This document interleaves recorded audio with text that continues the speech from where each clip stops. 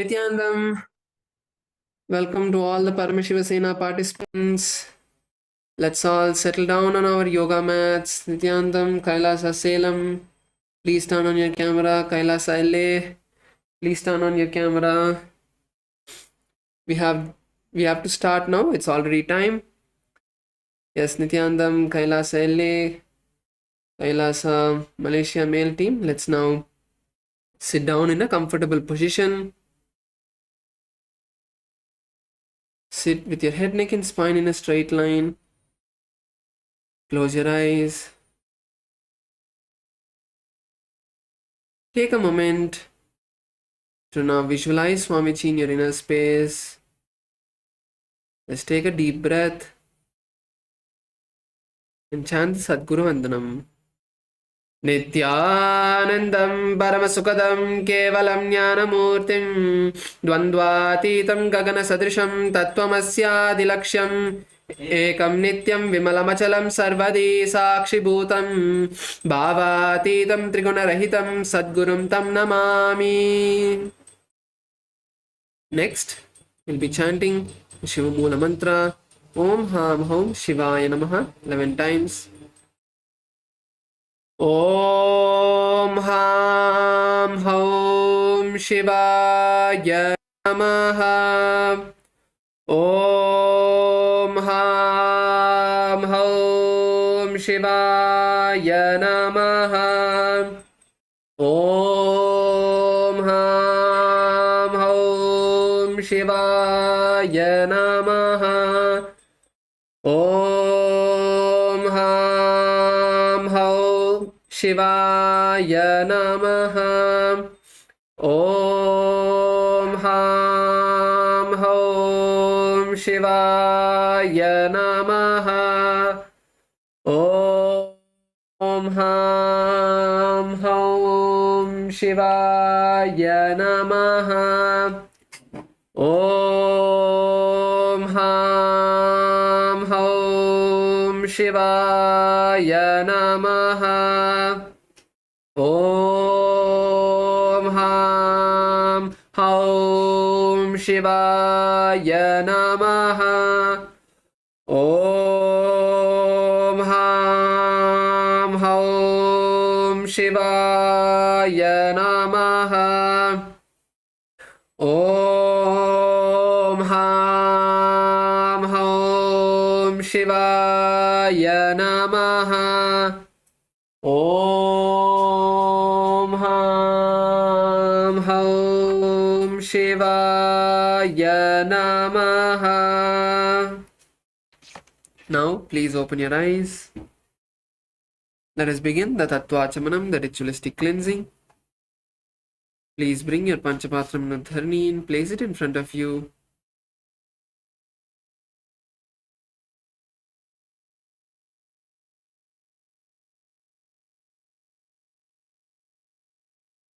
Now placing your right hand in the Gokarna Mudra, please pour an Udharani of water into your palms and drink it at the end of the following mantra.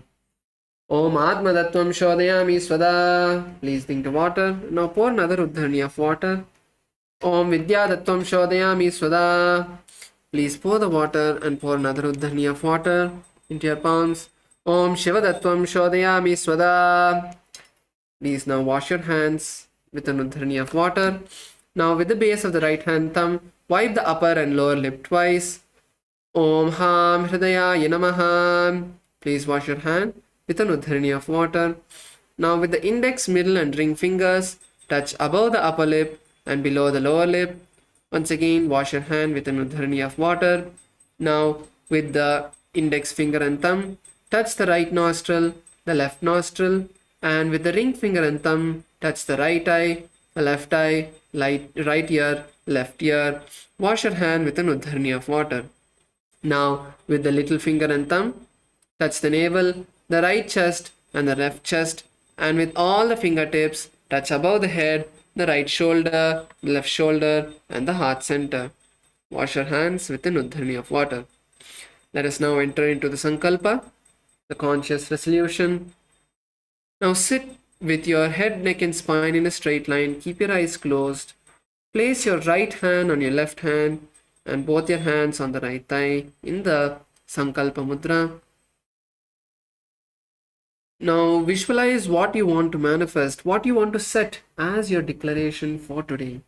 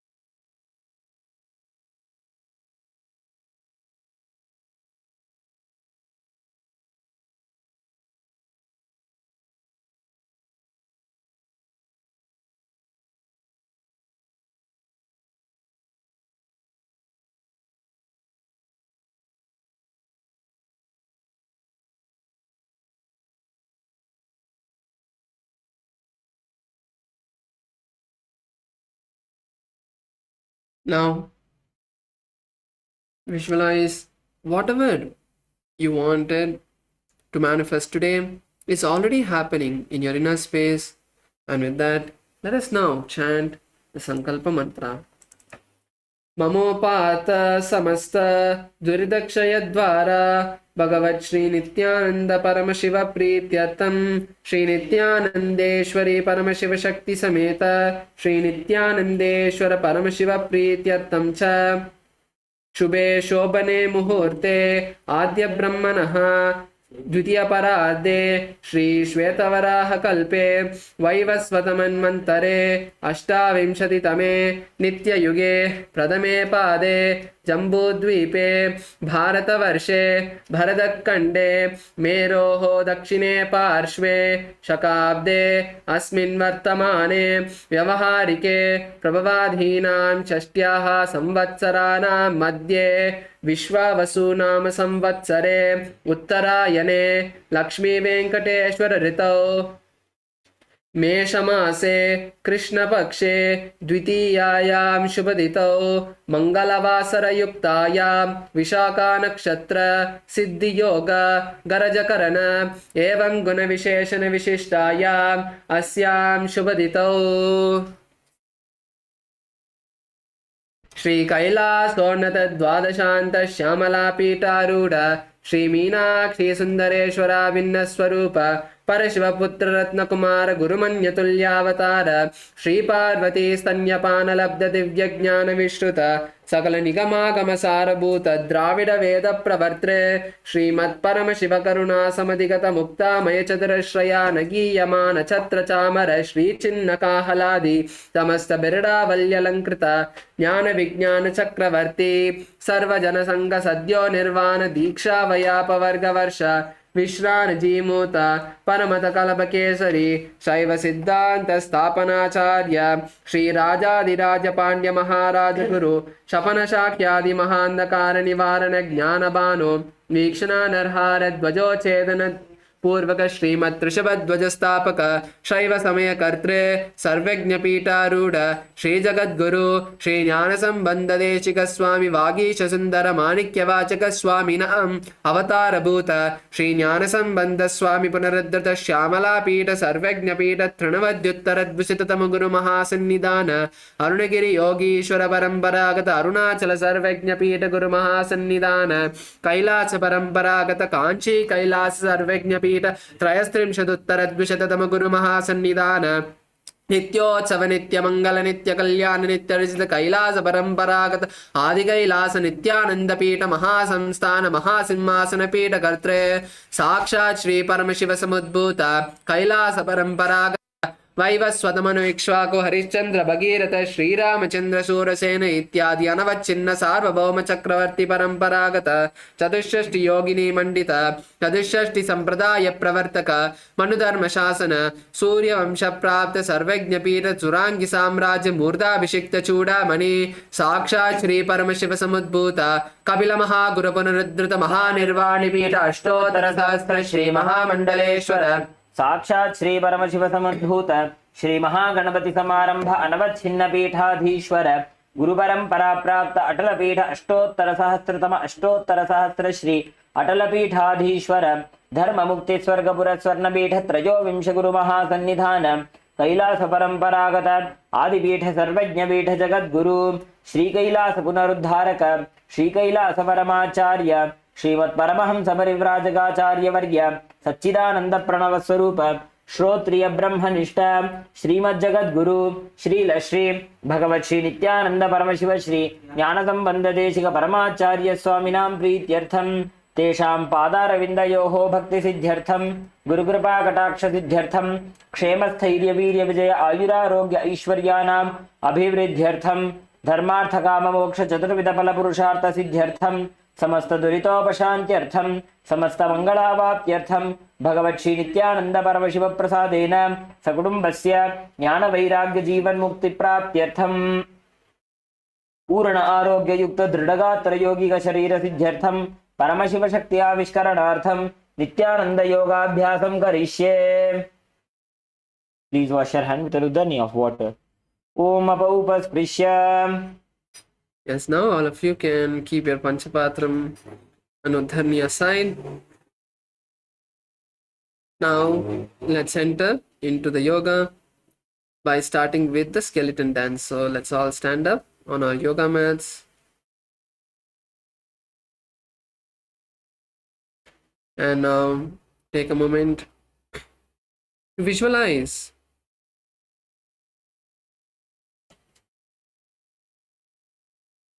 yourself as a complete skeleton.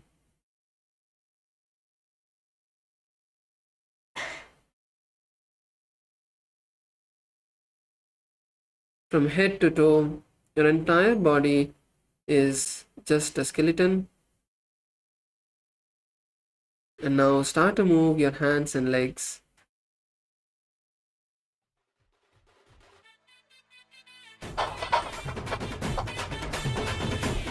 Move every part of your body.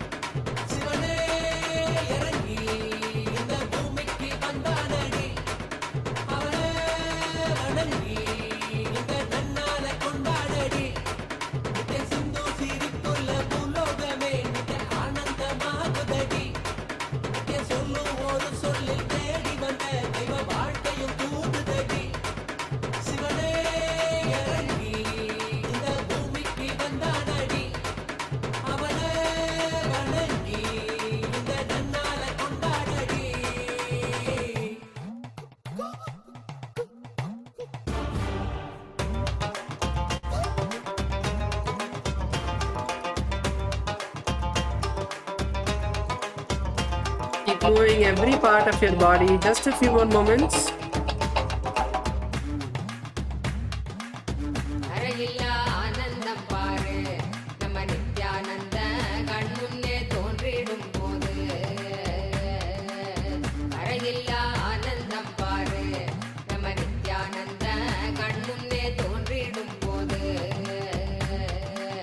பட்டு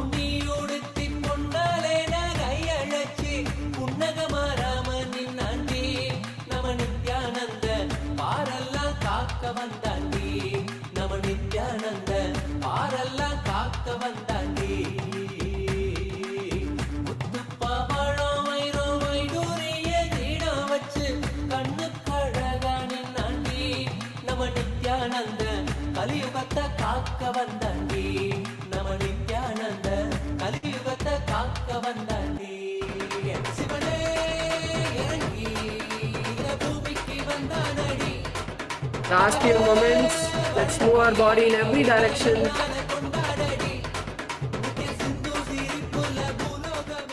Now, please slowly come to a standstill.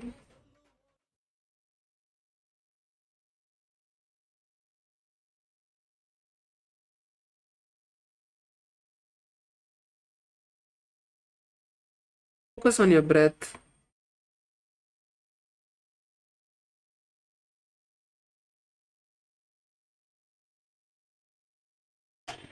Inhale and exhale.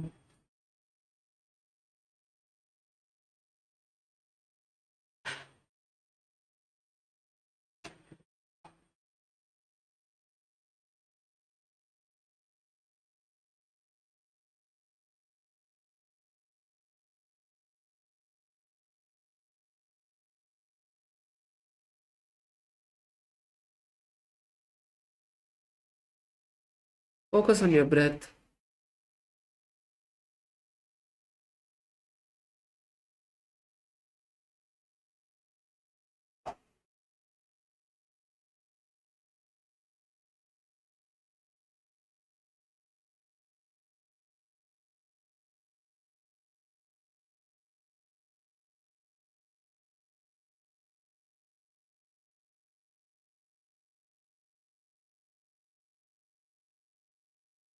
Inhale and exhale nice and deeply.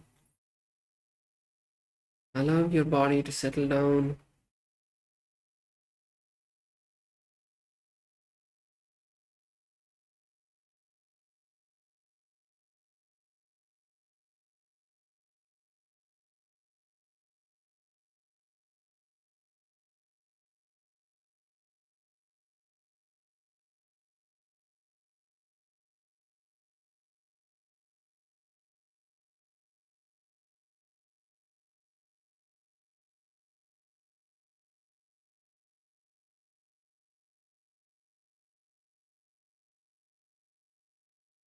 Feel your body completely energized.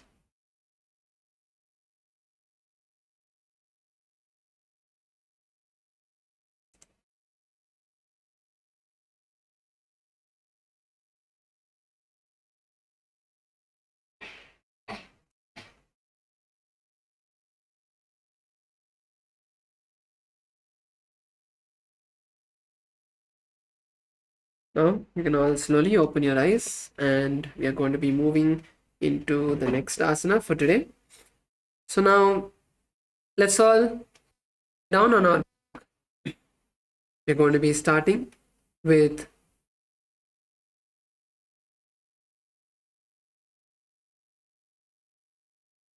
the next asana.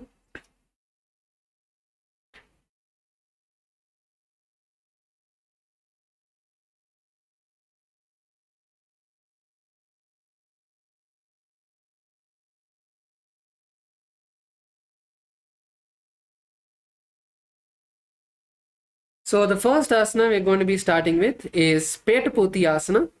So now let's all first bend our knees and bring our feet onto the ground. Please bend your knees, bring your feet onto the ground, and now raise your hands and bring the palms near your head and place them on the ground. Place your palms on the ground. Now you're going to all lift your legs, hips and shoulders off the ground as high as you can. So lift your entire body off the ground except and balance on your hands and legs. And now try to walk your hands closer to your legs. So actually you can all partner up if you want. So you can help the other person to do the asana by holding their hips up.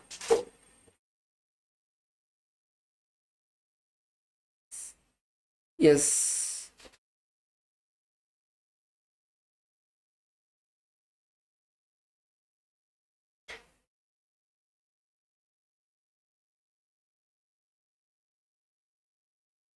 So you can even use the support of a chair to do this asana. So you can lay down on the chair and bend your back over the chair.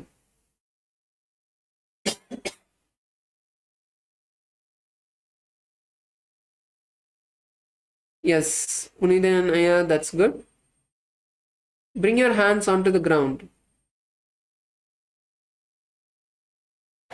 Yes.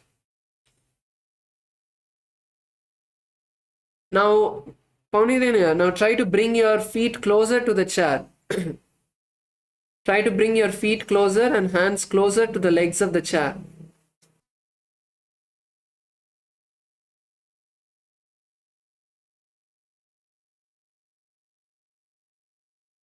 Yes, Ma Sweta, that's good. Can you help Subhashini Ma also and Kamala Ma also to do the asana?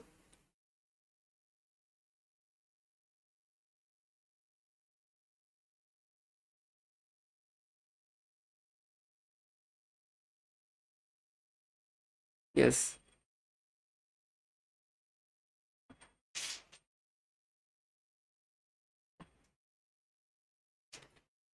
Try to bring your hands as close as possible. Ma Karuna, your hands have to be coming from behind, now from the side of your head onto the ground. So then when you lift your body will come into an arch. Otherwise, it'll be like you'll be standing on with your hands by your side. Hands have to come over your head.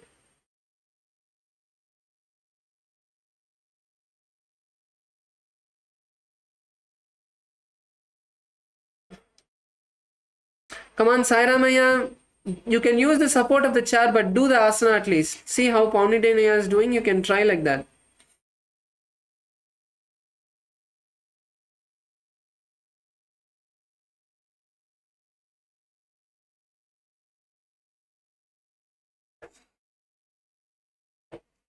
Bend your back as much as you can.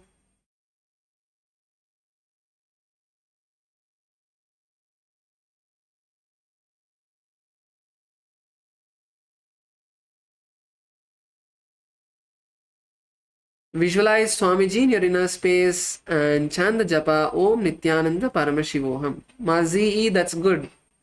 That's good. Yes. आसन को गुणपान अपान की गाठी सूटे जालंधर बंध लागे. Yes. Lower your body down. And now bring your legs over your head. Bring your legs over the head. And keep your knees straight.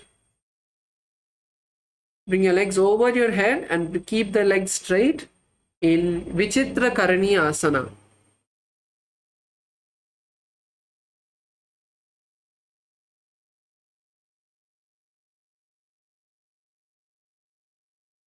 Roll your legs behind your head. Keep your knees straight.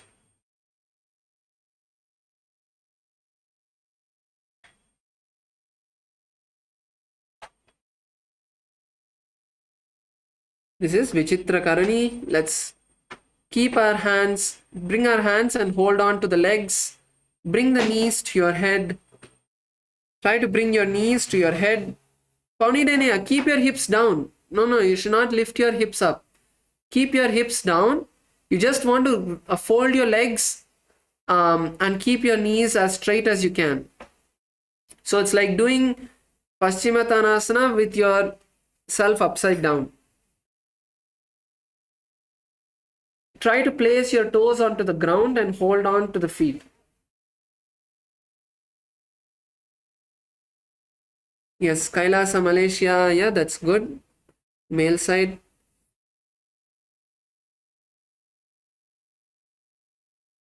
Visualize Swamiji in your inner space. We are performing the Sahaja Kumbhaka, which is inhaling and exhaling in a comfortable position, in a comfortable way. And chant the japa Om Nithyananda Paramashivoham. शयित पश्चिमतानस्थे हस्तौ तत्र प्रसारयेत् पादौ दण्डसमो कृत्वा विचित्रकरणी भवेत्. Yes, now we move into the next asana, which is Parashvasana. So now lay down with your legs stretched and bring both of your hands up towards the sky. Bring both of your hands up towards the sky. And now bend your elbows and bring them to the stomach. Bend your elbows and bring them to the stomach. So keep one hand extended and the other hand touching your nose. Now switch sides again and again.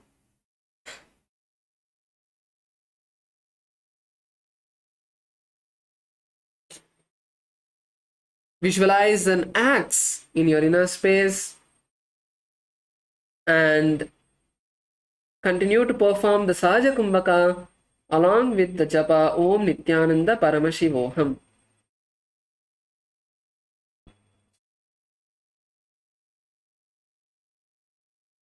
पादतले भूमौ निधाय जानुनिरसि निधाय विपरीतहस्ताभ्यां ऊरुसहितजङ्गे निबध्य तिष्ठेत् पाशासनं भवति. Yes, now roll on to the right side of your body. Roll on to your right side.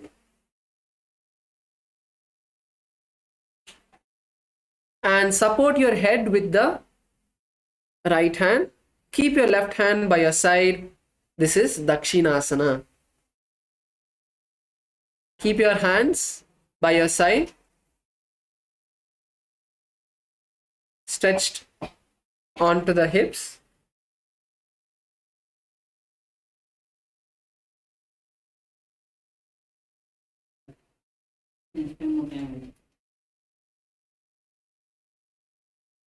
Visualize Lord Dakshinamurti in your inner space. Continue to perform the Sahaja Kumbhaka.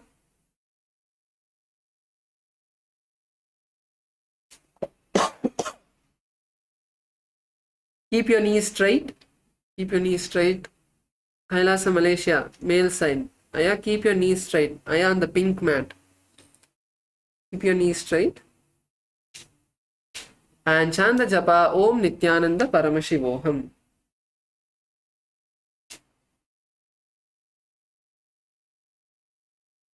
शय्यर्जुदक्षिणाङ्गेन मस्तकेधो निधायशः दक्षं हस्तं च वामन्तो जङ्घपृष्ठे ततो जपेत्. Yes, now we move into the next asana, which is Shalabhasana. Now lay on your stomach. Bring your hands to your side. Lay on your stomach. And now, using the strength of your back, now lift the upper back and your legs up off the ground as high as you can. This is Shalabhasana.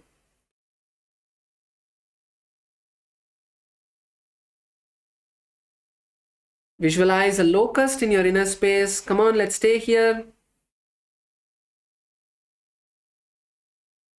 Let's stay here. Visualize a locust in your inner space and chant the japa Om Nithyananda Paramashivoham. शलभासनभेदाश्च नटभेरुण्डनामके गण्डभेरुण्डसहिते शीर्षदण्डासनं तथा. Lower yourself down and bend your knees. Now hold on to your feet, hold on to your toes. And now you're going to pull your legs to the ground. Try to touch your heels to the ground. So bring your legs to the side of your body and lower the legs as much as you can. Pull your legs down as much as you can. Keep the legs by your side. Don't keep it directly above your legs, otherwise it will go, your heels will be touching only yourself. It will not stretch downward. You want to nicely pull your legs down. So you can even try one side at a time. Roll to slightly roll to one side, lower the leg onto the ground, and then you can roll on to the opposite side and do the same. Visualize a frog in your inner space. And chant the japa Om Nithyananda Paramashivoham. बकम्भेकासनं चैव मकरं मत्स्यनावकं मत्स्येन्द्रं द्विविधं चात्र कुण्डलीबोधकारणम्.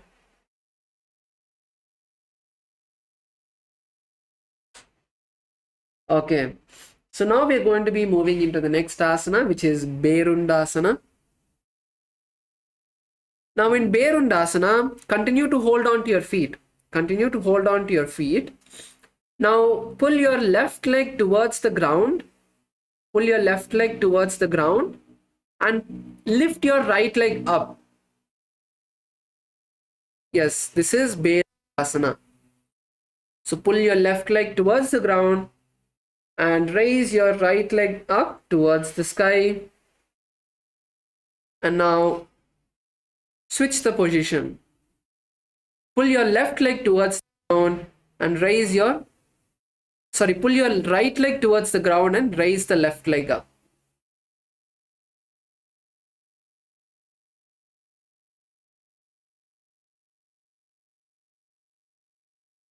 Yes.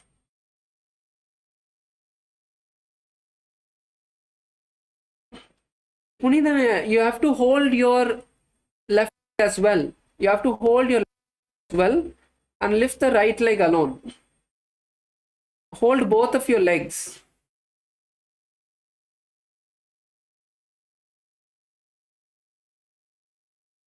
Yes, hold both of your legs and now try to lift one leg alone. Try to lift the right leg alone. Yes, that's good. Yes, that's good. Saramaya, come on.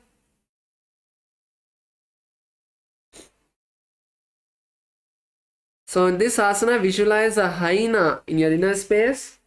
And we're performing Jiva Chala Kumbhaka. So Jiva Chala Kumbhaka is where you inhale, visualize the prana is going all over your body and then exhale. So that is Jiva Chala Kumbhaka. And chant the japa Om Nithyananda Paramashivoham. शलभासनभेदाश्च नटभेरुण्डनामके गण्डभेरुण्डसहिते शीर्षदण्डासनं तथा. Now we are going to be moving into the next asana, which is Sakatasya Karana. So lay down on your stomach. Lift one arm and hold the respective foot with your hands. And keep the other hands and legs stretched off the ground.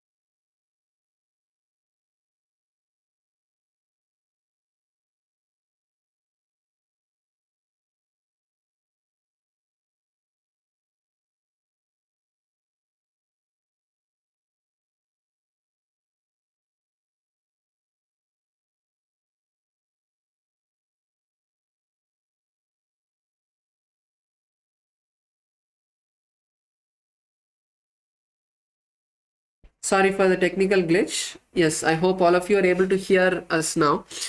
So the next asana is Sulasana.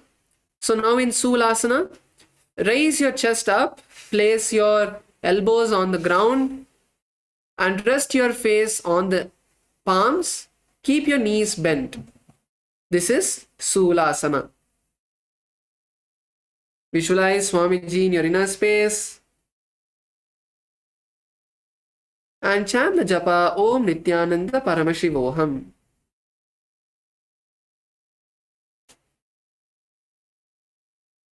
कूर्पराभ्याम् अवनिमवष्टभ्य हस्ततलाभ्याम् हनुमवष्टभ्य उत्तिष्ठेत् शूलासनं भवति. Now lower the legs down, and this is Makarasana. Visualize a crocodile in your inner space.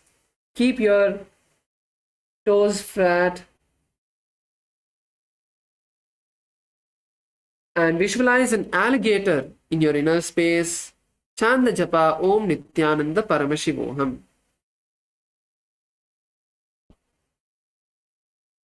ऊधा सुईने बाने हाथा माथानी बने भानी Thai अंगुला जायते मा लांबा करवाने तेना पंज उपरना भागमा अडेला ने नीचे.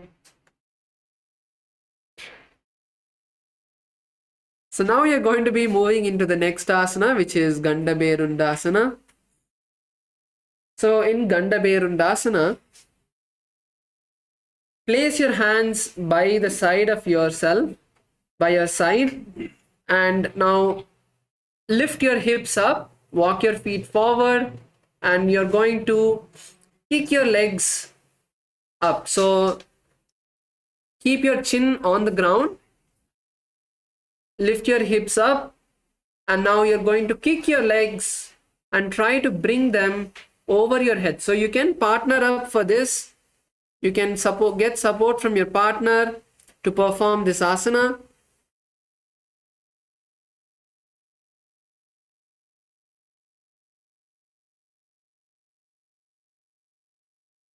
Come on, Kailasa, Malaysia. Let's start trying.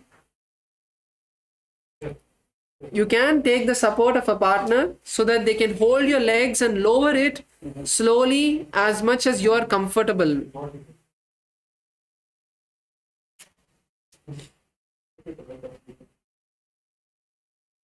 Come on, Kailasa LA. Paunide Naya can support Saira Maya for him to try first. So keep your chin up. You can keep your chin up. Place your hands by your side. Come on, Kailasa Malaysia female team, partner up. You can partner up and do the asana. Keep your hands by your side. Your partner can take your leg. Bring both of your legs up.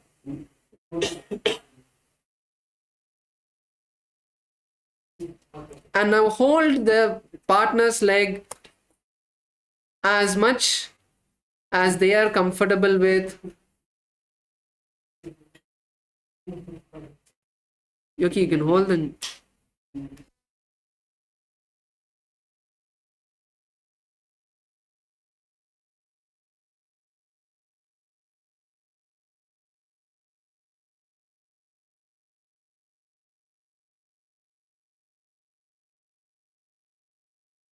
Come on. Let's all partner up.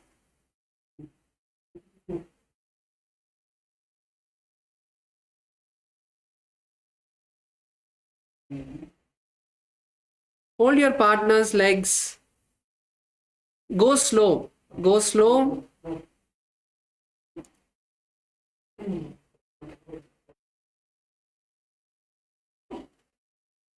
As much as they're comfortable, raise their leg.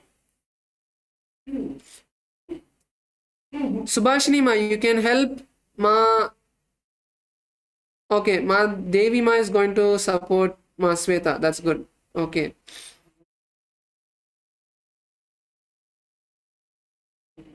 Come on, Punidanaya, go support Saira Maya. Both of you are just lying down. Get up, get up.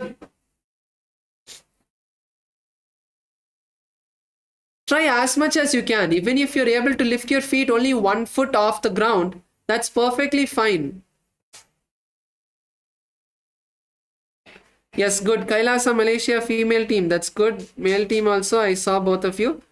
Now, Aya, you can switch your partners. You can switch and do the asana. Now, help the other Aya to do the asana.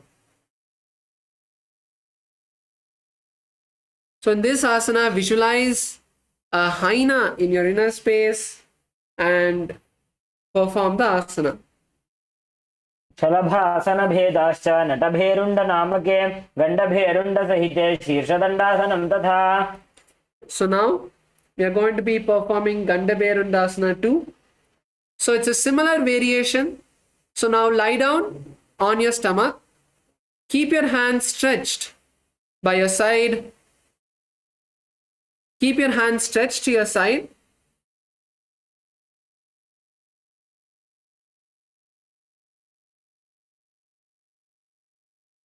Keeping your hands down on your side, you're going to kick your legs again up and bring the legs to the head.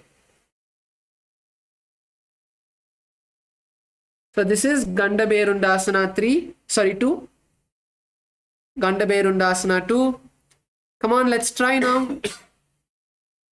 Once again, you can partner up. Hold your partner's legs and lift their legs as much as they are comfortable. So yes, it will be a little difficult to breathe, but that's why I'm saying you can partner up and go as much as you can.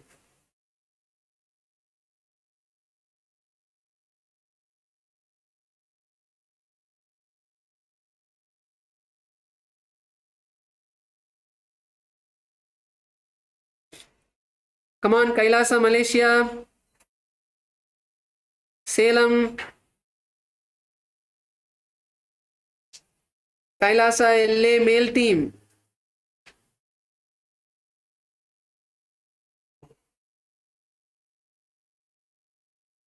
See, male side, Kailasa, LA, unless you lift your legs high, you won't get the effect of the asana itself. Just lifting your knees off the ground is not the asana.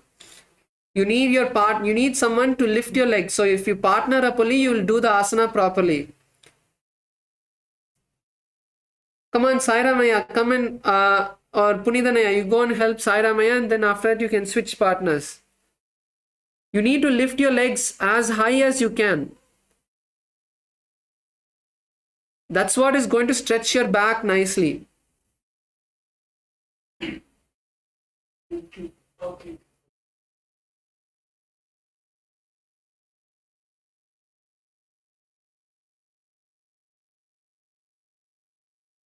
Lift your partner's leg up and stay there.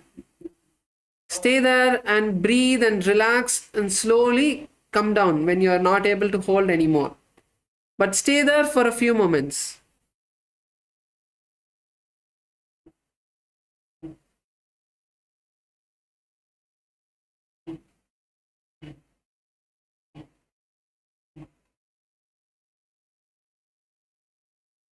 Once again, in this asana, visualize Haina in your inner space and chant the japa Om Nithyananda Paramashivoham. शलभासनभेदाश्च नटभेरुण्डनामके गण्डभेरुण्डसहिते शीर्षदण्डासनं तथा. Now slowly relax your partner's leg down. And now we are going to be doing another variation of this, where instead of the leg touching the head, your leg has to touch the ground. But all of us are still practicing to bring the leg to the head first. So let's all do that. So let's continue to try. We have a few more moments to try to bring our legs to the head.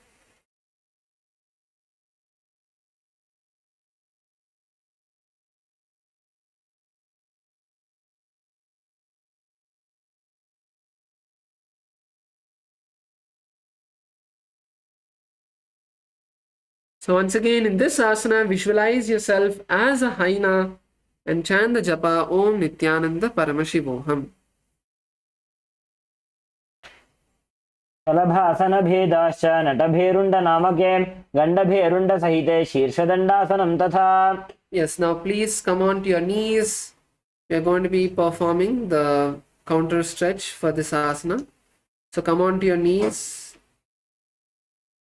Lean yourself down. Open your knees apart. Lower your head to the ground. Stretch your hands in front. Push your chest down to the ground. Keep your forehead on the ground. Keep your hips on your legs. Don't raise your hips up.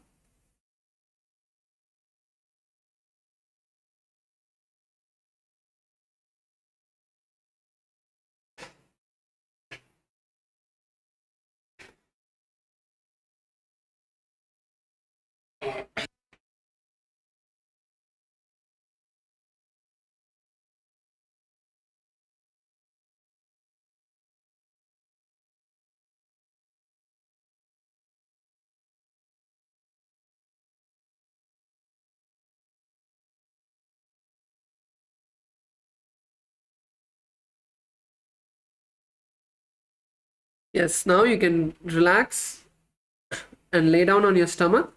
We have one more asana, which is Viparita Shalabhasana. So now lay down with your hands stretched by your side. And now you're going to kick your legs up and lift it as high as possible. So this is Viparita Shalabhasana. Let's all try.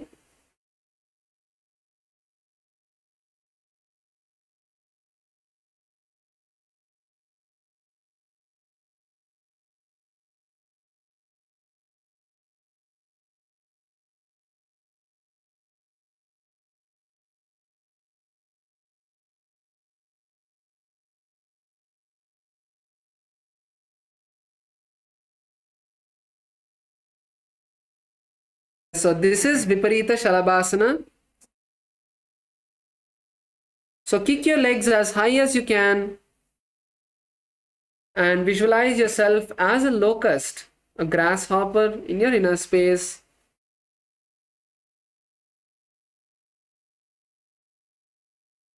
And chant the japa Om Nithyananda Paramashivoham. शलभासनभेदाश्च नटभेरुण्डनामके गण्डभेरुण्डसहिते शीर्षदण्डासनं तथा. Now bring your hands to your side and rise up into a plank position. Now we are going to be performing Chaturanga Dandasana. Come on to your hands and legs. Keep your hips straight. And now you're going to lower yourself as low as possible. See, your body should not touch the ground and it should not be up. So this is Chaturanga Dandasana. You're going to go as low as you can without touching the ground, but at the same time you should not be raising up. Your chest should be off the ground, your body should be off the ground, but you should go as low as you can.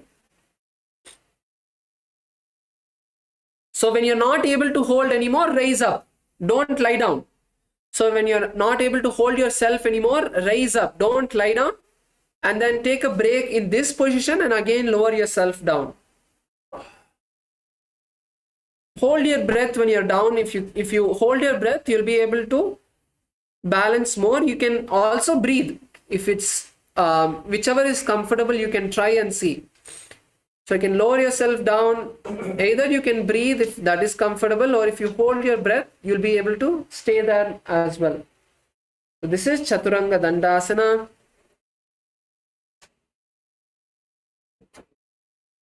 KAILASA Malaysia female team, all of you are lying down. Only Ma ZE was doing. Come on, raise up.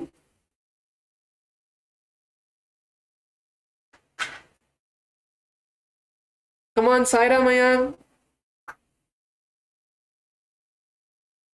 Yes, that's good. Aya, don't relax. Keep doing. Keep staying there. We are not done with the asana. So lower yourself as low as you can and rise up. Harshaya, you should not lay down on the ground. You should stay in the air.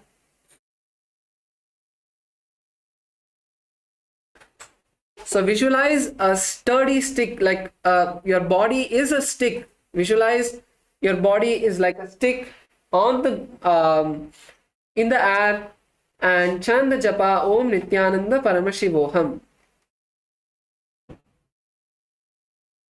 विपरीतं मण्डलं च द्विधैव विदितं हिनः दण्डासनं द्विधा प्रोक्तं विपरीतोपवेशने. Now rise up and come on to your heels. Now kneel forward. Bring your forehead to the ground. This is Niranjana Karmasana. Place your hands on your ears.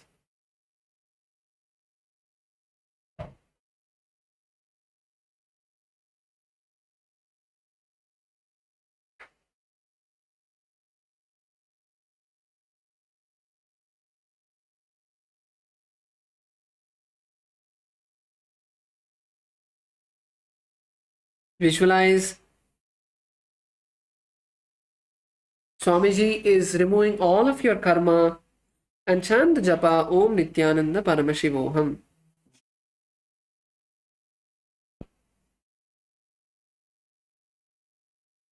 बालको गर्भशय्यायां तिष्ठेत् सङ्कुचितो यथा तथा गर्भासने योगी निरञ्जनविधिं भजेत् तत्त्वा दक्षाङ्घ्रौ वामाङ्घ्रिं पार्ष्णिभ्यां रुन्धयेत् स्विजौ अपानम् ऊर्ध्वं च कुर्यात् वारस्वारं ततो बलात्. Yes, so now we are going to be performing Mayurasana, Danda Mayurasana. So in Danda Mayurasana, let's now come on to our knees and keep the hands on the ground. Raise yourself up onto the knees. So your knees have to be under your hips, your hands have to be under the shoulders, and turn your fingers backward. Turn your fingers backward. Now slowly lean forward and bend the elbows, bringing them to the navel. So first come into this position. Let's all come into this position. Bend your elbows, bring the elbows to the navel.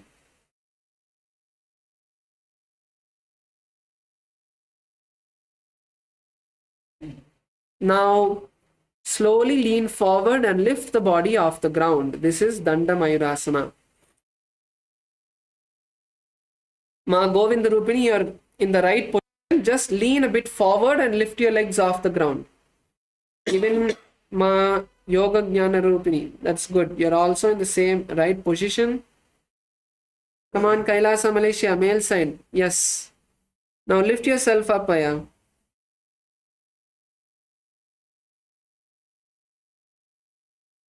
Come on, Saira Maya, Pony Denaya. Lean forward, Aya. Lean forward. You're bringing your hands to your navel. That is good. That's the right position. Now you need to lean forward a bit. Then only you'll be able to lift your legs off the ground.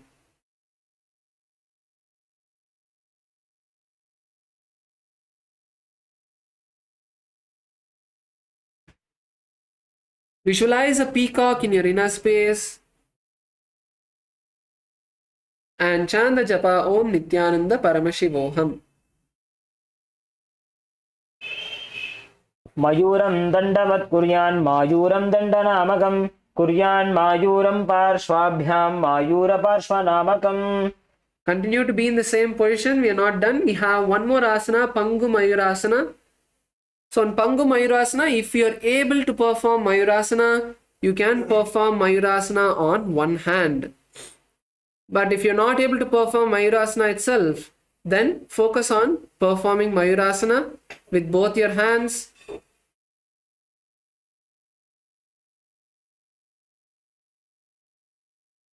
Come on, let's try Mayurasana.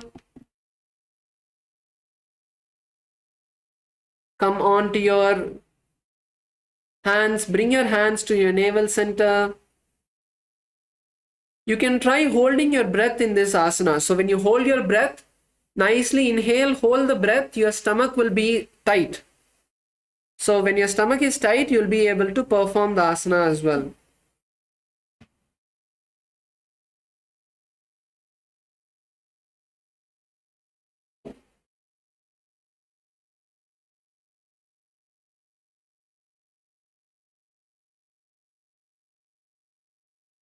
Visualize a peacock in your inner space and chant the japa Om Nithyananda Paramashivoham.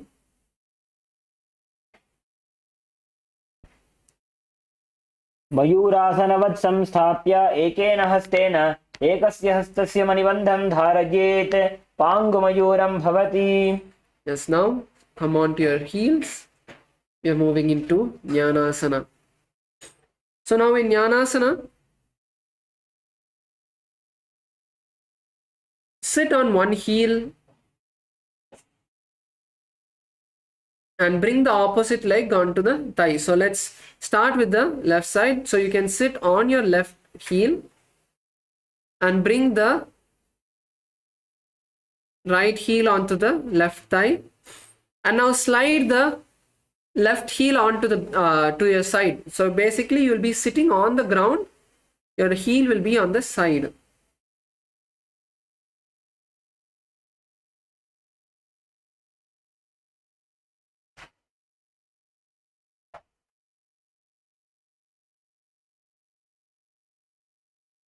So this is Jnanasana. Visualize Saraswati in your inner space.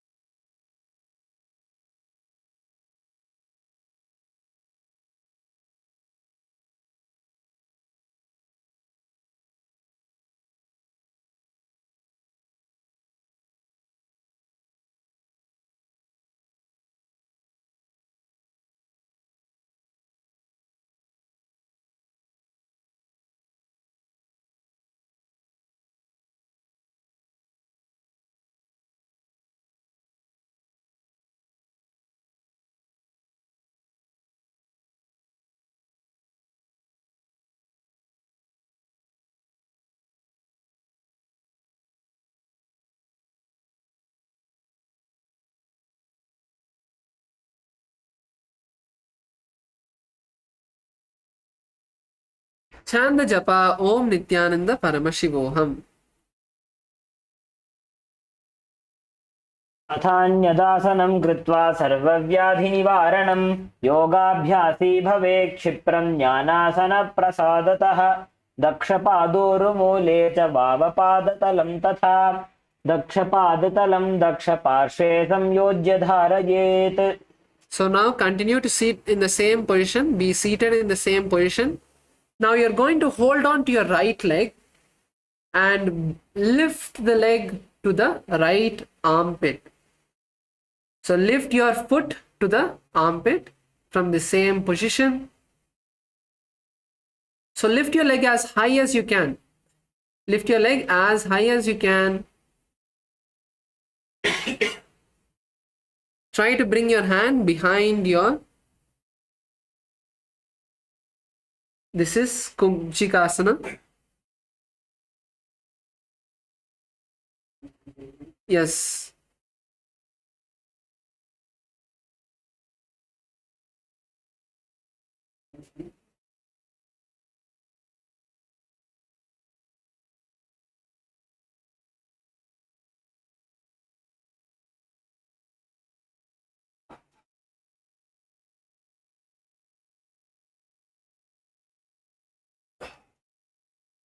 Lift your leg as much as you can. Slowly stretch the knees. Yes, Mazi, that's good. Try to keep the knee on the ground. So try to keep the knee down. You're raising your entire foot up. So even your right knee also. Mazi, even your right knee also try to keep it on the ground. Just try to lift the leg alone up. So the knee will raise a bit, but try to just lift the foot up. Yes, that's good.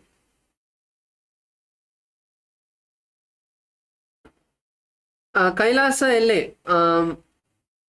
Ma, you have to lift your leg from the inside, not from the outside. See, you're lifting your leg from the outside. Keep your knee on the ground. Keep your knee on the ground, ma. And fold the other leg outside the hip. So your left leg, keep the left leg outside the hip. So keep your left leg outside the hip. Yes, okay, fine. You can keep your right leg like that. And now lift the left leg up. Yes, that's good. So this is Kubjikasana. Visualize Swamiji in your inner space and chant the japa Om Nithyananda Paramashivoham. अथ जठराग्निसन्दीपनं गुल्मप्लीहशूलहरकुब्जिकासनं किञ्चित् तिर्यक्शक्तिमास्थाप्य जानुमूर्ध्वं धृत्वा सम्परावर्तनेन कक्षमूले पादमादाय तिष्ठेत् एतत् पीठं कुब्जिकं वह्निकारी. Slowly lower the leg onto the thigh, onto your right thigh. Bring your leg onto the thighs.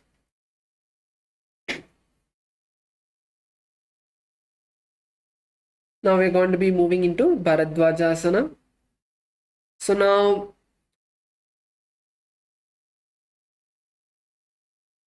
you're going to turn yourself, turn your upper body, and with the right hand from behind your back, you're going to hold your right foot. So bring your right hand from behind the back and hold the right foot, and keep the left hand outside the right knee. Keep the left hand outside the right knee. So this is Bharadwajasana.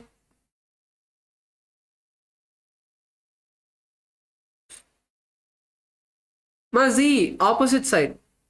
Your right hand to right foot. Yes, Ma Yoga Jnana Rupini is doing correctly.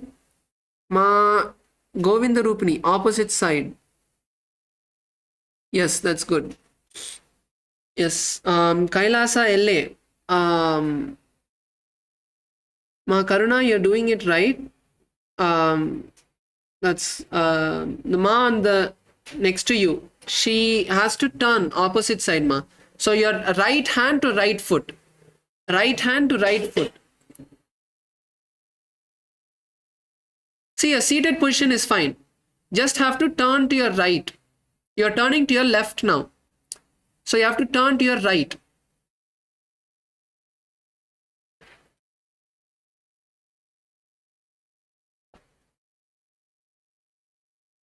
Yes, Kailasa Salem, Masweta, that's correct. Sai Ramaya, come on. Paunidanaya, what happened? This is all easy asanas. For this itself, if you get tired, what to do then? Come on.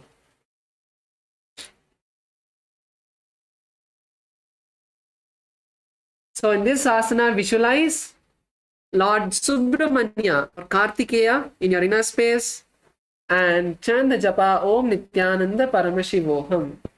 उत्तानकूर्मपीठं च सैंहं गारुडमेव च वातायनं गोमुखं च भारद्वाजं त्रिविक्रमम्. Yes, continue to be seated in the same position. Just untwist your body.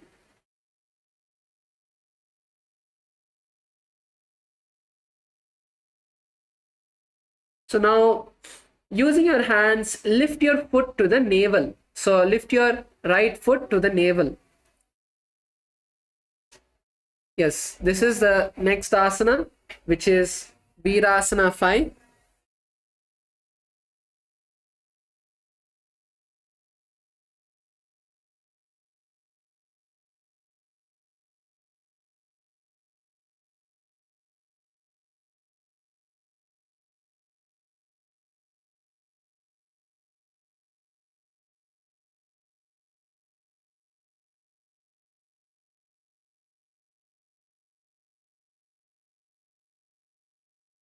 Yes. So in this asana, once again, visualize yourself going beyond all of your fears that you have and chant the japa Om Nithyananda Paramashivoham. एकं पादमथैकस्मिन् विन्यसेदूरु संस्थितम् इतरस्मिन् तथा पश्चाद् वीरासनमितीरितम्. Now place your leg down onto the thighs, and now you're going to sit on the left leg. So let's sit on the left leg and then bring the right leg onto the thigh.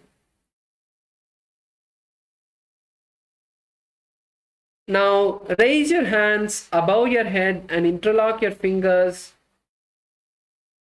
and stretch the hands above the head.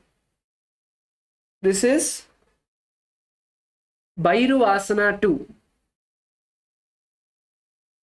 In this asana, you're going to visualize yourself as a wolf.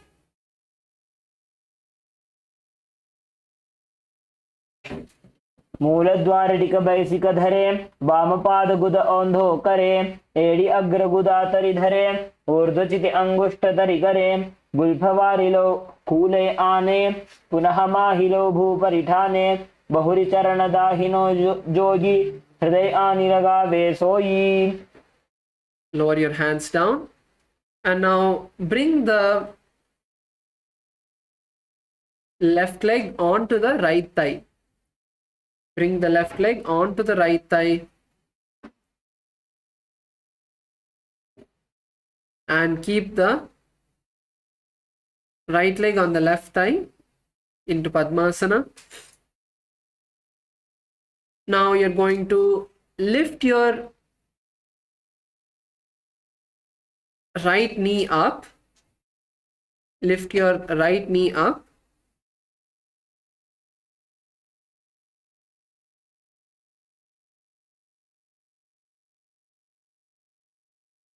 Lift your left knee or right knee, whichever side.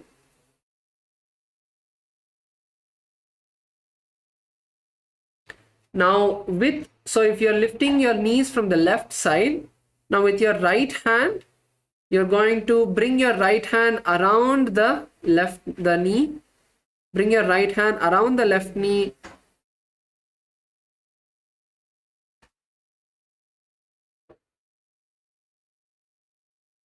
Insert your hand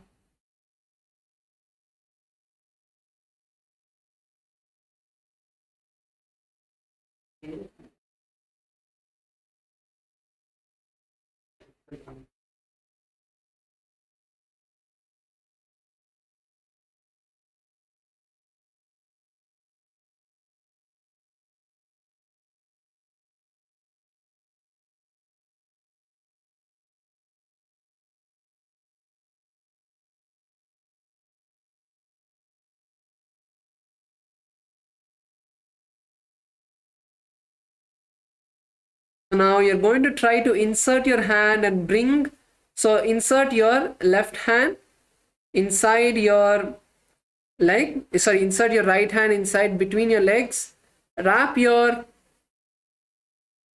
left hand from around the back and interlace your fingers behind the back. So this is the Baddha Matsyendrasana. So we'll perform an alternative of this, where instead of placing both your legs on the thighs, keep one leg alone on the thigh.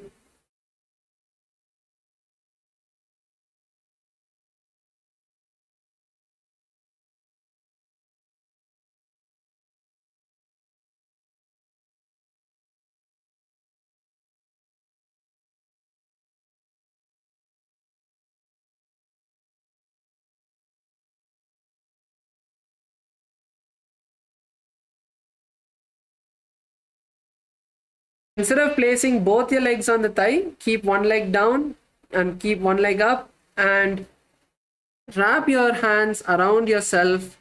Visualize Matsyendranatha, the great sage of the Hatha Yoga, and chant the japa Om Nithyananda Paramashivoham.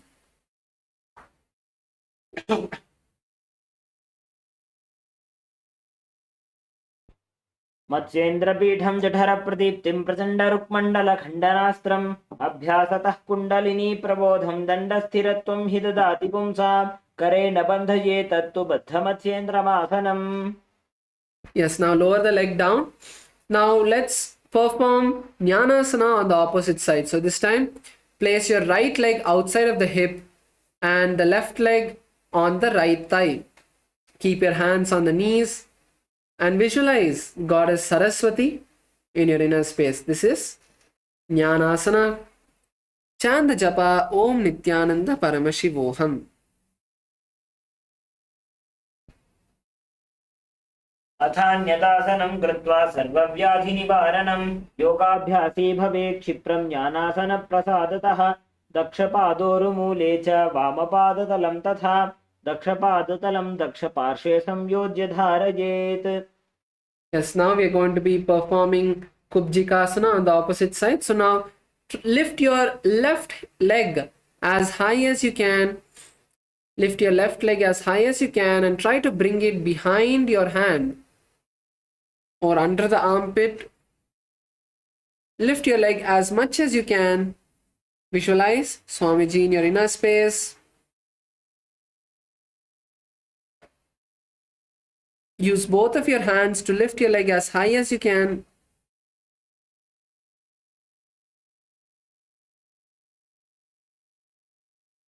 And chant the japa Om Nithyananda Paramashivoham.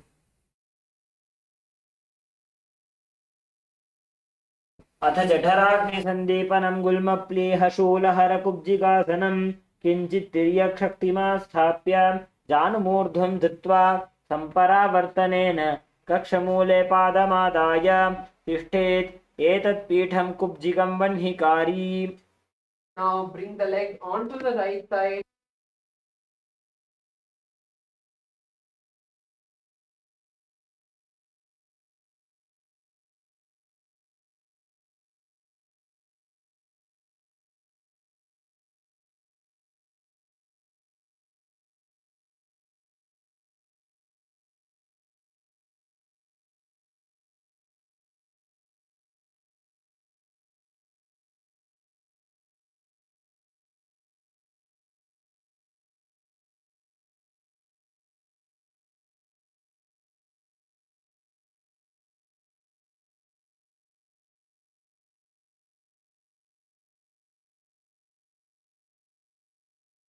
नगोर्मपीठं च सैंहं गारुडमेव च वातायनं गोमुखं च भारद्वाजं त्रिविक्रमम्.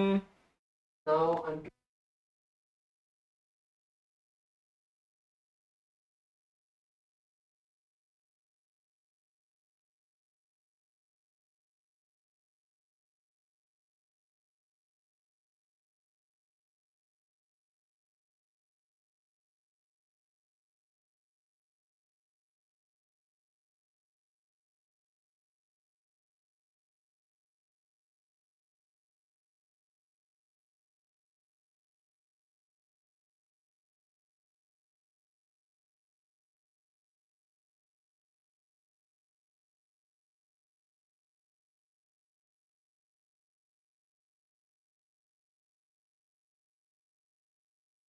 एकं पादमथैकस्मिन् विन्यसेदूरु संस्थितम् इतरस्मिन् स्तता पश्चात् वीरासनमितीरितम्. Now place your leg on the side and raise your hands above the head, interlacing your fingers. This is Bhairuvasana 2. Visualize a wolf in your inner space.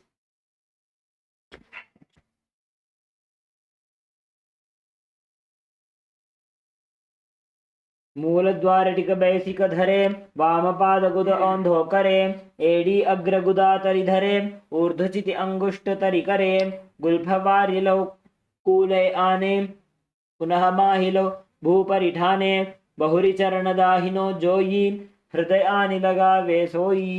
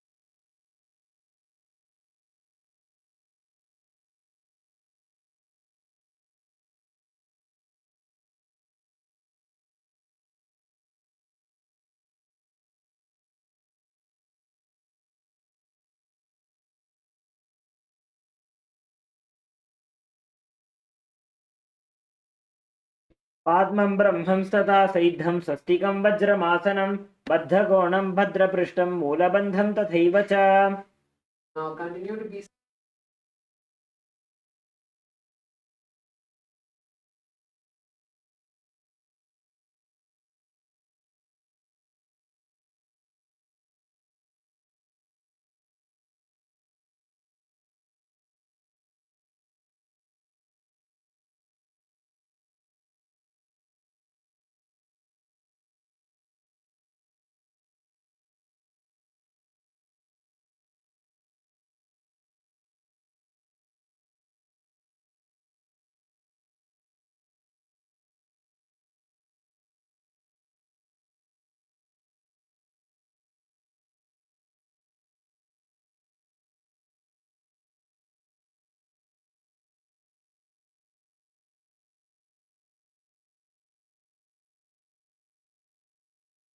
जालन्धरबन्धकरी नासाग्रपरदृष्टिराखवीते गोक्षासन वा भद्रासन करे वा यछे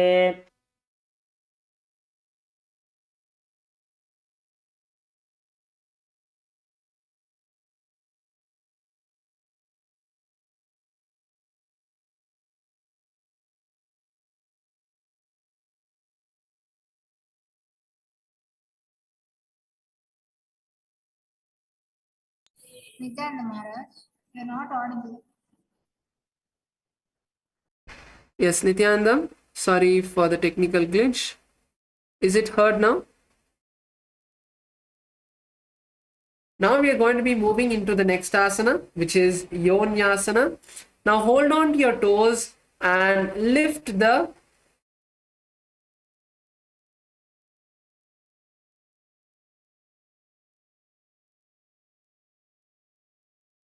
hold on to all of your toes, lift the leg as high as you can and try to turn the leg inward. So push the heels forward, pull the legs up. This is Yonyasana. Visualize the Shri Yantra in your inner space. So if you have the Shri Yantra card, you can look at the Shri Yantra and chant the japa Om Nithyananda Paramashivoham. पादौ सम्मील्य पादाग्रे अधरे पार्श्वलिङ्गादधः आनीय पादतलयोः संविशेत् योन्यासनं भवति. Continue to be in the same asana, which is Gorakshasana Bhadrasana. So in this asana, basically you will have to turn your feet inward and keep your hands on the knees, but as our legs are not yet so flexible, try to raise your legs as high as you can, and you can hold your feet, continue to hold on to your feet.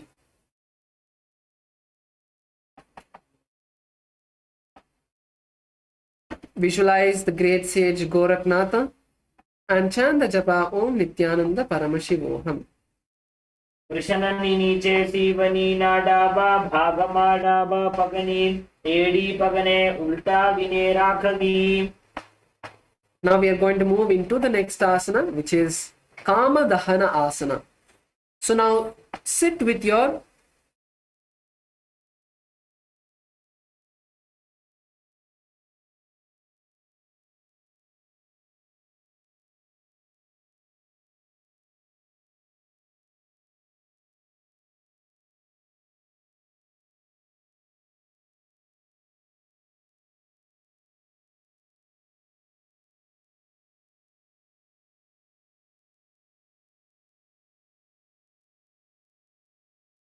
So next is Kama Dahana Asana.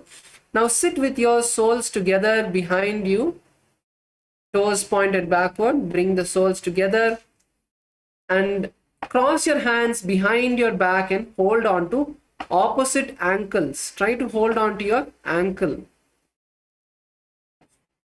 This is Kama Dahana Asana.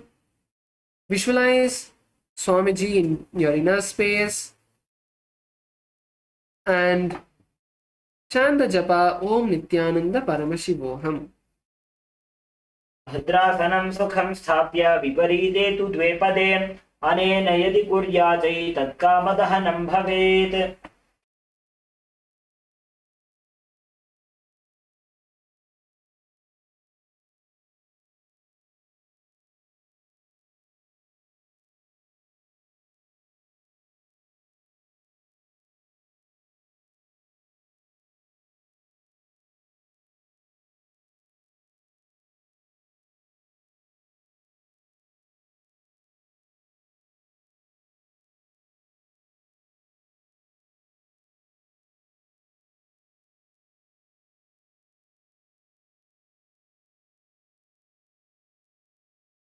Now the next asana is Supta Baddha Konasana.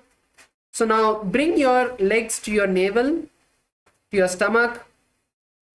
So you're going to bring your legs to your stomach and hold the legs with your elbows.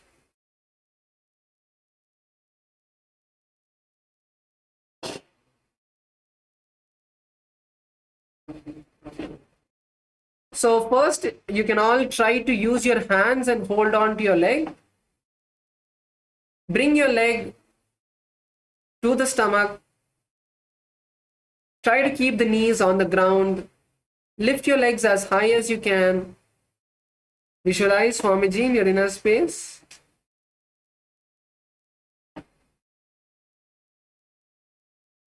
Yes, good. Mazi, that's good. Try to keep your knees on the ground. So keeping your knees on the ground, try to just lift the leg alone up. Don't lift the entire leg up. Visualize Swamiji in your inner space and chant the japa Om Nithyananda Paramashivoham.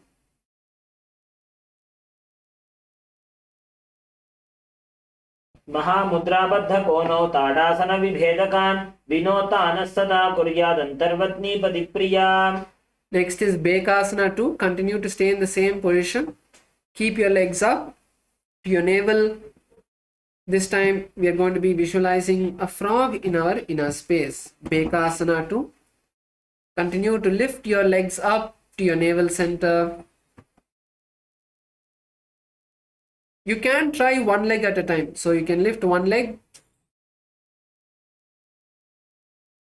And then after that, you can stretch the other leg as well.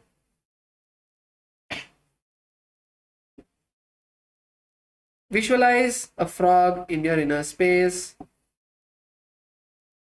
And chant the japa Om Nithyananda Paramashivoham.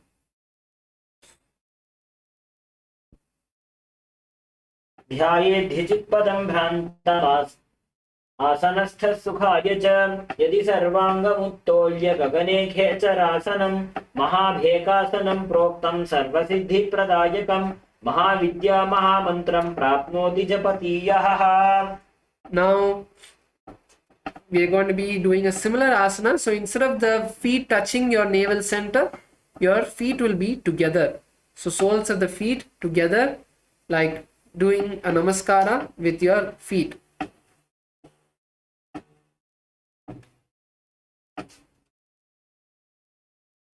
This is Bhagasana 2. So once again, you can try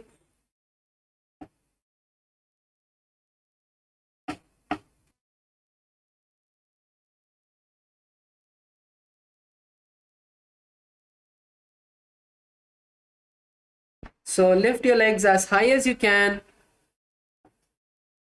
and keep your legs like a namaskara mudra, like your hands, how you would keep your hands folded together, like that. Try to keep your legs in the same way.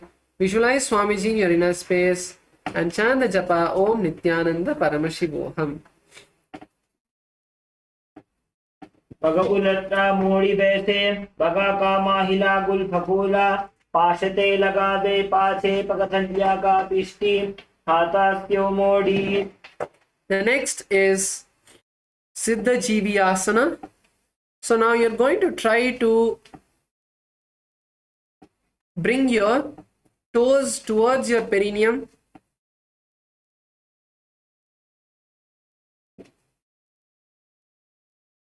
So fold your legs inward. So lift your legs up.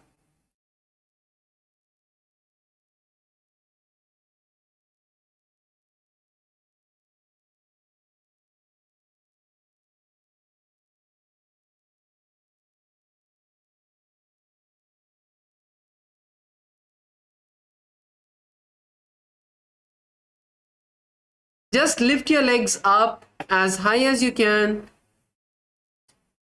This is Siddha Jivyasana. Visualize Swamiji in your inner space and chant the japa Om Nithyananda Paramashivoham. पगा को सोजो जाई.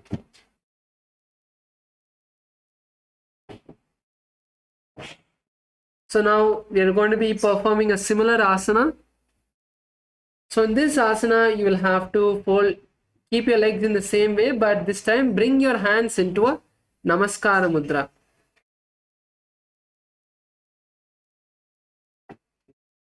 This is Panipatrasana. Panipatrasana. So lift your legs up and keep your hands in the Namaskara Mudra. Visualize a cup of water.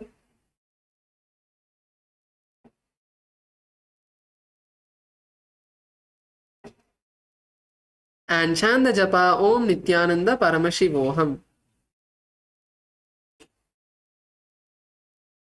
नाभो संस्थाप्य गुल्फौ च तन्मध्ये करपात्रतां शनैर्यत्नेन कुर्वीत पाणिपात्रं तदुच्यते. Next is Saptarishi Asana. So in Saptarishi Asana, you're going to bring your feet to the respective armpit. So bringing your legs behind the respective legs. So you can try with one leg at a time. So first keep one leg down and try to lift one leg up. And then after that you can try on the other side.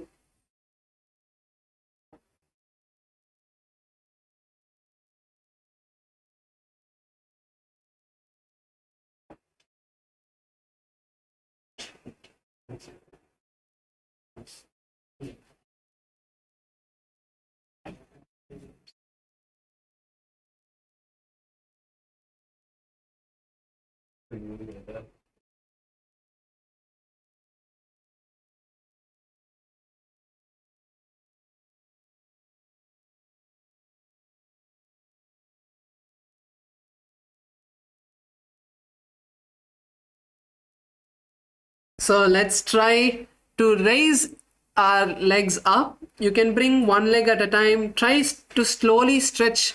So in this, it's important that you slowly do the asana, and it will nicely stretch your ankles. It will stretch your knees. It will stretch your muscles in the leg. So try one side at a time. Visualize a rishi in your inner space. Visualize a sage in your inner space and chant the japa Om Nithyananda Paramashivoham. दोवु पगकी पगथली पिनिकी लाइक जुसोय दोवु काननी मैं धरे नासा दृष्टि समोय. Yes, relax. Now you can all come on to your knees. Stand on your knees. And now bring one leg in front of the opposite knee. So you can stand on your left knee and bring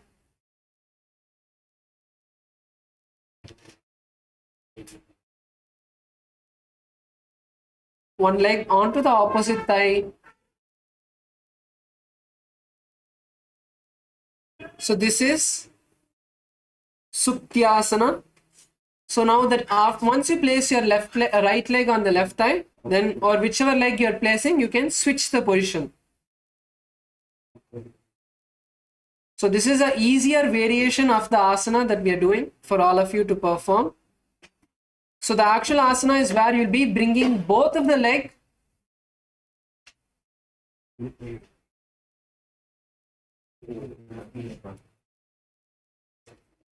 So for now, let's practice this easier variation of Suktyasana and visualize a pearl, an oyster in your inner space, and chant the japa Om Nithyananda Paramashivoham. पाशिनाभूतं स्थाप्य जङ्घा बहिः प्रदेशेन सम्मीलयेत् शुक्त्यासनं भवति. For this you have to call it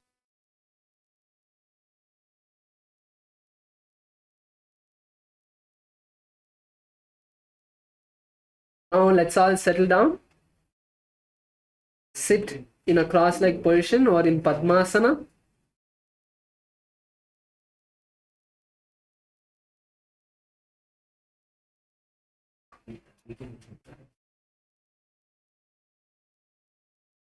Sit in a cross-leg position in Padmasana and cross your hands in front of your heart center.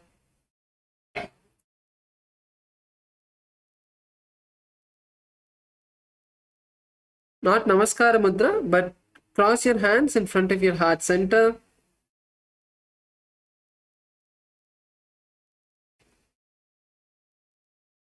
Visualize Swamiji in your inner space and chant the japa Om Nithyananda Paramashivoham.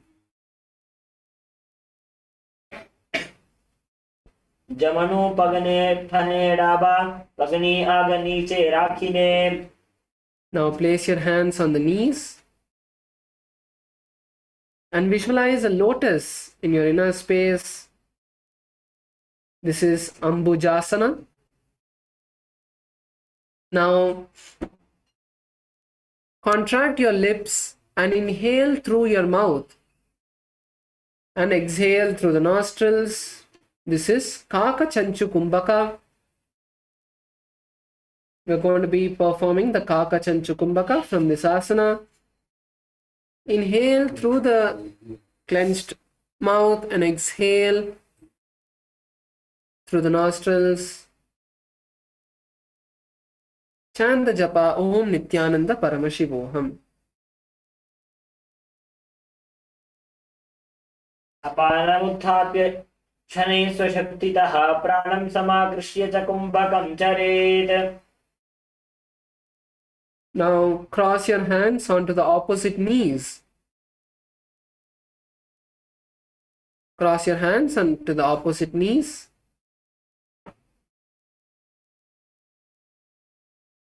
And visualize a lotus in your inner space. This is Kamalasana. Continue to perform the Kaka Chanchu Kumbhaka and chant the japa Om Nithyananda Paramashivoham. तत्र कौलासनं कृत्वा अथवा कमलासनं महाविद्या महामन्त्रं जप्त्वा लिङ्गमवाप्नुयात्. Now uncross your hands and lean forward and down into Uttamangasana. Stretch your hands in front of you.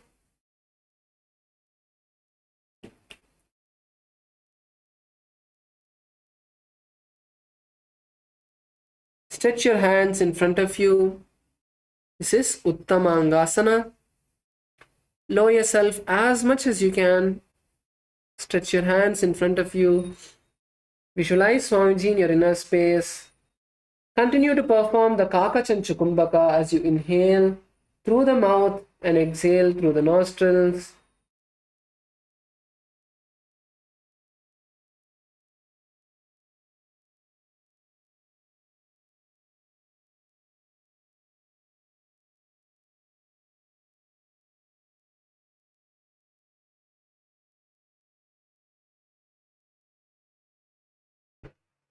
Chant the japa Om Nithyananda Paramashivoham. स्थित्वै तदासने मन्त्रे अधशेषः करोति चेत् उत्तमाङ्गासनं ज्ञेयं योगीनामतिदुर्लभम्.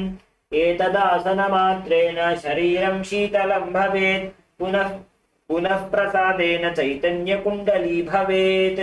Now slowly raise up and interlace your hands above your head and turn to the right side.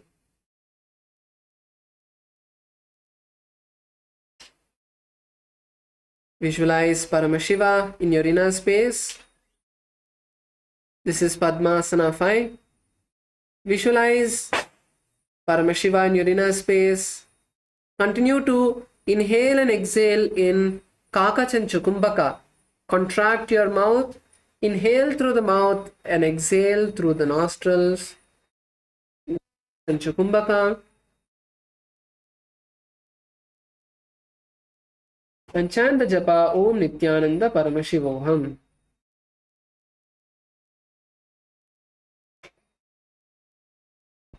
उपविश्यासने सम्यक् बाहु कृत्वार्धकुञ्चितौ कक्षव्योम्निमनः कुर्वन् शममायाति तल्लयात्. Continue to be seated in the same position and now place your right hand on the forehead and the left hand behind your neck. This is Kulyasana. Right hand on the forehead, left hand on the neck. Left hand on your neck. Visualize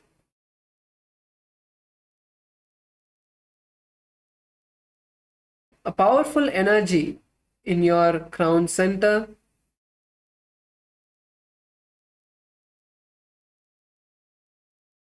Continue to perform the Kakachanchukumbaka as you inhale through the clenched lips and exhale through the nostrils and chant the japa Om Nithyananda Paramashivoham. अथ कुल्यासनं वक्षे यत्कृत्वा कौलिको भवेत् एकहस्तं मस्तकोऽधः शीर्षभिन्नगेकरम्. Now bring your hands behind you and hold on to opposite elbows. And now lean down and forward, bringing your forehead onto the ground. This is the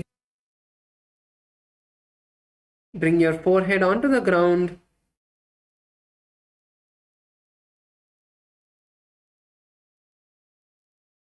Visualize Paramashiva in your inner space. Perform the Kakachanchukumbaka and chant the japa Om Nithyananda Paramashivoham. अथ दिव्यासनं वक्षे पृष्ठं हस्तेन बन्धयेत् एकहस्तमध्यदेशं भूमिहस्तं च नासयात्. Now raise up and once again interlace your fingers behind the head and turn to the left side. Interlace your hands above the head and turn to the left side. This is Padmasana 6.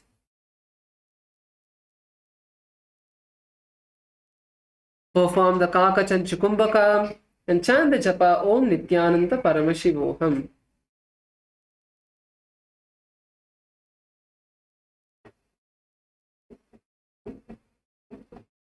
उपविश्यासने सम्यक् बाहू कृत्वार्धकुञ्चितौ कक्षव्योम्नि मनः कुर्वन् सममायाति तल्लयात्.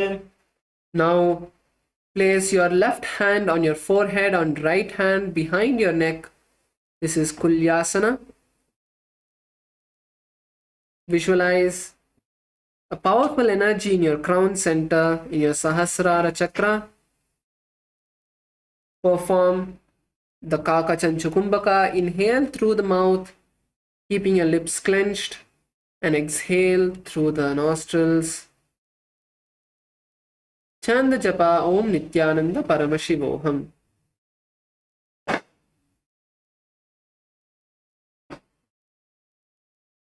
अथ कुल्यासनं वक्षे यत्कृत्वा कौलिको भवेत् एकहस्तं मस्तकस्थोऽधशीर्षभिन्नगेकरम्. Now cross your hands behind the back.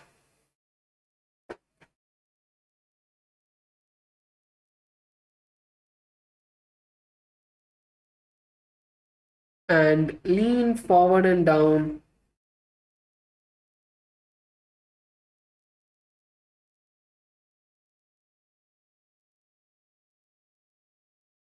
Now place your left hand on the stomach. Place your left hand on your stomach and lean down.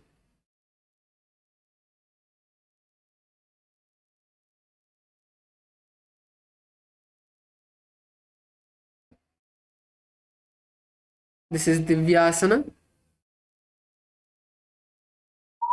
Visualize all the gods and goddesses in your inner space. You can visualize Paramashiva, the embodiment of all the gods and goddesses. Continue to breathe in the Kakachanchukumbaka, inhaling through the clenched lips and exhaling through the nostrils, and chant the japa Om Nithyananda Paramashivoham.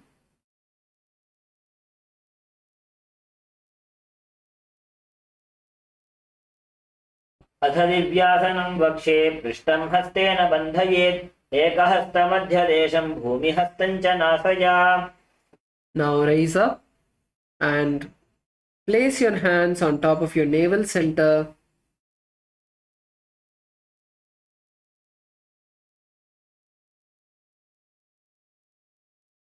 This is Pavanasana.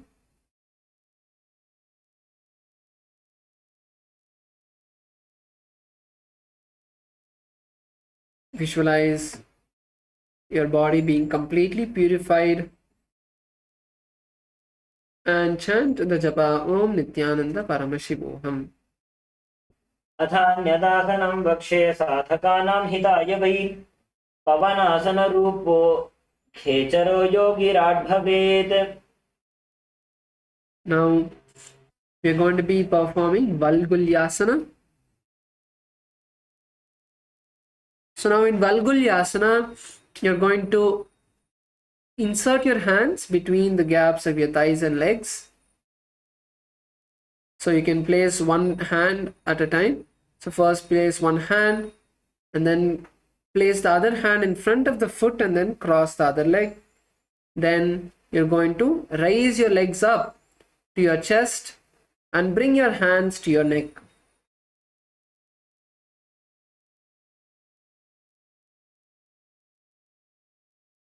This is Valgulyasana.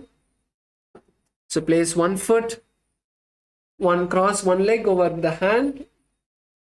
So you can cross starting with your right leg if you want. Place your right hand, cross your right leg over the right hand, then place your left hand and cross your left leg over your left hand, and then bend your legs up and hold on to your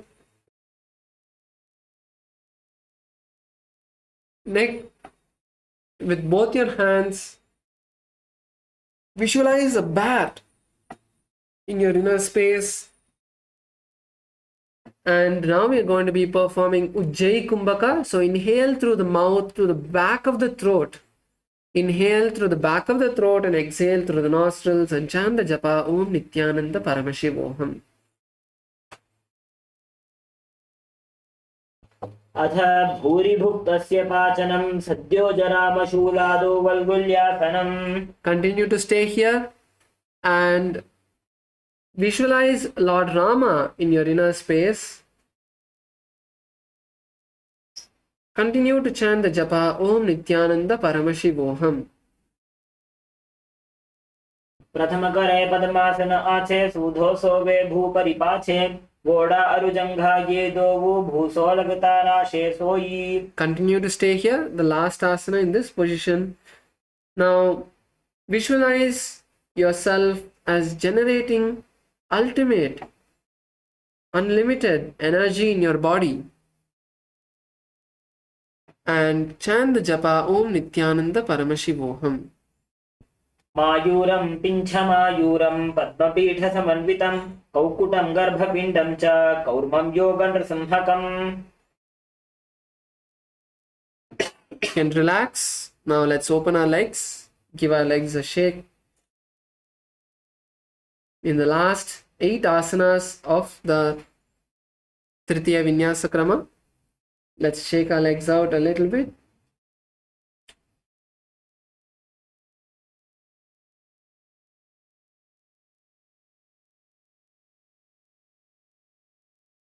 Yes.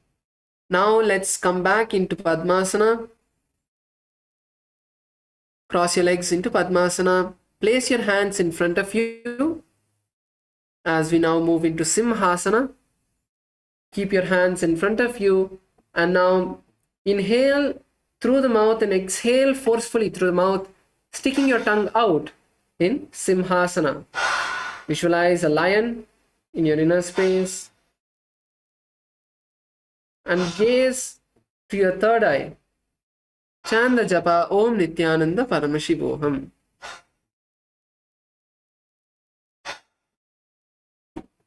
उत्तानकूर्मपीठं च सैन्धद्गारुडमेव च वातायनं गोमुखं च भारद्वाजं त्रिविक्रमम्.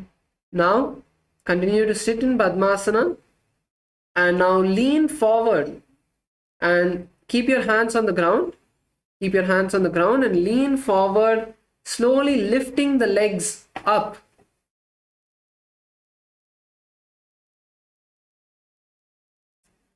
Yes, so lift the legs up, not full hand on the ground, palms only on the ground. Lift the legs up. So now you're going to keep your hands on the ground, palms on the ground, and slowly lift your legs up as high as you can off the ground.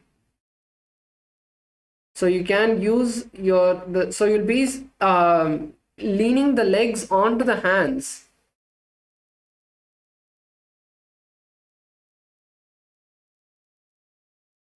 So slowly walk your legs up your hands. So keep your knees touching your hands first. Keep your we'll show it to you step by step. So come on, please place your hands on the ground and bring your knees to your hands. Bring your knees to your hands. Now slowly lift one knee off the ground and raise it as high onto your hands as possible. And now slowly lean onto the hands and lift the other leg off the ground. So this is Urdhva Kukkutasana.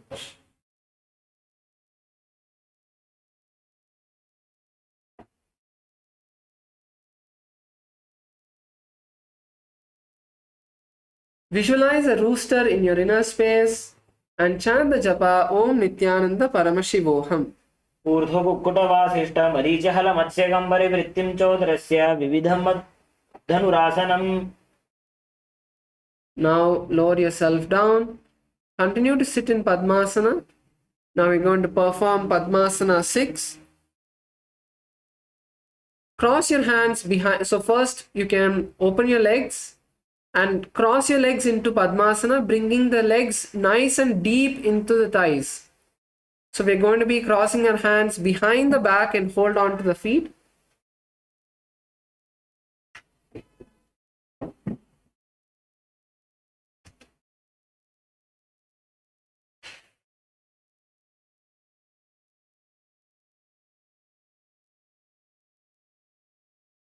Visualize a lotus in your inner space and chant the japa Om Nithyananda Paramashivoham. वामोरुपरि दक्षिणं च चरणं संस्थाप्य वामं तथा दक्षिणोरुपरि पश्चिमेन विधिना धृत्वा कराभ्यां दृढम्. Continue to stay in the same position as we are now going to perform Baddha Padma. On Baddha Padmasana, the only difference is that we are going to be performing the Uddiyana Bandha, pulling our stomach in and up as we perform this asana. Visualize a lotus in your inner space and chant the japa Om Nithyananda Paramashivoham.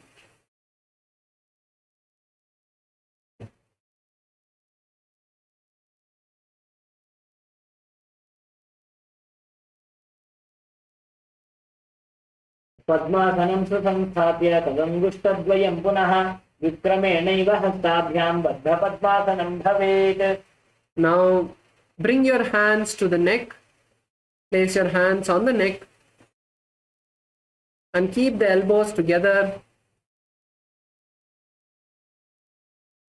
Turn your chin down, lower your chin down to the chest. This is Padmasana 8. Visualize Paramashiva in your inner space and chant the japa Om Nithyananda Paramashivoham.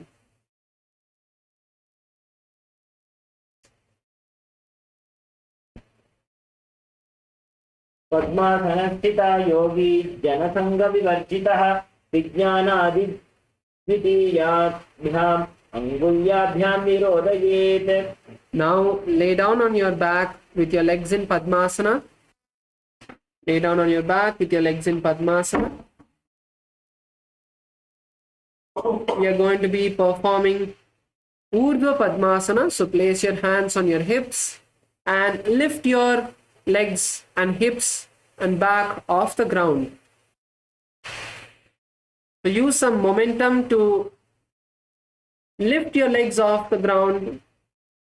Lift your hips off the ground and keep your hands on the back for support. Yes. Govinda Rupini, that's correct. Malaysia male side, that's good. Yes, Ma Sweta, that's good. Visualize yourself as an upside down lotus. A lotus that's upside down. And gaze to your nose. Chant the japa Om Nithyananda Paramashivoham. प्रथम अर्ध पद्मासनानि पेठे बेसी पाछी सोई माथु ध्येय पर राखी. Slowly lower your leg to the ground. Keep your legs in Padmasana. Keep your legs in Padmasana. Now keep your hands above the head, crossed, on placing your left palm on your right palm.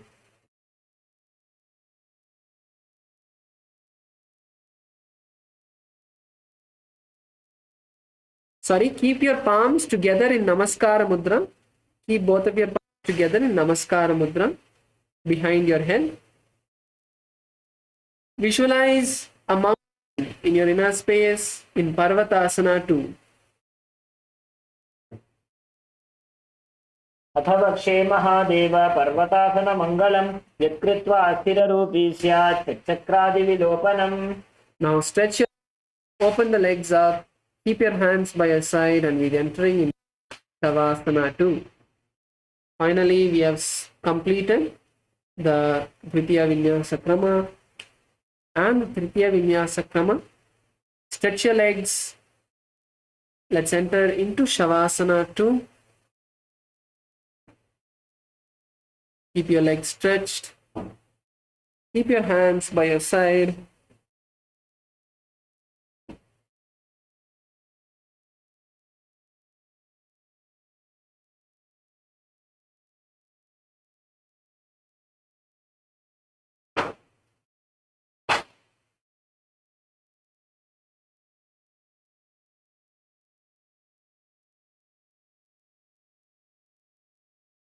Completely relax your body.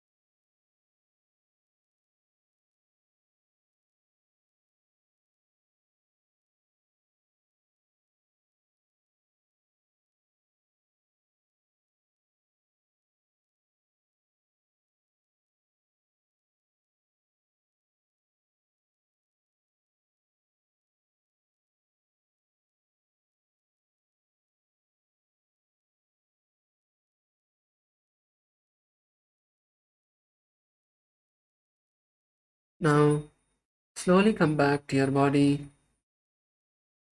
Move your hands and legs. Bend your knees. Bring your hands to your knees. Rock yourself from side to side. Slowly roll up into a comfortable position.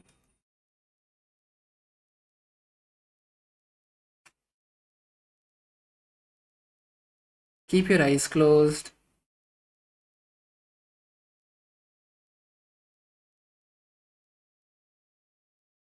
Bring your hands together in front of your heart center. Visualize Swamiji in your inner space. Take a deep breath and let's chant the Purna mantra.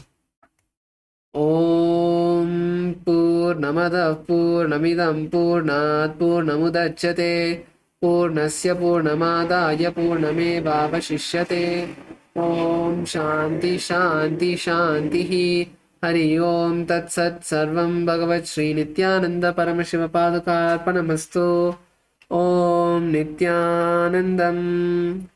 Hope you all enjoyed today's Nithyananda Yoga. And with that, we'll now be moving to the next sessions. And you can get the timings from the next sessions from the program coordinators. Thank you all. Nithyanandam.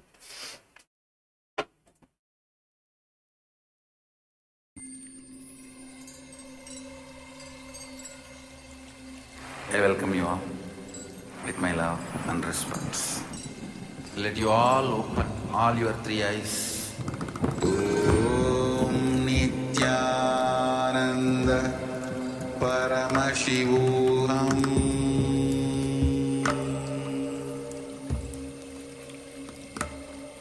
Om Nithyananda Paramashivoham.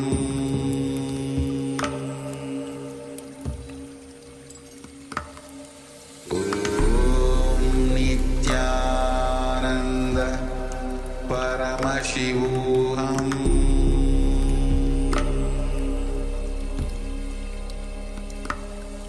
Om Nithyananda Paramashivoham.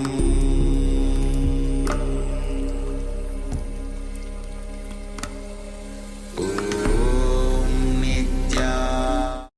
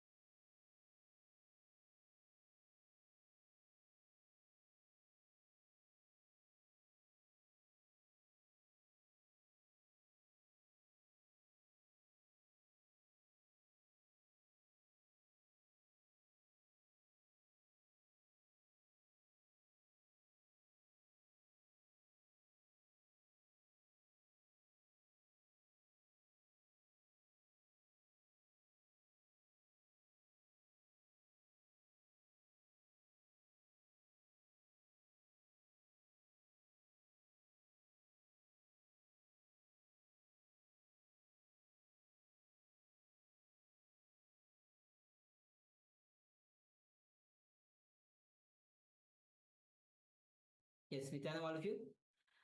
Yes, I hope all of you are able to hear me. And so, if you're able to hear, let us know. We'll be beginning now with the power manifestation. We just finished 100 asana sequence, and there was a little delay, so apology for that.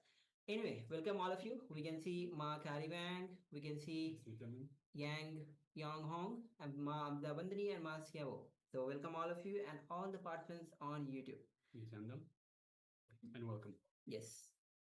So take a moment to share your experience of yoga. Meanwhile, also let's get ready to manifest the powers of Paramashiva, the powers of third eye. Yes, so requesting everyone to please get ready by having your eye bands for the third eye power manifestation. And once again, if you don't have the eye bands, you can use any piece of cloth that is opaque in nature, such that you cannot see through this piece of cloth. So just take a moment and gather your eye bands and your eye cover, and let us get ready for the power manifestation, the power of third eye vision. So we'll be displaying shortly, we'll be displaying an image for you while you have your eyes covered. So we'll be requesting you to see through the third eye, through the feeling connection to Swamiji, and to tell us what we are revealing, what we are displaying for you. So let us first start. Yes. So as we start, let's begin with the SAS Pramana, the powers of manifesting the third eye. The Pramana goes as Kapalantarmano yasya Tishtanmilitalochanaha Kravena manasodharyat Lakshaye lakshamuttamam. The translation of this verse goes as, by fixing the mind on the inner space within the crown center and sitting stably without any movement, having the eyes closed in succession, by that stability of the mind and the inner space, through the power of third eye, one directly sees the ultimate goal, Lakshyam. By having the vision beyond the sight that reveals any object or place, attaining the space of Paramashiva, the oneness with the source, Paramashiva. So with this, let's get ready to manifest the powers of third eye.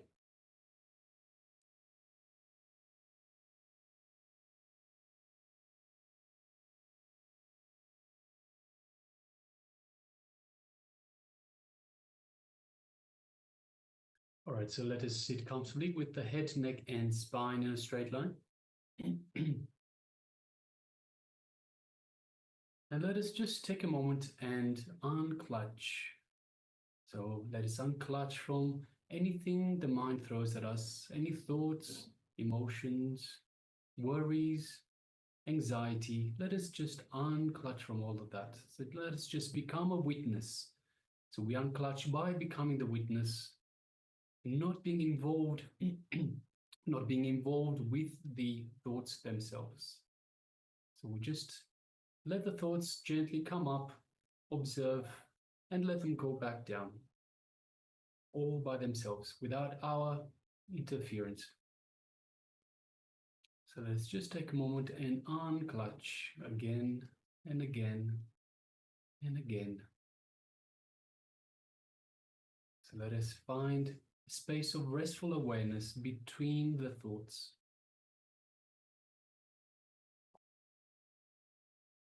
The more and more we unclutch, the more we find this space between the thoughts. And the larger this gap between thoughts becomes, helping us to get into the space of restful awareness easier and easier each time. Now let us bring our awareness to the Ananda Gandha, which is just below the heart center. And let us visualize Swamiji in our Ananda Gandha. Just take a moment and find your favorite image of Swamiji. And just feel Swamiji's presence in your Ananda Gandha. So just take a moment and relax into this feeling of oneness with Swamiji in your inner space, your Ananda Gandha.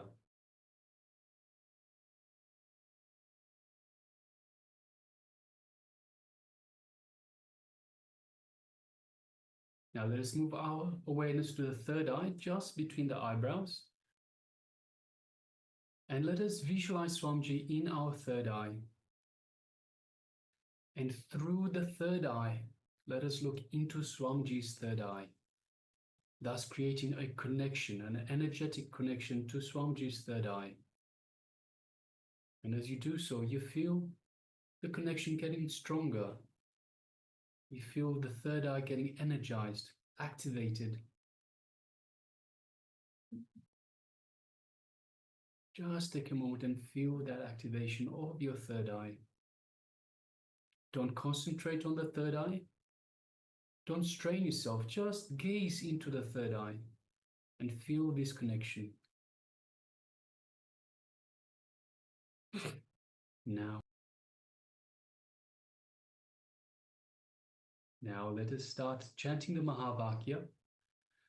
Om Nithyananda Paramashivoham. Om Nithyananda Paramashivoham. Om Nithyananda Paramashivoham. Let's continue to chant the Mahavakya. And from this space of oneness with Swamiji, let us start manifesting the power of the third eye.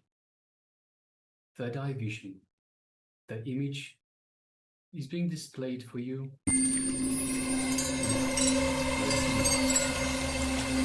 I welcome you all with my love and respects. Let you all open all your three eyes. Om Nithyananda Paramashivoham.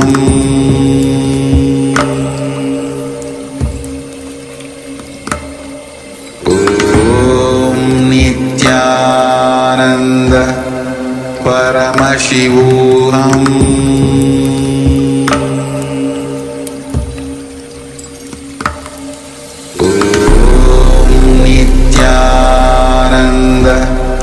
Paramashivoham.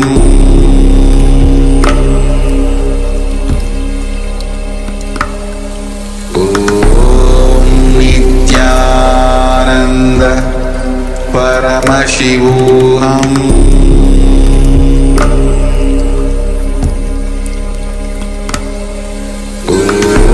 Om Nithyananda Paramashivoham.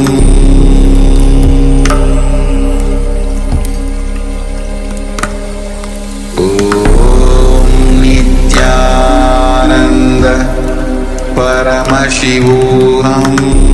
Om Nithyananda Paramashivoham. Om Nithyananda Paramashivoham. Paramashivoham.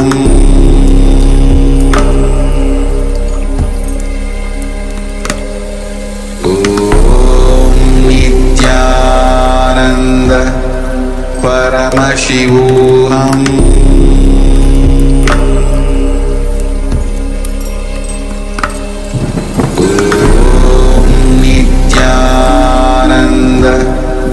Om Nithyananda Paramashivoham.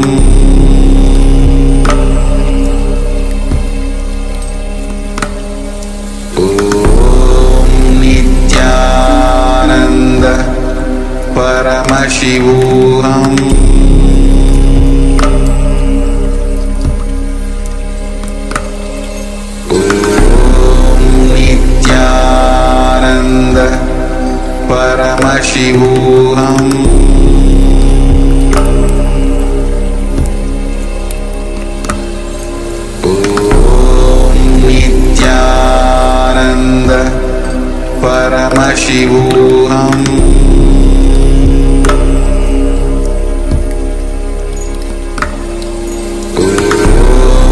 Nithyananda Paramashivoham.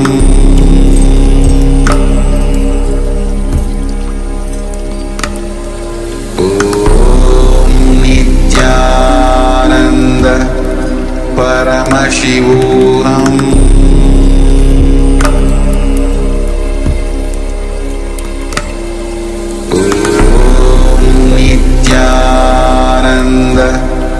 Paramashivoham.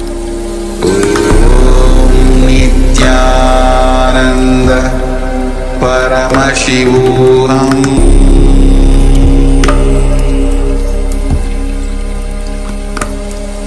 Om Nithyananda Paramashivoham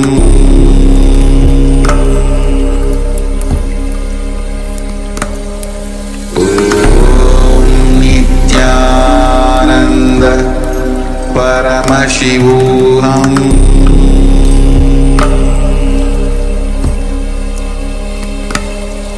Om Nithyananda Paramashivoham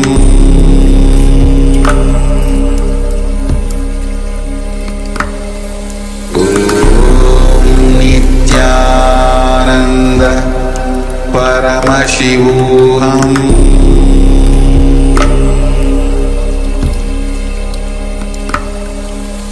Om Nithyananda Paramashivoham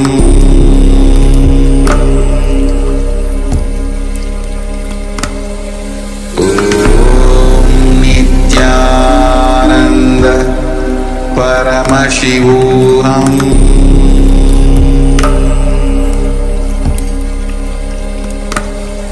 Om Nithyananda Paramashivoham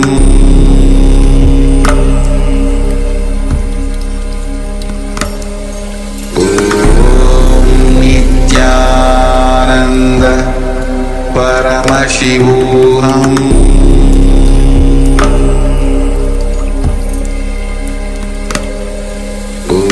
Om Nithyananda Paramashivoham Now, slowly, very slowly, you can remove your eye bands and you can open your eyes. Yes, you can open your eyes now. And take a moment to share what Swamiji revealed to you through your third eye. Understand? Whatever is being revealed to you, it is Swamiji who is manifesting through you. So take a moment to share whatever was revealed to you. It can be a few images or just a flash of light, or might have it come as a visualization, or you might have heard a sound, or as a feeling. In multiple ways it can come. So take a moment to share your revelations, and also requesting all of you to please switch on your cameras. We have also been joined by Joy Zhang, Nithyananda, welcome. and also requesting all of you to switch on your cameras, be available in the cameras. Yes. And They're requesting Ma Sia Wu, Ma Amrita Vandini, Ma Kylie Wang, of course, Ma Joy Zhang. yes, And yes, Nithyananda Ma Sia Wu, welcome. yes, good to see you, Good Ma. to see you, Ma. Yes. And also Ma Yang Yan Hong, although I think Ma is currently typing on the mobile. So welcome to everybody, and we've also just been joined by Ma Lu Yunzhen. Nithyananda Ma, welcome. Welcome to today's program. Today's day number 7. Okay, so Ma Sia would let us know that she wasn't able to manifest this time. That's okay, Ma. No problem. Thank you, Ma. And requesting all the participants on YouTube as well to share your experience of this power manifestation now. Yes. So, okay, long time, no practice. Wu says, yes, long time, no practice.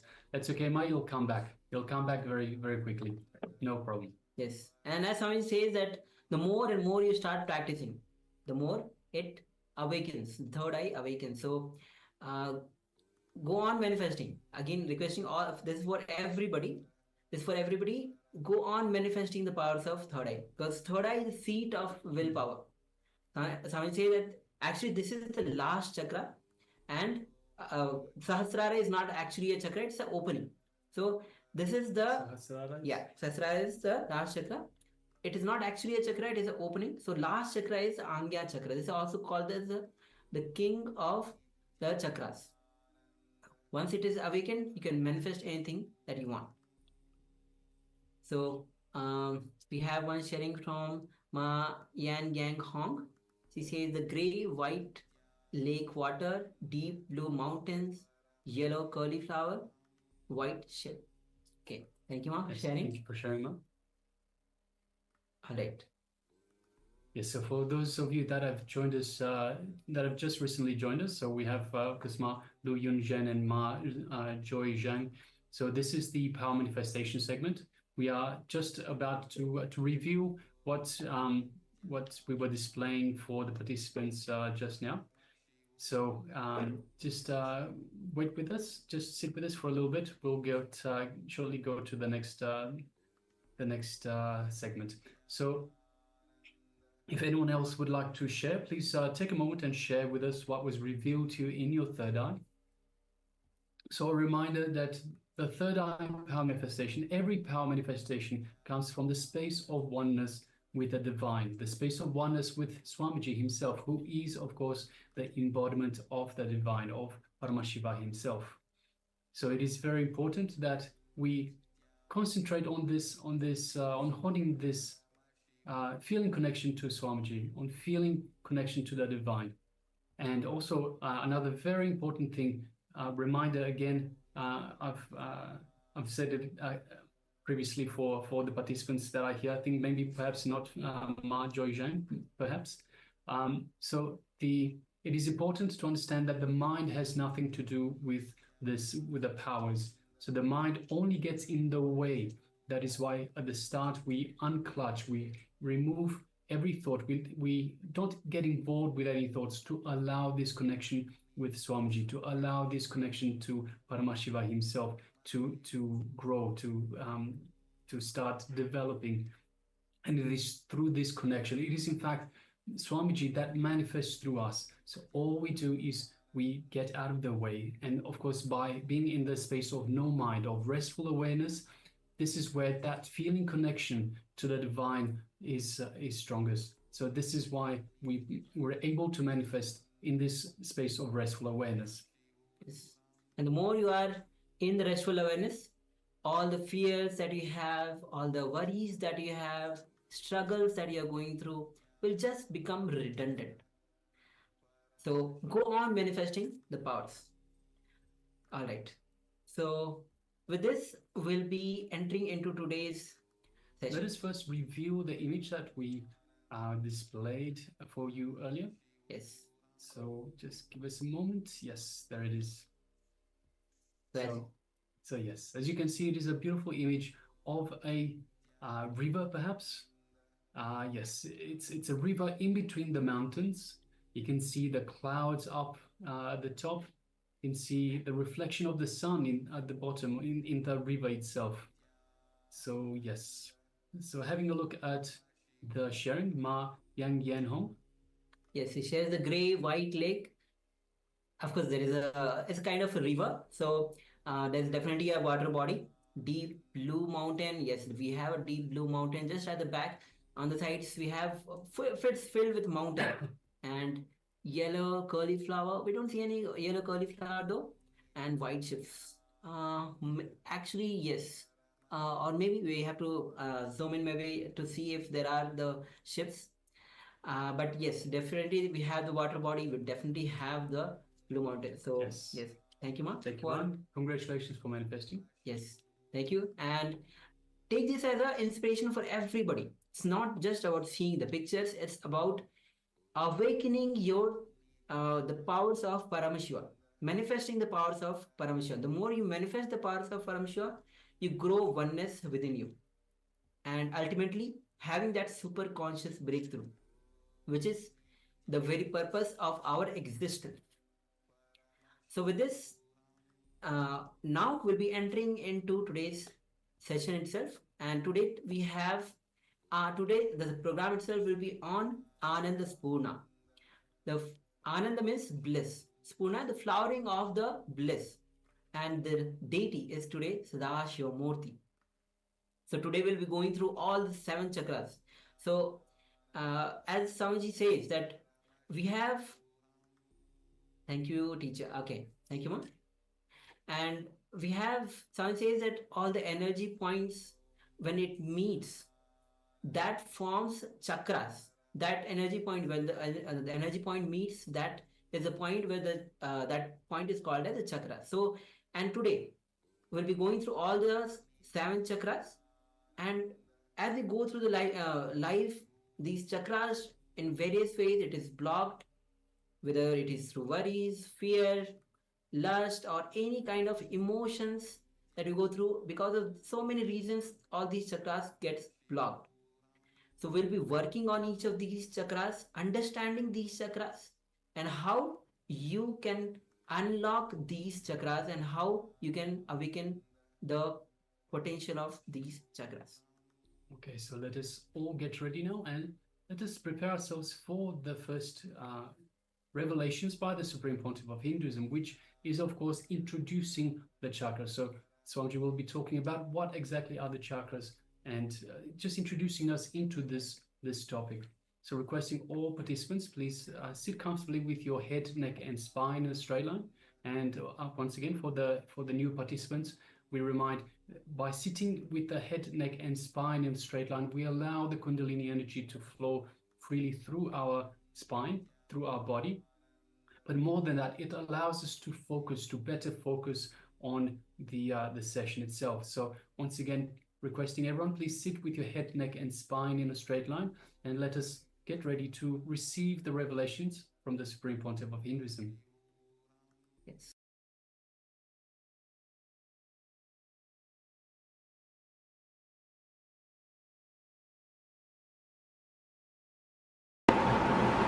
Most of us, we do not know how to operate the system.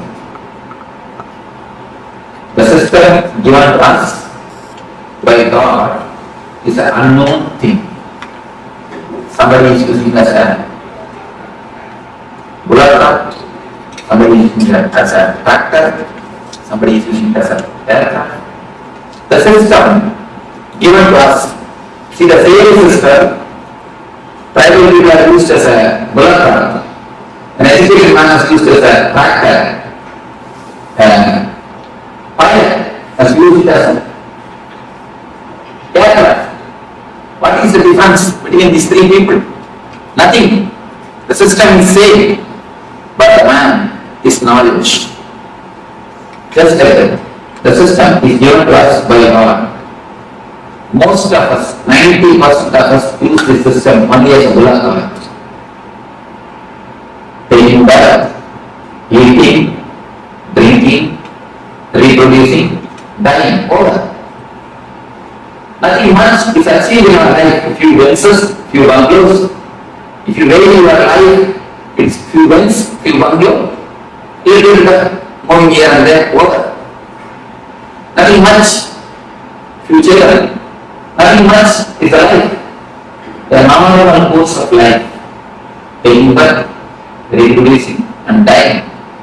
Nothing much is achieved.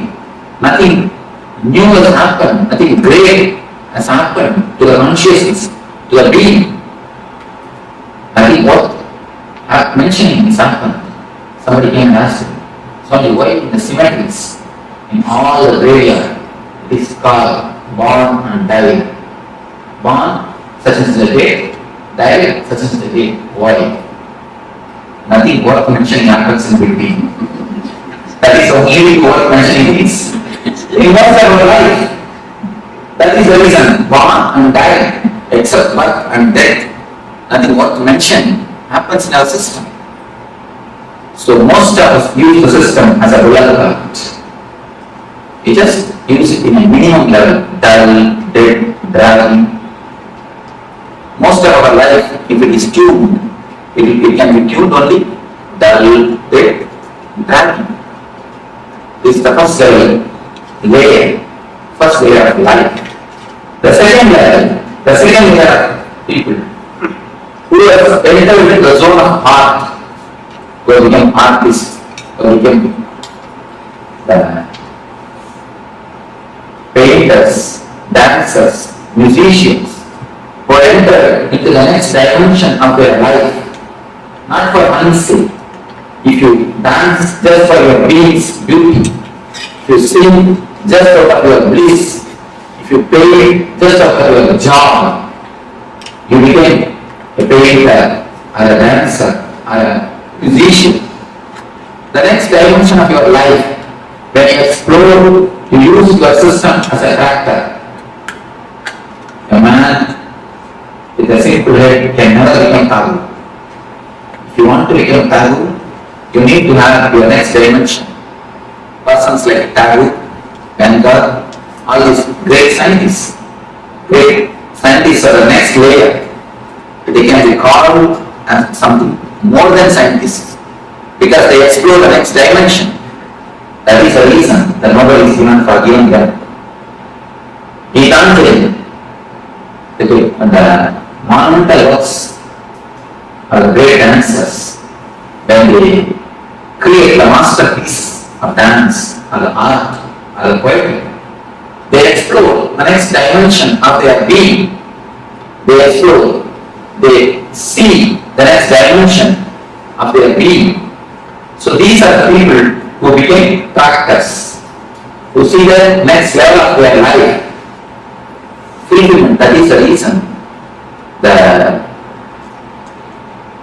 great works, even if they die in poverty, even if they die with no property and poverty, they have a very deep, satisfied death that they have lived their life ultimately. That they have lived their life with a fulfillment. They live in a very poor way. They do not have wealth, they do not have the outer wealth, but they live in a rich way. Wealth is different, the richness is different. They do not have the comforts, but they live in a very rich way, like a kings. And if you read the Bharati's life, Bharati is a great poet from Tamil Nadu. To read his life, he is living in a very poor way. But if you see the way in which he lived, simply a royal, he lived more like a king than a beggar. You can see all the poets, great poets, they are not living wealthy way, in a so-called health, the outer comforts, but their life is really rich. Because they have seen the next dimension of their being. They know the expression of the human being, of the human possibilities.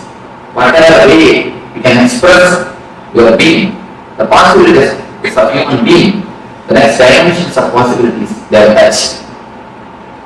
The third layer, only the Buddha, Krishna, Rama, these are the great intelligent masters who have used their system as an aircraft. These are the few people who have used their system as an aircraft. Majority, 90% was used as a bullock cart. 80 or 9% who are artists, are the great dancers, great poets, they use as a character. Only a handful of people. See, if you want to know the human history of humanity, you don't have to read the millions of people who have taken birth and died. All your history is not necessary. Just read 10% history. The Buddha, Krishna, this 10% life history is more than enough to know the whole history of humanity. These are the people who are milestones on the human history. These are the people who have created turning points in the human history. Just like that, if you know the few man's history, you can know the whole history of humanity. These few elevated persons are the persons who have used their system as an aircraft. Until there is no need even to have 2 fingers, 2 hands. 1 hand is enough to count this type of people. Very handful of people. With Krishna. These are very few who have a great impact on the humanity, who have used their system as an aircraft, who are real pilots, are the pioneers of the human evolution, of the human growth. If you see the difference between the villager, the tribal man, and the pilot, nothing much. Only one thing. The villages don't know how to operate the mechanism. The tribal people, they know how to operate the system. That's all. Nothing. The tribal people, they don't know that mechanism. The pilot, he knows the mechanism. Nothing else is the difference. Only a very small difference. It is not that something needs to be added. No. Only one difference. They don't know, he knows. That's all. Just that if you know how to use your system and mechanisms in your body, in your mind, in your being, you can become a pilot. You can use this system for the optimum result. You can use this system for the maximum result. You can convert this system into an aircraft. The mechanisms which exist in your system is what is called chakras. There are 7 chakras in our being. The energy centers. These energy centers are real mechanisms in our system. If you know how to open them, how to activate them, how to remove blockages from them, how to energize them, you can simply transform your system into aircraft. As long as you do not know anything about the system, you will be just pulling your being. If you just know how to open, how to energize, how to activate the system, you will be using the same system, same mechanism as an aircraft. So now we will be getting into each and every system, each and every mechanism of your being, and we will explore how to operate, how to open it, how to work under the chakra, under energy center. Let me show you how the chakras are situated. A small diagram, very small, I think all of you will be able to see how the chakras are situated. If you have this, you can just open the page 20.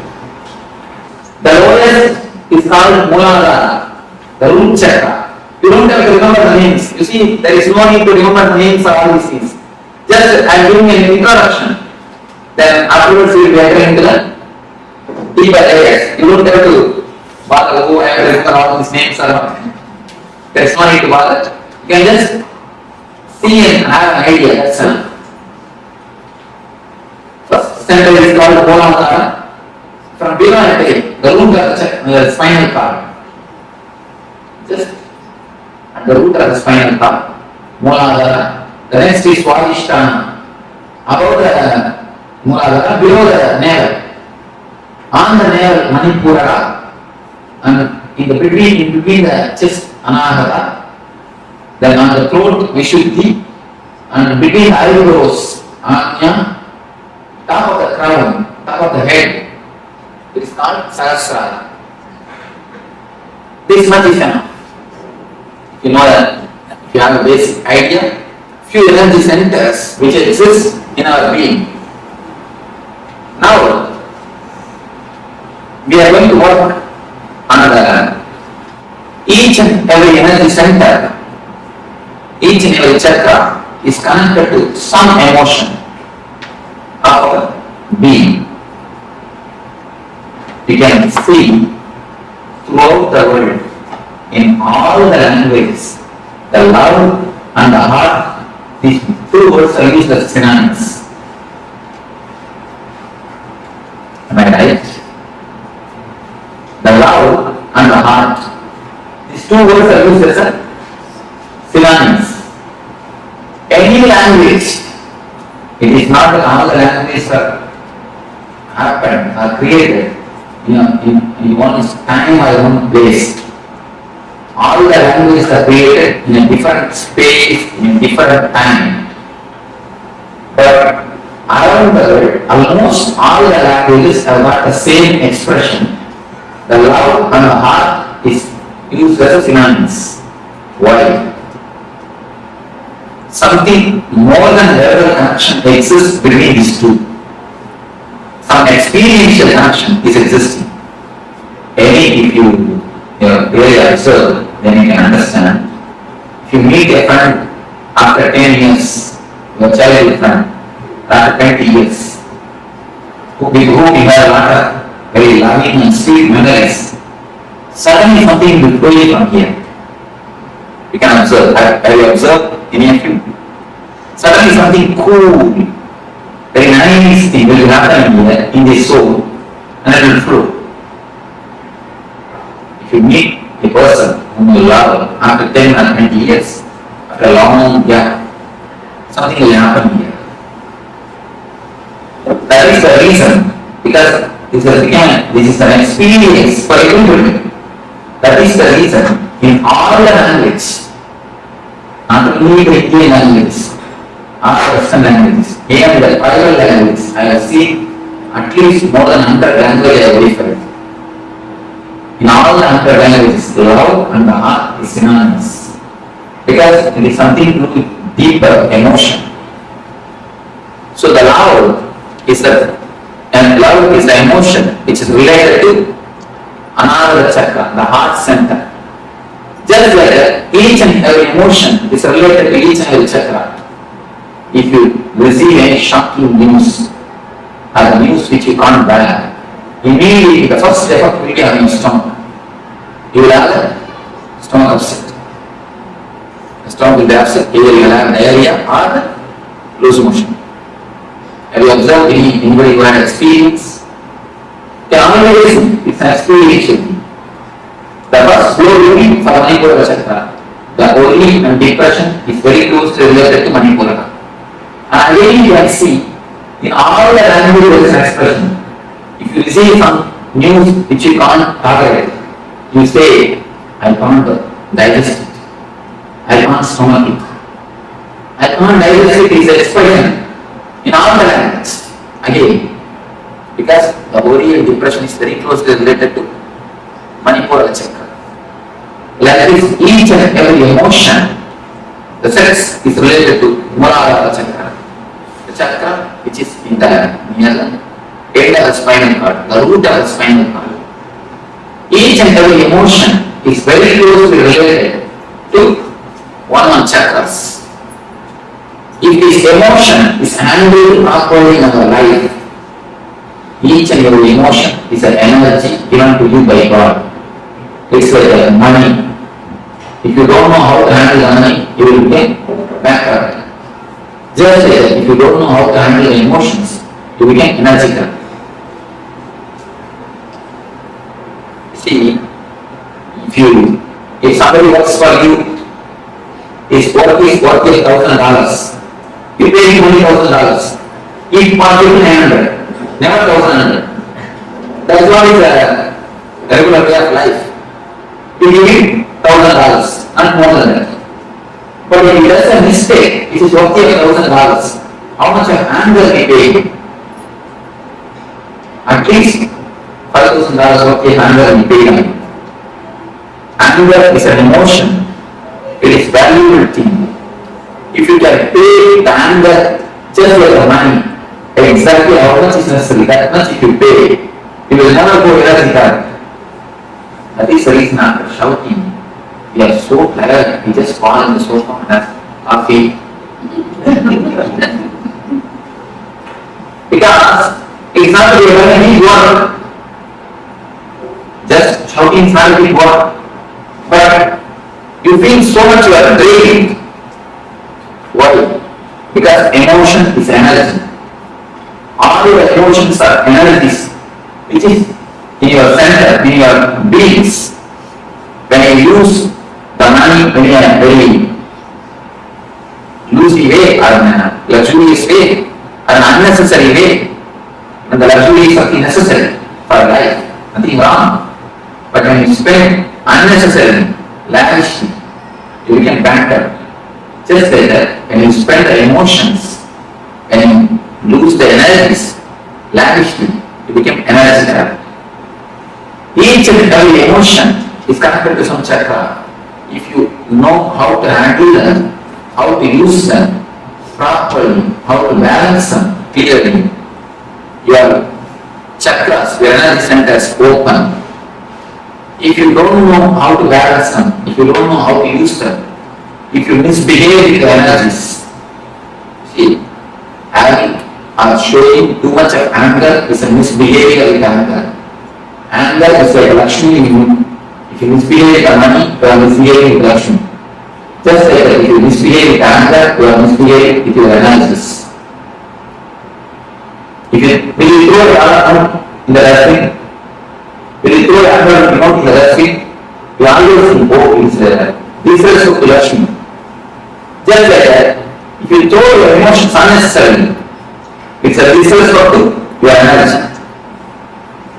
Just like God has given you money, He has given you emotions, energies to run your system, to run your life. When you disrespect, when you throw them out unnecessarily, you show any disrespect or emotions or energies. If you know how to balance, how to run them, if you have an understanding, the chakras open. If you misunderstand or you misbehave the energies and the emotions, the chakra closes. If you more understanding, it can be told in the other way. If you know how to give your love, the anahata opens. If you continuously ask for love from others, anahata closes. This is the master key for anahata chakra. Now first we enter into the heart center. It's a master key for anahata chakra. If you know how to give the love, the center opens. If you ask for love, it closes. It's the first master key. One more way we can understand. If the chakra opens, we will give the love. If you give the love, it opens. If you give the love, it opens. If it opens, you give more love. More opening, more love. More love, more and more opening, and more love. It's like this side circle. Now it is with this side circle. More you ask, more it is closed, more it is closed, more and more you ask. The water is rolling in the down way, this way. It is getting more and more black and more asking. Now we are going to stop the ball by the meditation and start rolling this way. Then more open. Once the chakra starts opening, the more love overflows. When the more love overflows, the chakra opens a little more. When the little more is opening happens, the more love overflows. The ball rolls this way. The chakra rolls this way. The whole program is just to stop the ball rolling this way and start the ball this way. We are going to work on each and every chakra to open the chakra, to see the emotions are balanced, to see the energies are centered. First, in each and every session, we'll have a small discussion on the chakra, then your meditation on the chakra. The meditations are taken from many religions. I wanted to prove all the religions are centered on the same thing, the one ideology, how to make you more joyful and more blissful. First, how to make you more joyful. It means how to make you more happy in the life with the outer persons. And then how to make you more blissful. How to make you more blissful without the outer world. First, be joyful with the outer world. Then be blissful without the outer world. So this is the step, this is the reason why the meditation and the religions are born on this world. This is the central core of all the religions of all the world. That is the reason I have taken meditation techniques from Sri Vaishnavism, the religion preached by the great Vaishnavic masters. Each and every session we will have a discussion and then a meditation. This year we will have 7 sessions on the 7 different chakras. Finally, tomorrow evening we will be having the energy version, which is the peak or pinnacle of this star. Later on we will explain what is energy version. Now let us enter into the Anahata Chakra, the heart center. First question I received is, people ask me, Swamiji, I haven't bypass surgery, will the chakra be as it is? Will the chakra be there? Whether you have bypass surgery or the angiogram, don't worry, the chakra will be there. Because it is not physical, it is more metaphysical. If you can give 2 more touches, I can show you. You have a ribbon, you can give me 3 ribbons. Next question. Thank you.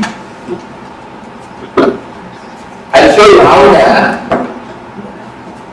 chakras exist.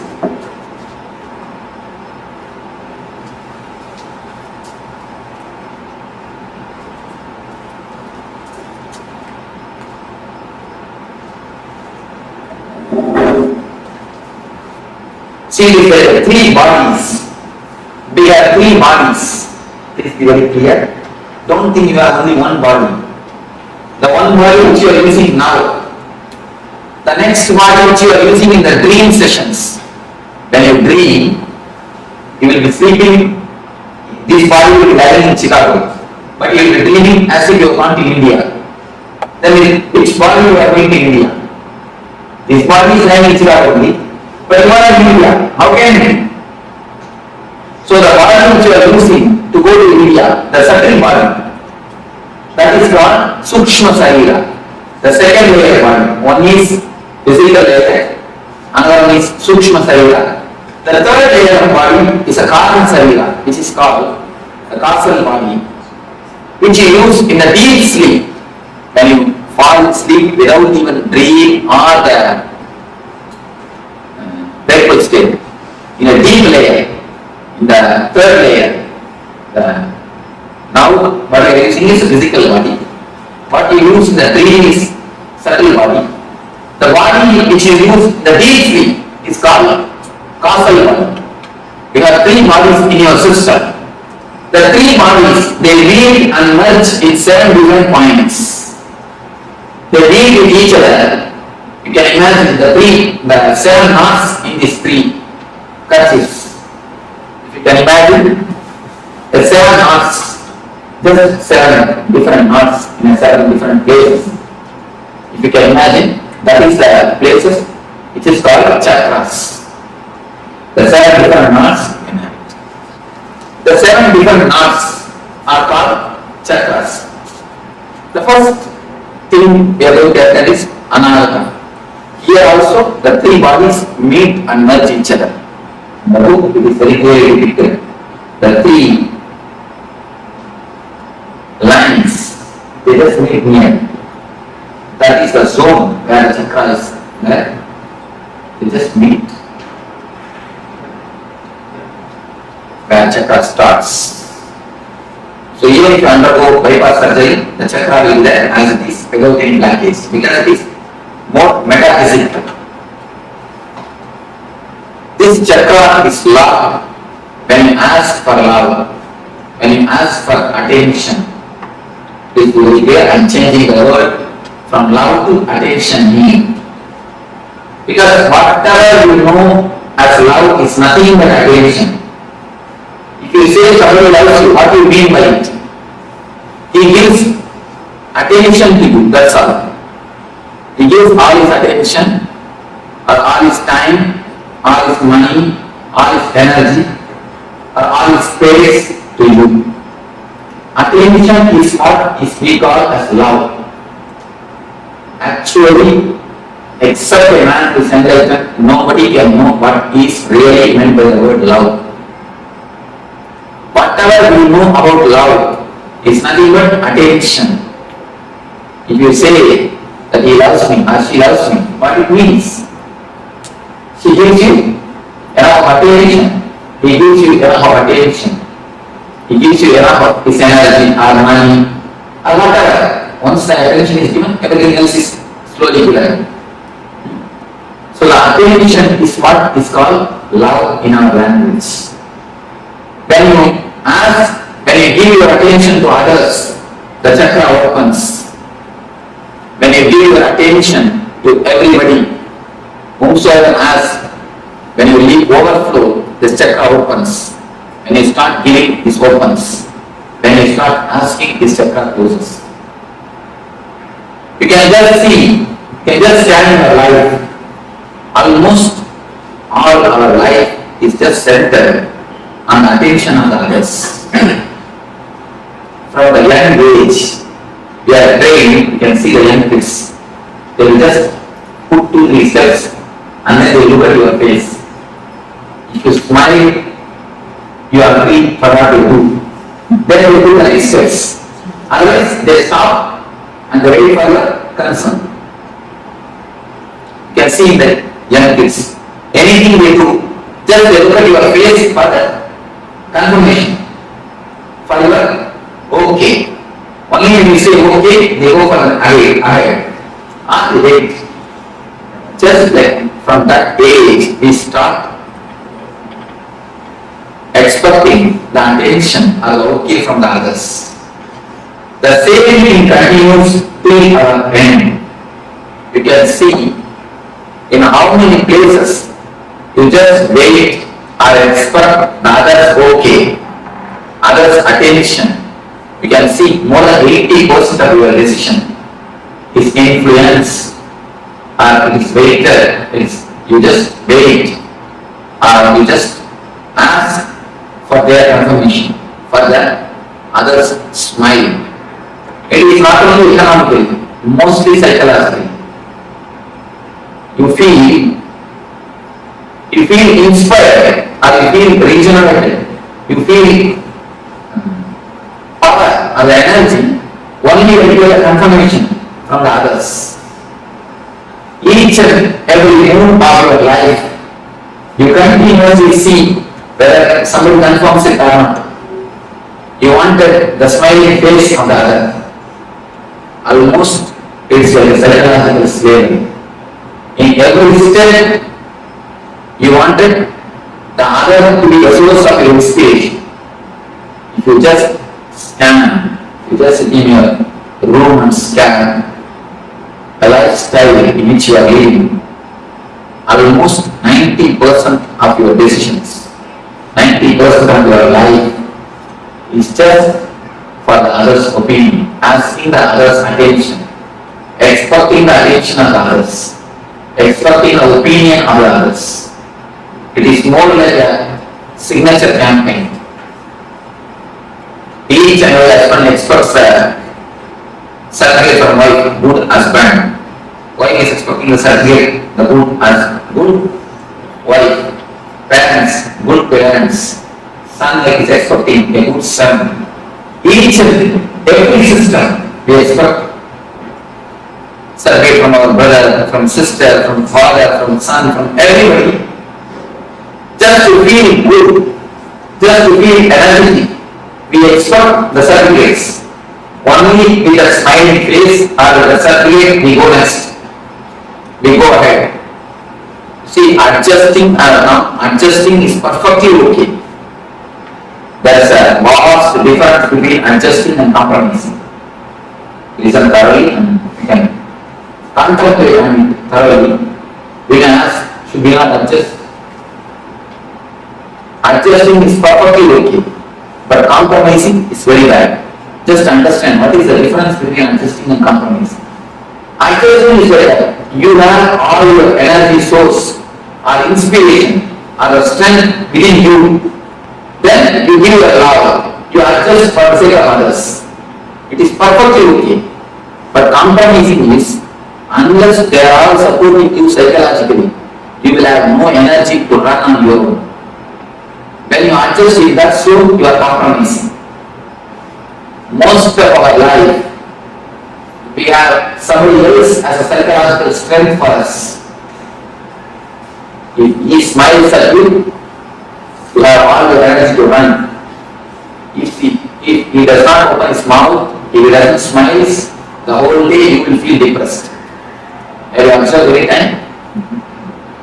If he doesn't smile at you, as soon as every morning when you wake up, if he doesn't give his smile, whole day you will feel very low.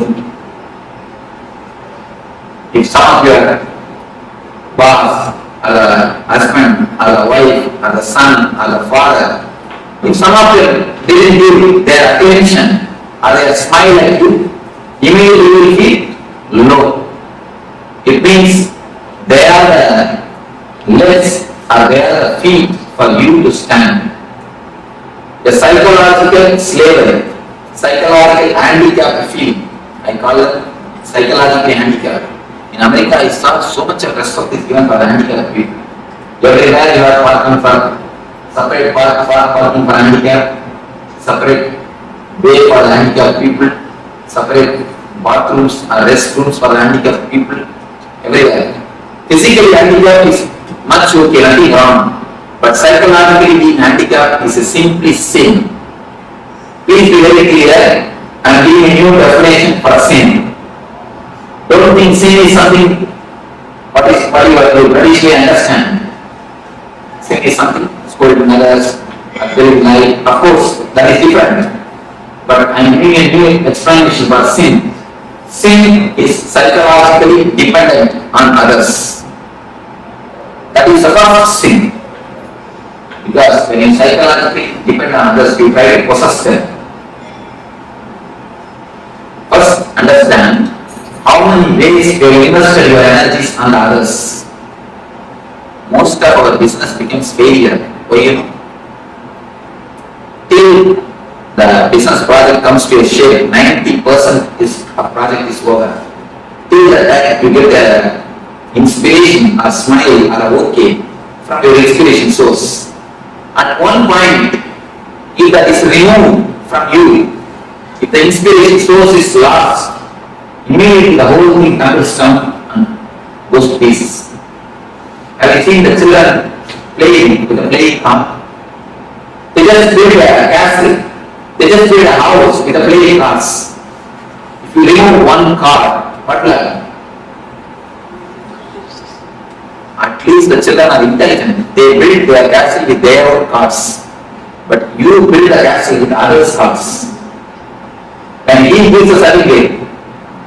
A good husband, you collect that. Good wife, you collect that. Good brother, collect. Good sister, good son, good father. You collect all the certificates and try to build your personality. Just like cars, castle. And if anyone at any time takes away their certificate, removes their certificate, their soul's particular, the whole personality just collapses. That is what I call depression. Most of your energy is centered on somebody else. Only if they say, psychologically you have a center, only if they say what you do is right. Even if it is right, you are not convinced. You ask for their certificate. You ask for their attention. That is the reason. Till the end, you don't feel you are independent.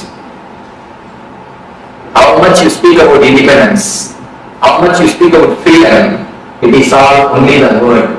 Only when you start loving others, when you don't expect the love from others, when you stop expecting attention from others, you are really independent. Till that time, you are a psychological slave. Whatever we speak about independence or freedom, you are a psychological slave. Because your source of energy depends on others. Only if he smiles, you can run. If he doesn't smile, what will happen? You will not run. You will feel very low. You will feel very dull. You will feel very depressed. The source of inspiration, as long as the source of inspiration is somebody else, you cannot have your freedom, your anamata cannot be active. Your energy center can never be totally awakened, totally alive. First thing, find out where all you invested your energy center. On whom all you are dependent. Please be very clear. On whom all you are dependent. Psychologically. You need how many smiles to run. Try to reduce the number of smiles. Even without that smile, start running. Even without that okay, start running. I'm not telling you to go against the society, no. Do your same routine, same lifestyle, but try to reduce the number of smiles.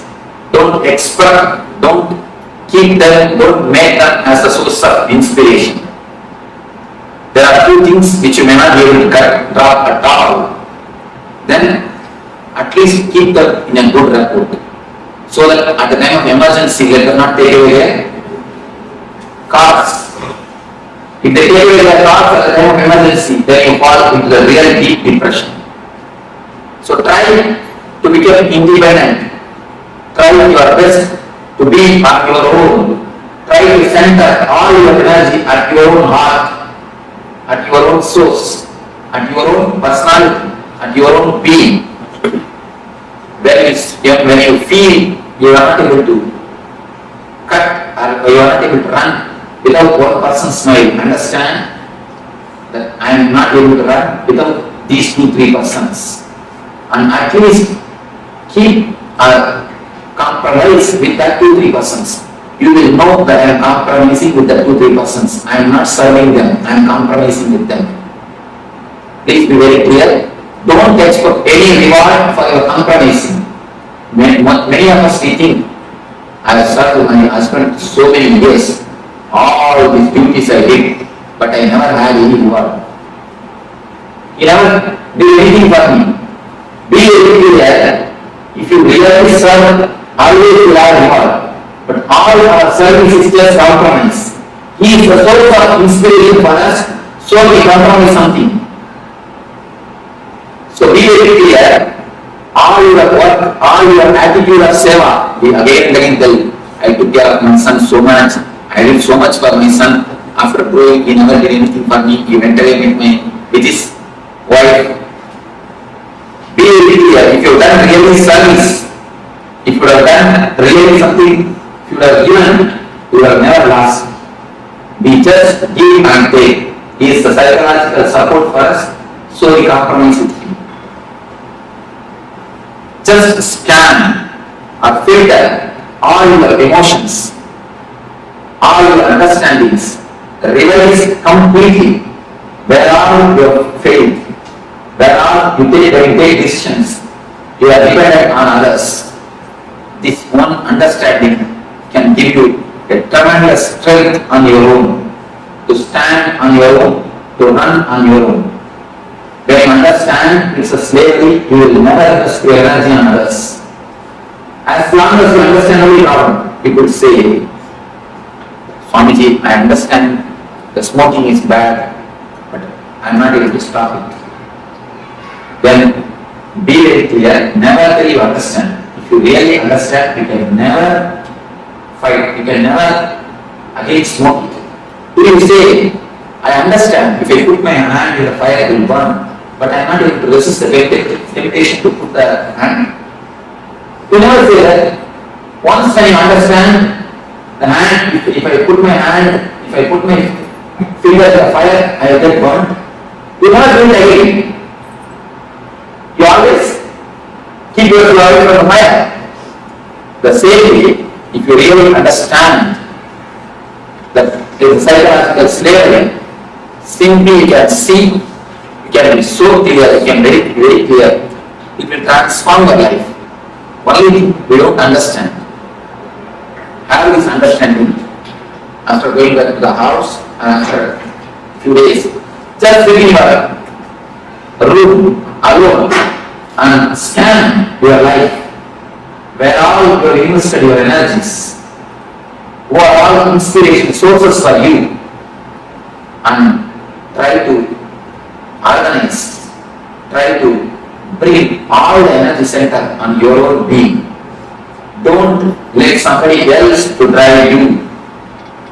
If you keep somebody else as an energy source, you are allowing somebody else to be a driving force for you. So naturally you will be living for somebody else. When he is the inspiration source, naturally you have to take these ideas and work out.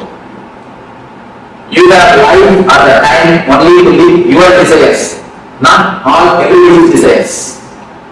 If you try to live 5-6 persons' desires on your life, where is the time? Where is the energy? Where is the money? No. We try to be somebody else as an inspiration. We have to be their desires also, because they are giving their ideology also. Whenever they are inspiration, they will give their ideology. So, you will be dancing for so many persons' tunes. You can dance for one tune. In front side, somebody is putting Bharatanatyam. You go put 2-3 steps. Then this side Western music. You shall just come and shake your head. And then this side immediately some Carnatic music is going on. Then you have to chant here and do for one more tune. And that side Carnatic is going on. You have to go on 2-3 steps. How will it be? The whole thing will get missed. Now our life is nothing but that. Each and every tune you try to dance. Will it be possible? No. It will never be possible. If you try to dance for one tune, your life will be successful. Even if you don't know dancing, you will create a new dancing. What you do is not a dance key. It is not the dance, it is not some basic rule. If you don't do according to that, it is not dance, nothing like that. I have seen all the great dancers are unique. People who go beyond the rule and still they maintain the grace, they are the successful dancers. People who maintain the rule, I have always seen they are only villains. In any field, when you go beyond the rule and still you maintain the grace or the beauty, then you are a successful dancer. Either in a classical dance or the Western dance. Go beyond the rule and maintain the grace, you are successful. So, anywhere, only when you have your individual, only when you have yourself as a center, you can be successful. So, here is a beautiful meditation technique from a Tibetan Tantra, the Tibetan Buddhism, to center your energies and the small understanding you have about this Ananda. Then we will be entering into the meditation or the technique to center your energy. After the meditation, we will be entering into one by one sessions. Now, before entering into the meditation, we will have few minutes for question and answer. Of course, due to short of time, otherwise, generally I make everyone to question. Even if they don't have question, I tell them at least tell you words. I tell you, in my way, I keep the list. People who attend at the other age, they know. I make everybody to ask, but now I think we do not have so much of time. At least few questions, I will try to respond to. Yes, A few things like if somebody says don't put the hand in fire, we don't because we know it burns either by feeling it or by experiencing it. But at the same time, there are some things, though we know it shouldn't do it, but we are still doing it. Is it psychosomatic because it's comforting and really one small story. One man came and told me, Swamiji, last week I read a book which explains very seriously the dangers of smoking. How they get cancer, how many problems come due to smoking. Then I stopped. I asked him, oh, you stopped smoking? He told, no, I stopped reading. See, actually, if you know very clearly the fire burns, you don't put your hand. The problem is, first when you put your hand with the lighter fire, you get one. Then you think, I think lighter fire only burns. If I put my hand in the water, it may not burn. Let me check. You put your hand on the water, then water fire also burns. I think if I can put my hand in some other candle, let me see. You put your hand in the candle, just like that, you try with each and every fire. Finally, when you understand all the fire burns, your body will be burned. Because the age will be over. We end up in that age, your age will be over. It's more like that. The understanding is not deep. If the understanding is deep, you can never go beyond it. We don't allow the understanding to sink deeply. See, whenever you receive some intellectual conclusion, you don't allow the intellectual conclusion to work on your emotional layer. If you allow the intellectual conclusion to work on your emotional layer, you never go beyond it. The allowing the intellectual conclusion to work on the emotional layer is what I call it meditation. Meditation is nothing but allowing the intellectual conclusion to sink deeply into the emotional layer. Now you understood few things. If you meditate, that time, the meditation technique will allow the intellectual conclusion to sink deeply into the emotional layer. That's what we call in Vedanta Shravana Manana. Shravana means listening. Manana means allowing it to sink deeply. Most of the time, we don't give space or the time to allow the intellectual conclusions to sink into the emotional layer. So once the intellect is allowed to sink into the emotional layer, you will always see Nithyananda, transformation happens.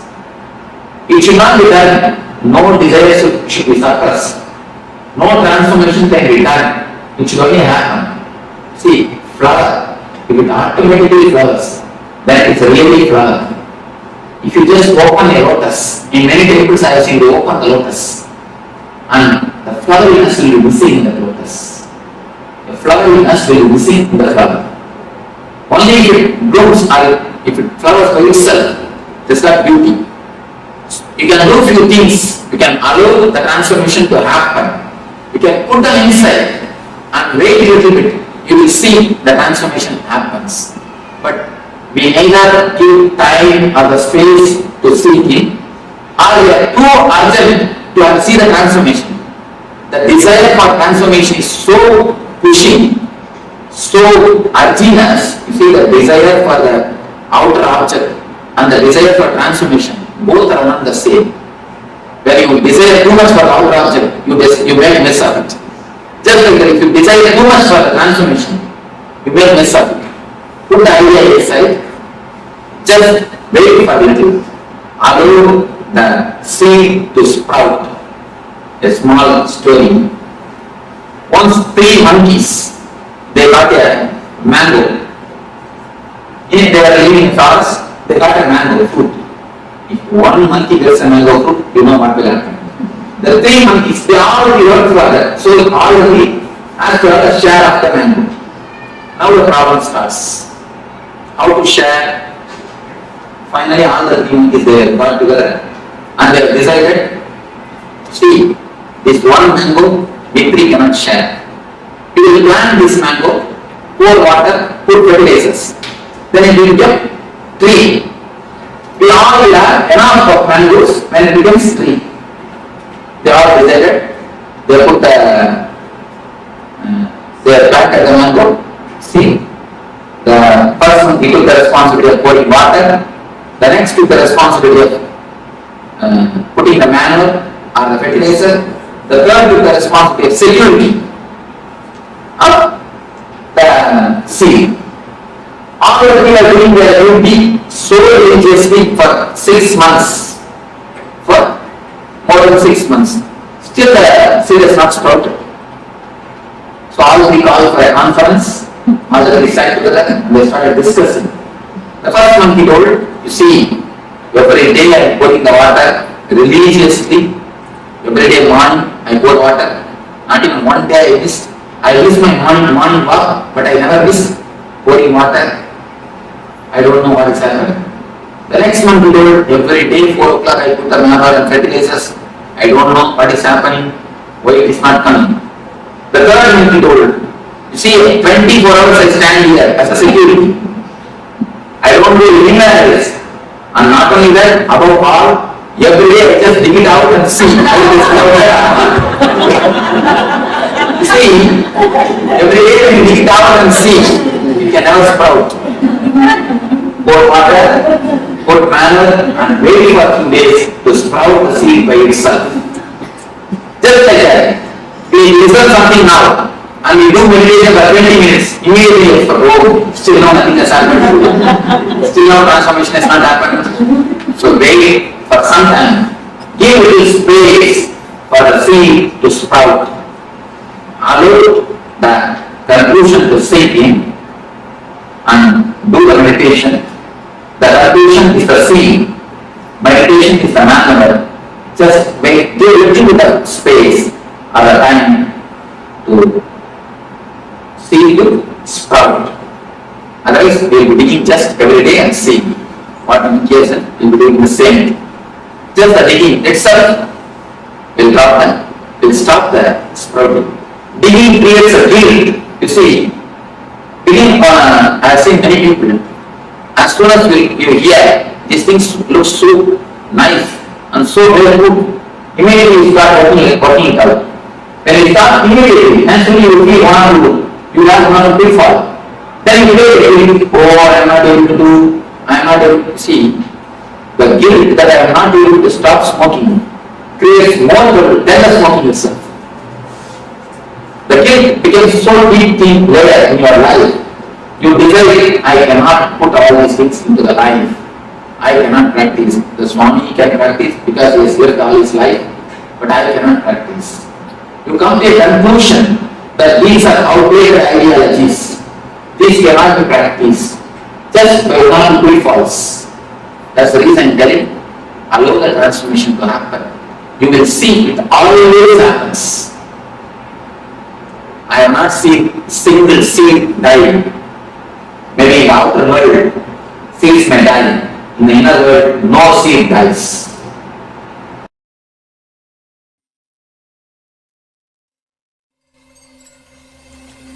I welcome you all with my love and respect.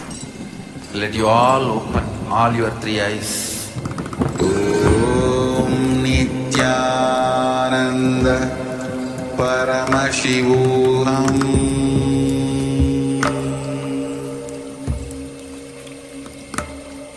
Om Nithyananda Paramashivoham.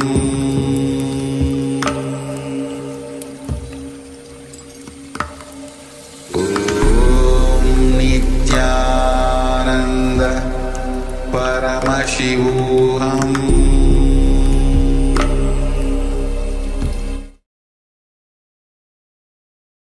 Yes, Nithyananda, all of you. Nithyananda, welcome back. Yes, and what a revelation by Swamiji on the introduction to chakras. So very clearly Swamiji mentions that how when the three bodies that we have, when they meet each other, that meeting point forms the 7 chakras, and each of these chakras gets blocked by particular types of emotions. And especially Swamiji mentions about the Anahata chakra, how to why this chakra gets blocked and how to unblock this Anahata chakra. When we ask for love, when we seek attention, actually Swamiji says that all of us don't know what is love. Only an enlightened beings know what is love. Rest all of us, whatever we know as love is actually the attention seeking. We're asking for love. Because of that, the chakra gets blocked. Only when we give love, then the chakra gets unlocked. Yes, so before we move on to the next segment, so we'd just like to welcome some of the participants that have just joined us during this last segment. We have Ma Nitya Guru Prashadini Joyce, Nithyananda Ma, and welcome. We have Ma Le Tang, Nithyananda Ma, and welcome. We have Ma Maha, welcome. Welcome, Ma, Nithyananda Ma. We have Ma Kaylee Wang that has joined us as well, Nithyananda, and welcome, Ma. And we have Shri Nitya Lingodvara, Nithyananda Maya, welcome. So we have Master Nama. So welcome all of you in this wonderful journey of the Paramashivoham this season. This is the Jayanti season which is going on. Jayanti is a season where it's Swamiji's own personal celebration. Jayanti, Swamiji's Jayanti, its own celebration. So that's why this Paramashivoham is special for all of us. So welcome to this journey of Paramashivoham, and I hope all of you have. It has been today is the day 7 of this Paramashivoham, so it has been 7 days, especially for the new participants.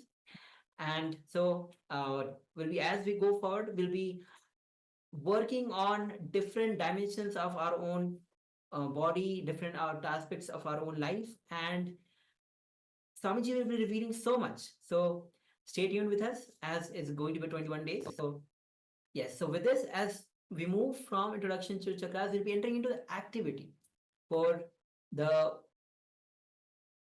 introduction to chakras. So in this activity, as we are about to enter, there'll be 3 steps. First will be, you'll be drawing the sketch of the human body. We'll be actually projecting this sketch so that you can have a look and enter into this activity, where this represents all the 7 chakras.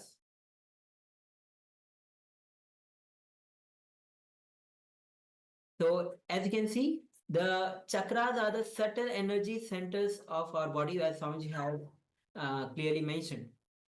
So this is going to be the first activity. So take a moment, have the notebook with you.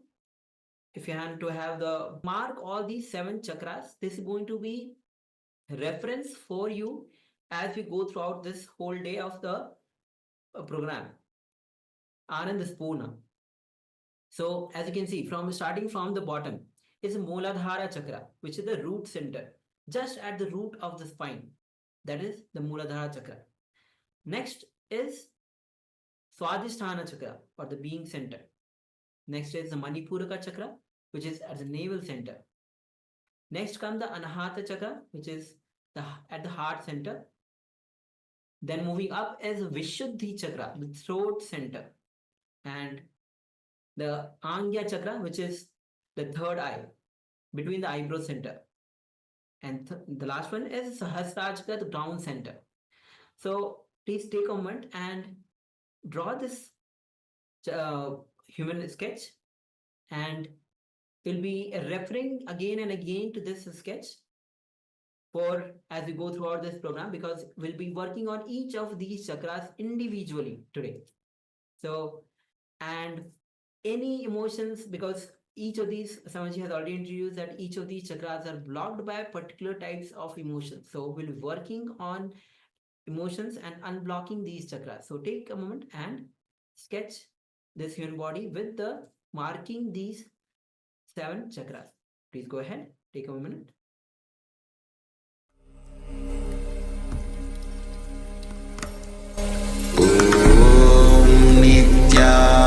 Nithyananda Paramashivoham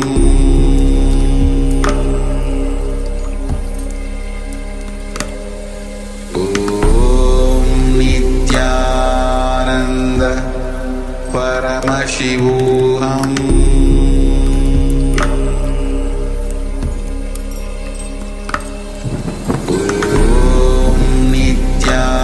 Nithyananda Paramashivoham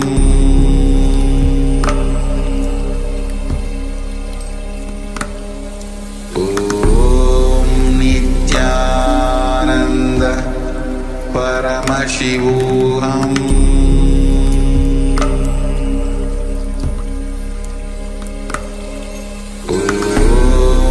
Nithyananda Paramashivoham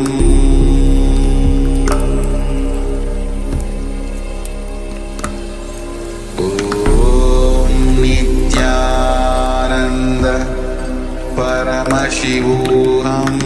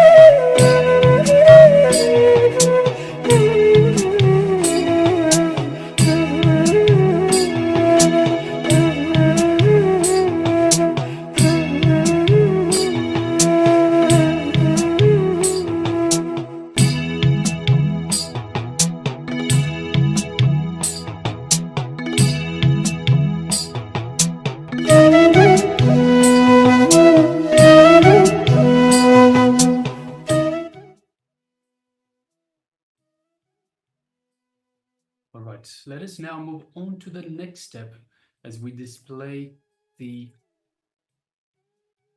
table of the different chakras, what blocks each individual chakra, what unblocks the chakra, and of course the powerful cognition related to that chakra.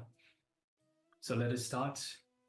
You can start penning down. Meanwhile, I'll go through this as well. If you have any questions, please do let us know in the chat box. So starting with the Muladhara chakra, which is at the bottom of your spine, the root chakra. It is blocked by greed and lust. And it is unblocked by dropping your fantasies and by welcoming the reality. So greed and lust is what fuels your fantasies. And of course, by dropping the greed and lust, you drop the fantasies and you welcome that reality.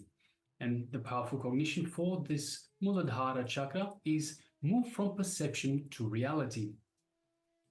Next, we move up to the Swadhisthana chakra, which is blocked by fear, especially the fear of death. And of course, Swamiji beautifully tells us that all the fears actually boil down to the fear of death. So there are just different aspects, these different fears that actually the root of each fear is the fear of death. The Swadhisthana chakra is, of course, unblocked by facing fear and by facing death itself. And of course, we don't encourage people to go and put themselves in dangerous situations, of course, but by actually facing the feeling of the fear itself. So when you get the fear of death itself, you face it instead of running away, thinking of something else, trying to put it down or ignore it.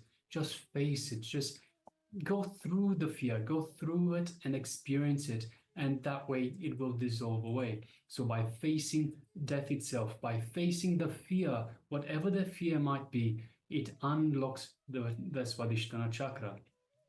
And of course, the powerful cognition for this is fearlessness is not the absence of fear. So fear will always be there. It is an energy. It is an energy that can fuel you. But it is important to understand that while it is always going to be there, you don't have to succumb to it. You can face it. So fearlessness is not the absence of fear itself, but it is the courage to handle, courage to face the fear itself. Next, we move up to the Manipuraka chakra, which is just above the navel. It's in between the navel and the heart chakra, and it is blocked by constant worry. So we worry about future events that have not happened based on the failures of the past. So while we worry, we block the Manipuraka chakra. And of course, Swamiji beautifully tells us that most of the worries, in fact 99% of the worries, do not even come true. So it is just worry for no reason. So the way to unblock this chakra, this Manipuraka chakra, is to stop worrying. It is in fact worrying about worries. It is worrying about nothing. So the way to unblock is to stop worrying. And the powerful cognition for this Manipuraka chakra is that all our worries are nothing but a collection of words in the language that we speak, in the language that we know. Next, we move up to the Anahata chakra, the heart chakra, in the center of our chest. And Swamiji has beautifully told us about this Anahata chakra in the revelations just prior. It is blocked by seeking attention and love from others. It is being needy for attention, needy for love. And the chakra itself, the Anahata chakra, the heart chakra, is opened, it is unlocked by expressing selfless love. Selfless love is love that is without expectations.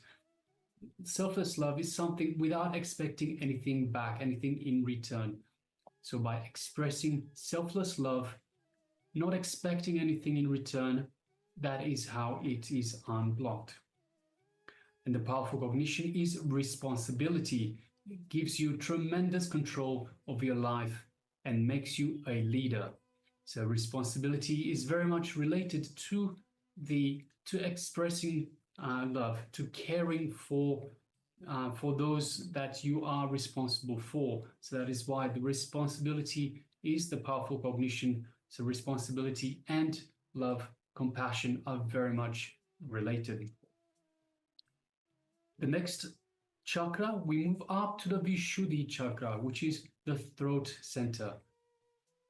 It is blocked by comparison and jealousy. So when we compare what we have to what others have, and we become jealous, comparing with others. So when we don't understand that we have enough, we are enough for what we need. So the universe has given us, the cosmos has given us everything that we need to navigate through our life. But unfortunately, we compare ourselves to others, to what others have. Of course, everyone is on their separate individual path. So what unblocks this chakra, the Vishuddhi chakra? It is unblocked by exhibiting your individuality without worrying about others. So without worrying about what others have, without worrying about what others say. And the powerful cognition, of course, is that you are unique. Every single one of you, every single one of us, we are unique. We have our own path, our own expression of the divine. So as such, we cannot compare, we should not be jealous, because what we have is just for us, exactly for what we need in this path, in this lifetime. Next, moving up to the Anya chakra, which is just between the eyebrows. It is also known as the third eye. This Anya chakra is blocked by seriousness and ego. So when we are too serious, we start creating issues, problems for ourselves. So, and it's also the ego, which the ego itself is not our true self. So we must understand the ego is our false self. Our true self, of course, is our high self, our divine self, which is the one that is in oneness with Paramashiva. So what unblocks this chakra, this Anya, third eye chakra? It is unblocked by innocence, pure, simple innocence, and intelligence. So simplicity, innocence, intelligence. And of course, by shedding all forms of the ego, by not getting involved in the games that the ego plays. And the powerful cognition, of course, is drop your ego and dissolve in the divine. So the ego is the false self, the divine is your true self. Drop the false self, your false ego, and dissolve into the divine. Next, we move up to the Sahasrara chakra. And of course, Swamiji beautifully tells us this is actually not so much a chakra as such, but an opening to the cosmos, to the divine energies of the cosmos. It is still blocked. So even though it is an opening, it is blocked by discontentment, which means not being happy with your situation, whatever it might be, not being happy with anything that you have. So it is unblocked, of course, by gratitude, by showing gratitude to the divine. And this is a very important understanding. Gratitude unblocks your Sahasrara chakra. Not only that, but by showing gratitude, you actually strengthen that feeling connection to the divine itself. And the powerful cognition is when you do not take life for granted and you are sensitive and appreciative of everything around you. So when you are appreciative, when you have gratitude of everything that you have. So Swamiji beautifully tells us we always look at what we don't have. We compare what others have to what we have, and we always point to what we don't have, but we don't appreciate what we actually do have. I mean, how many times have we looked at ourselves and said, hey, I have 10 fingers, I have 2 legs, 2 arms, I have everything that I need. There are so many people that don't. We have to be appreciative of everything that we do have as well. These are the things that we require for our life. This is for our path. So everyone has their own path. Everyone is a unique expression of the divine, and everyone has everything they need to navigate through this path. All right, so we'll just give you a few more moments to write this down. So take a few moments, write this down, and we'll come back in a few moments. Please go ahead.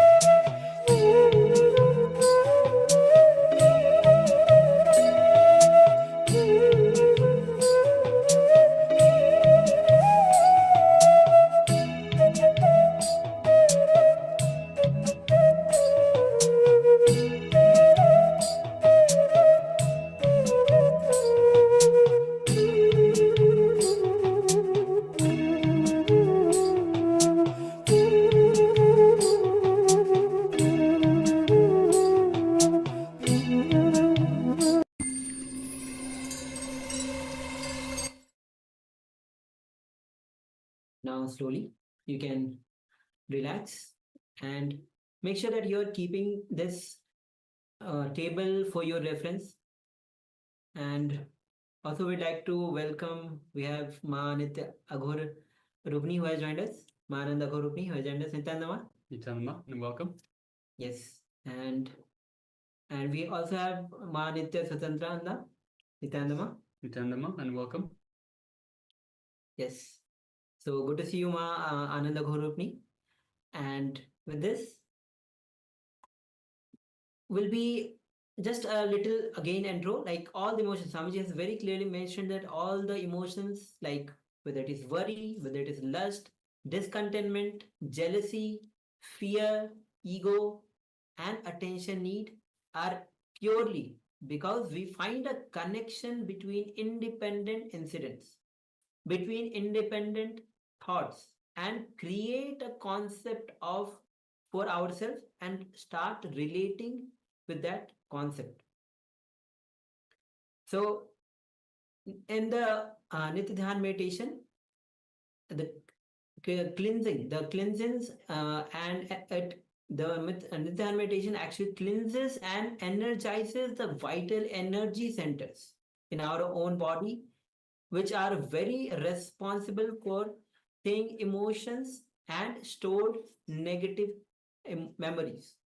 So, Swamiji already introduced that due to various emotions, whether it is worry, lust, or various kind of things, our chakras, each of these chakras get blocked. So, when we do the Nitya Dhyan meditation, it cleanses and energizes these vital energy centers in our body. So, make sure that you remember, because as we move on, we'll be working on each of these chakras to unblock it, cleanse it, and unblock these chakras to awaken its full potential. All right, so now let us move on to the next segment, which is the power manifestation segment. Yes. So the next is the power manifestation, which is consciousness over matter. This is one of the beautiful power manifestation that Swamiji has given to us. So before entering into manifesting this power, let's enter into the Sas Pramana, which is the scriptural reference for manifesting the power of consciousness over matter. So this is taken from Vijnana Bhaira Tantra, Dharana 95, Sutra 120, and the words goes as Vachit vastuni vinyasya sanadrishti nivartayet tajjnana chitta sahitam devi sunyalayo bhavet. Bhagavan Paramsiya says, having fixed one's eyes on a particular object, vastu, one should slowly withdraw the sight from that object, as well as slowly eliminate the knowledge of that object along with the thoughts and impressions of it. Then, O Devi, one abides in Shunya, the state where there is nothing other than this exists, which is the state of all inclusiveness or infinity. All right, so let us now prepare ourselves. So we'll be starting with having a fruit or a coconut in your hand. So we request all the participants, if you have a coconut, that is the best. If you don't have a coconut, any round fruit. So request everyone to please gather a coconut or a round fruit and have it with them in preparation for this power manifestation. So please take a moment and gather the round fruit. Once you have a round fruit or a coconut with you, do let us know so we can proceed forward to the next step of the power manifestation. So just take a moment now and gather a coconut or a round fruit.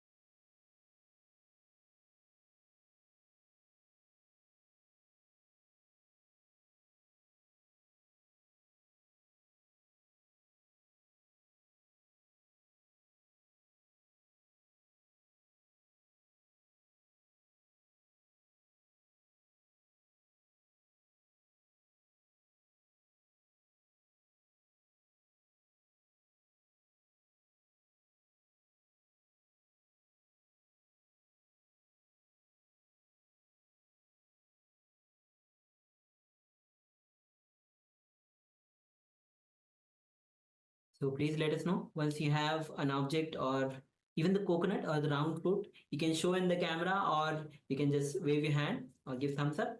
Let us know, then we'll be entering into the next step of manifesting this power of consciousness over matter. Yes, Ma Ananda Guru, please says thumbs up. Thank you, Ma.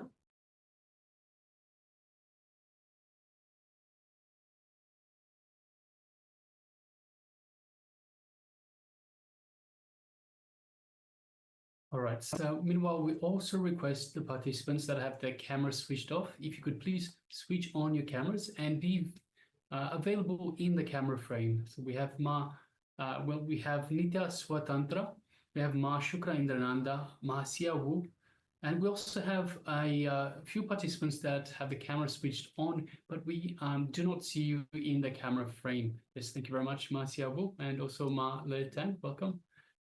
Good to have you.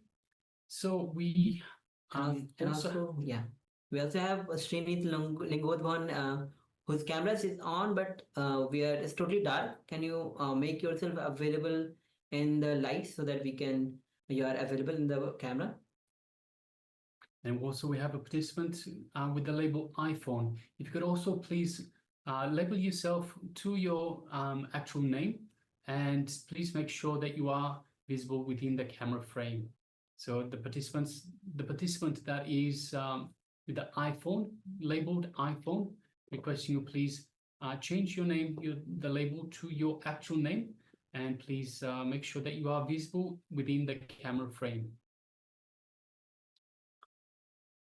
All right, so once you have the coconut or the fruit ready for this power manifestation, let us sit comfortably, once again with the head, neck, and spine in a straight line.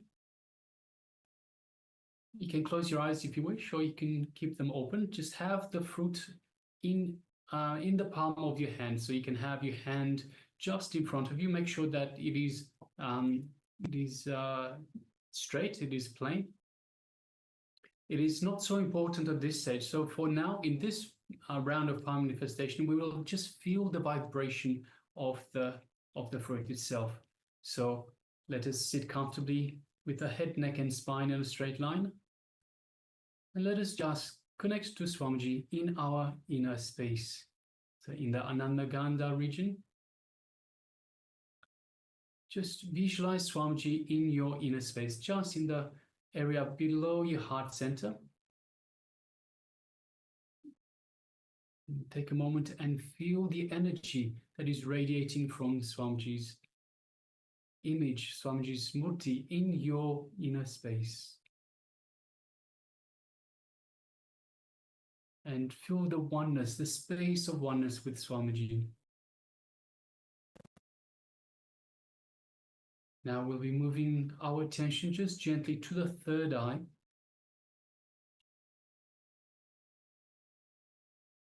And through the third eye, let us look into Swamiji's third eye.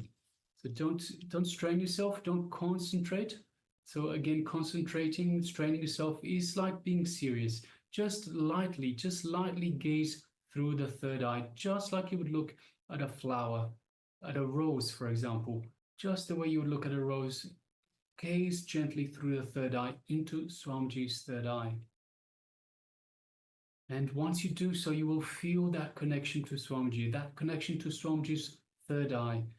It's an energetic connection, and you can feel a little buzz of energy in your third eye.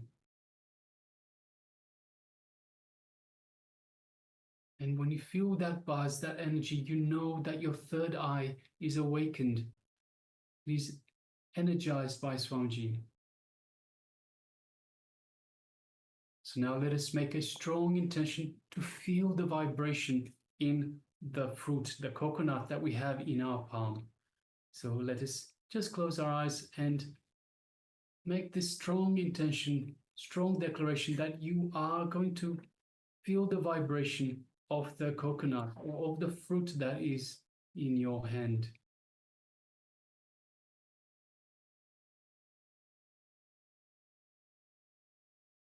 Now let us start chanting the Mahavakya.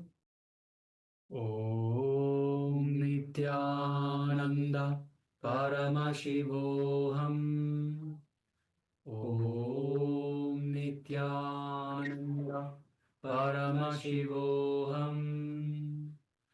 Om Nithyananda Paramashivoham. Let's continue chanting the Mahavakya. And from this space of oneness with Swamiji and the strong declaration, feel the energy in the fruit or the coconut in your palm. Let us now begin.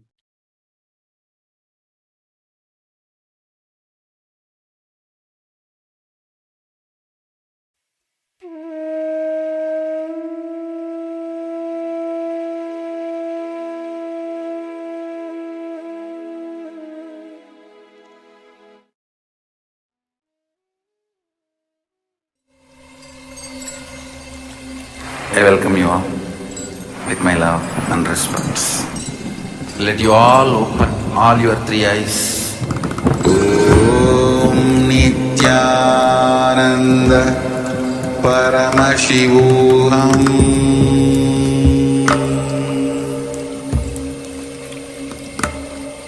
Om Nithyananda Paramashivoham.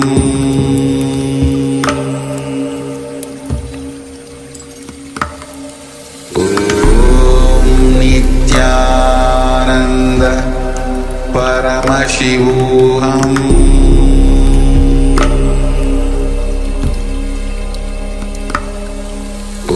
Om Nithyananda Paramashivoham.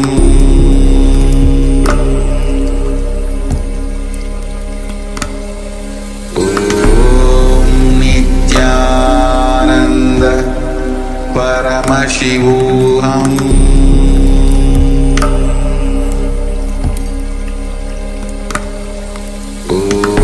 Om Nithyananda Paramashivoham.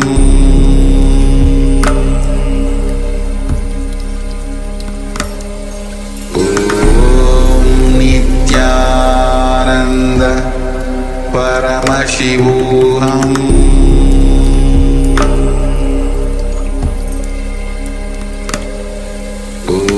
Om Nithyananda Paramashivoham.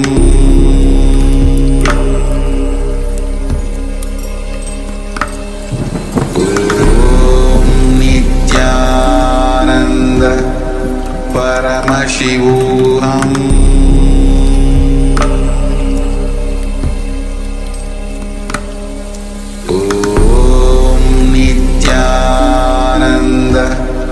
Paramashivoham.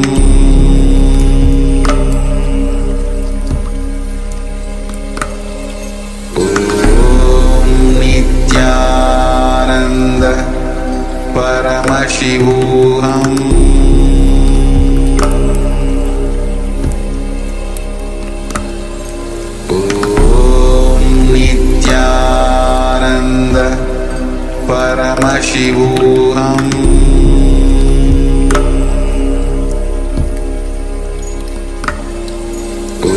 Om Nithyananda Paramashivoham.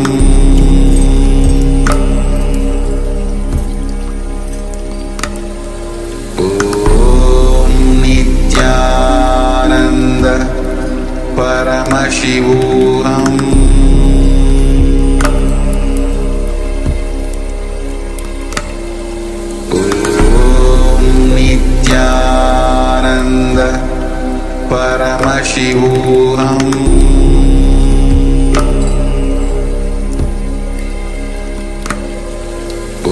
Om Nithyananda Paramashivoham.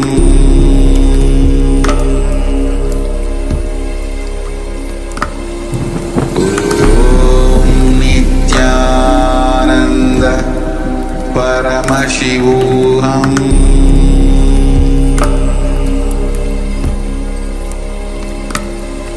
Om Nithyananda Paramashivoham.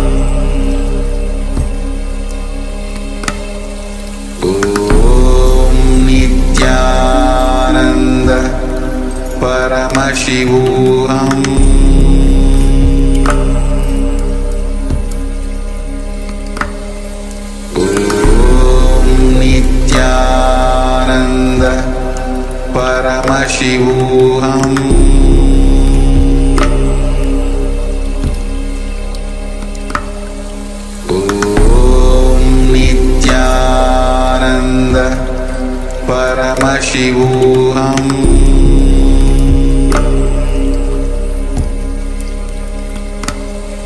Om Nithyananda Paramashivoham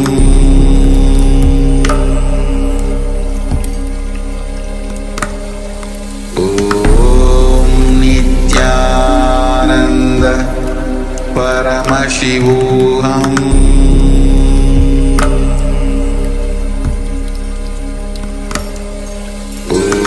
Om Nithyananda Paramashivoham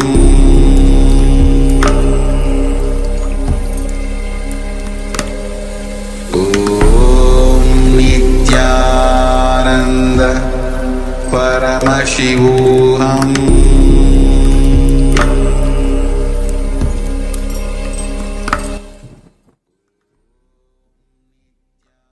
All right, so you can relax now. And take a moment and let us know how you went. How did you go? Were you able to feel the vibration of the coconut? Feel the vibration of the fruit in your hand? So we have, I can see Ma Ananda Gorarupi and Ma Siabu still with the fruits in their palms. Yes. Let us know how you went in terms of the vibration, feeling the vibration of the coconut or the fruit. So take a moment and share with us, please. And also, this is just the start. Ma Siawo is trying to share something. You can put that in the chat box. An orange, yes, Ma. Yes, orange. Yes, thank you, Ma. And we are just joined by Ma Ning. Yes. Yes, Nithyananda Ma. Nithyananda Ma, welcome. Yes. Good to have you with us. Yes, and Ma Xiao, please share your experience, whether you felt the vibration or even if you move the coconut. That's also the next power. That's the next power of, as you already might have manifested this power before as well. So let us know how you went through this power manifestation. Yes, so this is the first round to just feel the vibration of the coconut or the fruit that is in your hand. Just get that feeling of being inside. So be inside that fruit and feel that vibration. So if you've just joined us, Amaning, you've just joined us. So this is the power manifestation segment. So we are just about finished, just getting the responses from participants in terms of the power manifestation. And next we'll be moving on to the next segment. But requesting all the participants, please share with us your experience of this power manifestation. Did you feel the vibration of the fruit or the coconut that is in your palm? Yes. And also, this is the power of consciousness over matter. Means your consciousness has power over any matter. This is a fruit which you are moving on your hand, feeling the vibration of the object or the fruit in your hand. This is just a start. Swamiji shares various stories. One of the story which I am remembering now, I'll just like to share. Where Swami, when during his Parivrajika Yatra, when he was in the Himalayas, he went to one of the Himalayan range where Guru was sitting with disciples, and he told his disciple yesterday that to apply the technique to move the mountain. He gave the technique to his disciple, and he asked, Swamiji was saying that he had the fortune to sit in front of that Guru and the disciples, those who were there, and he asked, did you apply that technique? The disciple said, at that moment only he applied the technique and he moved the mountain. So so there's no limit to the power itself. So you can feel the power of vibration of the coconut or the fruit. You can move the coconut out of the hand. You can move mountains. Yes, so with practice and of course with removing the patterns that are inside you, that are stopping you from manifesting. So once you remove these patterns, anything can be moved. You can apply your consciousness over that matter. So for now, let us know how you went for this power manifestation. Did you feel the vibration of the fruit in your hand? And of course, requesting the participants. We're also just joined by KAILASA Toronto. So welcome to KAILASA Toronto. Welcome, good to have you with us. The camera is switched off, so if you could also please switch on your camera, that would be fantastic. And also we have a number of other participants that still have their camera switched off. We have Nithya Swatantra, if you could please switch on your camera. Mark Shukra Indrananda, if you're there with us, please switch on your camera. And of course we have Mark Haley Wang and a participant that has the label as iPhone. If you could please both make yourselves visible in the camera frame. So the camera is switched on, but we do not see you there. All right. So we have one sharing from Ma Ananda Agora Rupini. Yes. So Ma Ananda Gurupini shared the first time will take longer to fall, and second and third time will fall faster. Yes. So definitely, and again, I guess how it says, go on manifesting. That's why the more and more you manifest, the connection. It's all about the connection with Swamiji. The more you have the deeper connection with Swamiji, it goes on. The oneness grows in you, and the oneness grows in you. You are able to manifest the powers. So you have already manifested so much times in the past. Also, you have manifested this power. So do not have the habit of not performing the power manifestation. Even if you're not in the sessions, keep on manifesting the powers. It will manifest much more in much more greater qualities. And of course, just as I mentioned just prior, if you're not manifesting a power, have a look inside at what is blocking you. See, we are all Paramashiva. We are all divine. We have access to all the powers of Paramashiva. We have access to all the powers in the world. So if we're not manifesting, what is stopping us? And of course, it is not ourselves that is manifesting, but it is the divine that is manifesting through us. But our patterns stop this from happening. So we need to have a look. It's similar as you have a river and you have all these stones in the way. So the river is being blocked. The way to let the river flow naturally is to remove the blocks. You remove the blocks out of the way, the rocks out of the way, and the river will just simply flow. It is a similar way with the powers. If you remove the incompletions, the patterns that we have with that particular power, then it will just simply manifest through us. It will simply just run through us, just like a river would flow. Yes. Thank you all for being a part of this power manifestation. As the day progresses, we'll be having multiple rounds and various levels of the consciousness over matter. So stay tuned for the power manifestation. And with this, now we'll be entering into the first chakra, which is the Mooladhara chakra. Someone says very beautifully that this is chakra itself has nothing much related to the sex itself, but all the images that we carry, all the imaginations, fantasies that we carry.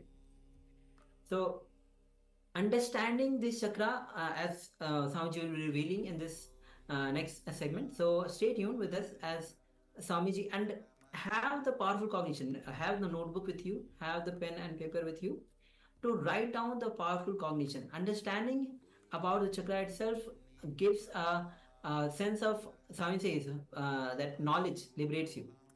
So you want to make sure that you write down the powerful clicks.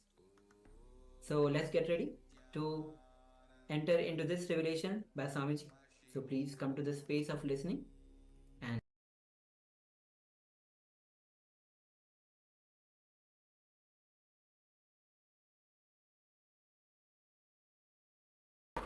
so now we come to the first chakra. First chakra is Mooladhara. As I told you, there are two ways to open these chakras. One is meditation, another one is maturity. Maturity means just understand in which way these chakras are locked. Get the key and open the chakras. If you know how to open the chakras, you will see the maturity descends on you. This chakra is locked by a particular emotion. Each chakras are locked by a particular emotion. If you know how to unlock it, the chakra energy released in you, and you can float with the energy of the chakra. The Mooladhara chakra is concerned with the sex.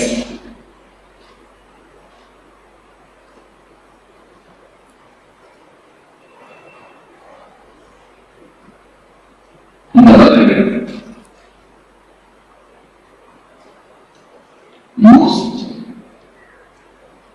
talked about, most discussed about, most of the books are written about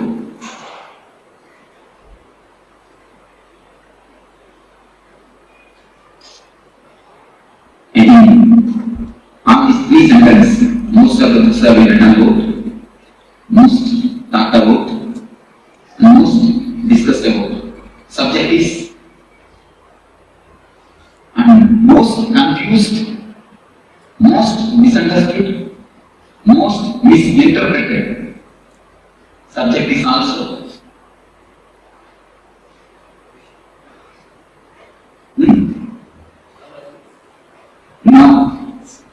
Now, sex. This is the subject. Most talked about, most discussed about, most written about, and most confused, most misunderstood, most misinterpreted. No other subject is talked about so vastly. No other subject is talked about so vastly as this subject. But no other subject is misunderstood as this subject. We try to avoid the subject, we try to indulge in the subject. The man who tries to avoid the subject tries to avoid the big pit in front of him. If he doesn't know that pit is there, how is he going to pass it? Man who tries to indulge in the subject is trying to jump into the pit. So both are not supposed to be done. We should know and grasp it. Either we try to avoid or indulge. You try to do anything else? What is the reason? Wishes, signs give a very beautiful, clear understanding of this subject. The man who wrote the Kama Sutra, the science of this book, of this subject, is a sannyasi like me. He is a rishi, Vatsyayana. He is a rishi, he is a sannyasi like me. He is questioning, what authority do you have to speak about this subject? He is questioning, I think proper questioning, the right questioning. Any man who is very intelligent will do this questioning. What authority do you have to speak about this subject? Yes, actually, logically, I have no authority to speak about this subject. Vatsayana very clearly answers in his book. But example he gives, I have modernized and I am living in a modern day. He gives an ancient type of example. In those times, there used to be an Ayurvedic system which is used to use the electricity means the bioelectricity. He gives that example. I am giving the very clear example. Electrician knows how to switch on and off the switches. He knows what is the circuit behind the switches and the instruments. Whether you switch on, what will happen? Switch off, what will happen? Everything he knows. He may not have switched it on and off. He may not have directly done it. but he knows the science behind it. He knows the energy flow behind it. But a man every day uses a switch. He is switching on and switching off. He may not know the science behind it. Am I right? Many of us know only how to switch on and off, not the science behind it. That is why many times we get shocked. That is the reason many times we get shocked.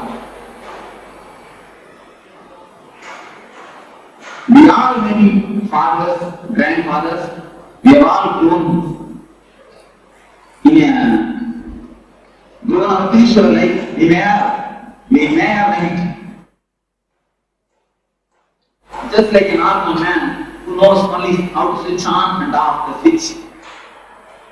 But he doesn't know the mechanism or energy flow behind it. Just like an ordinary animal, living with a simple basic instinct. But Marciana says, I may not know how to, I may not have done the switching on and off, but I know the background energy flow. I am the man only as an authority to speak about these things. Marciana says, a real sannyasi is the only person who is authorized to give an idea about the subject. Nobody else has got any authority, he says. Because, he gives one more example. If some 2% are playing chess, Sadhuranga, chess. 2% got involved in chess. When you see from outside, you will be having a right idea, you will be having a right move, you will be moving the right movement, but they will not do it. Have you ever experienced it? When you see from outside, you will be doing the right movement, they will not be doing it. But when you sit and play, you will not be doing the right movement. The person who is outside, he will be moving the right movement. And you accept this. What is the reason? He has no pressure that he has to win. The man who witnesses has no pressure. The man who is outside has no pressure that he has to win. The pressure makes mind dull. So a man who has jumped out of this being, samsara chakra, a man who is outside this being only can give a right idea about the being. If you are sitting in a giant wheel, you can take the example of giant wheel. If you are sitting in a giant wheel and rounding, can you give a right idea about the giant wheel? Can you? When you have jumped out of it, when you are away and looking at things, seeing things are happening, you can give a right idea about giant wheel. So a man who has come out of it, who is beyond, who has transformed the energy, who has jumped out of the samsara chakra, can only give a right idea about this subject. So you come to the question, what is sex? Today, biology proves all men are 51% men, 49% women. All women are 51% women, 49% men. Just 1% this way or that way. 1% only this way or that way. But when we start growing, society doesn't allow the women part of us to express.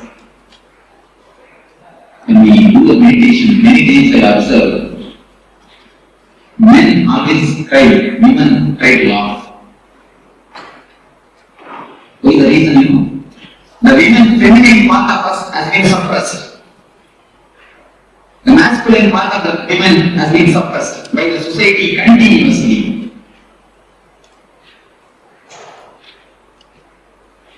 When we start growing, we slowly start collecting the image that 49% in us tries to satisfy itself through mother and father. That is why girls are always attracted to father and boys are always attracted to mother. From there, the sex starts, the science starts. We start slowly collecting the images, prints.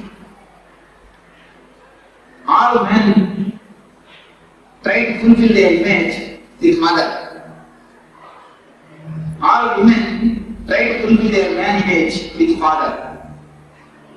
The art is suppressed by the society. When it is suppressed, we try to fulfill it with the father and with the mother, having some loving relationship. Then after a few years of growth, we start collecting the images from many people, from the outsiders, how a real woman should be, especially from media, how a real man should be. We start collecting the images and start preserving it in our system. The repressed or suppressed women is always in the unconscious. It's the deep science actually, what is happening in the mind. When you go after a certain age,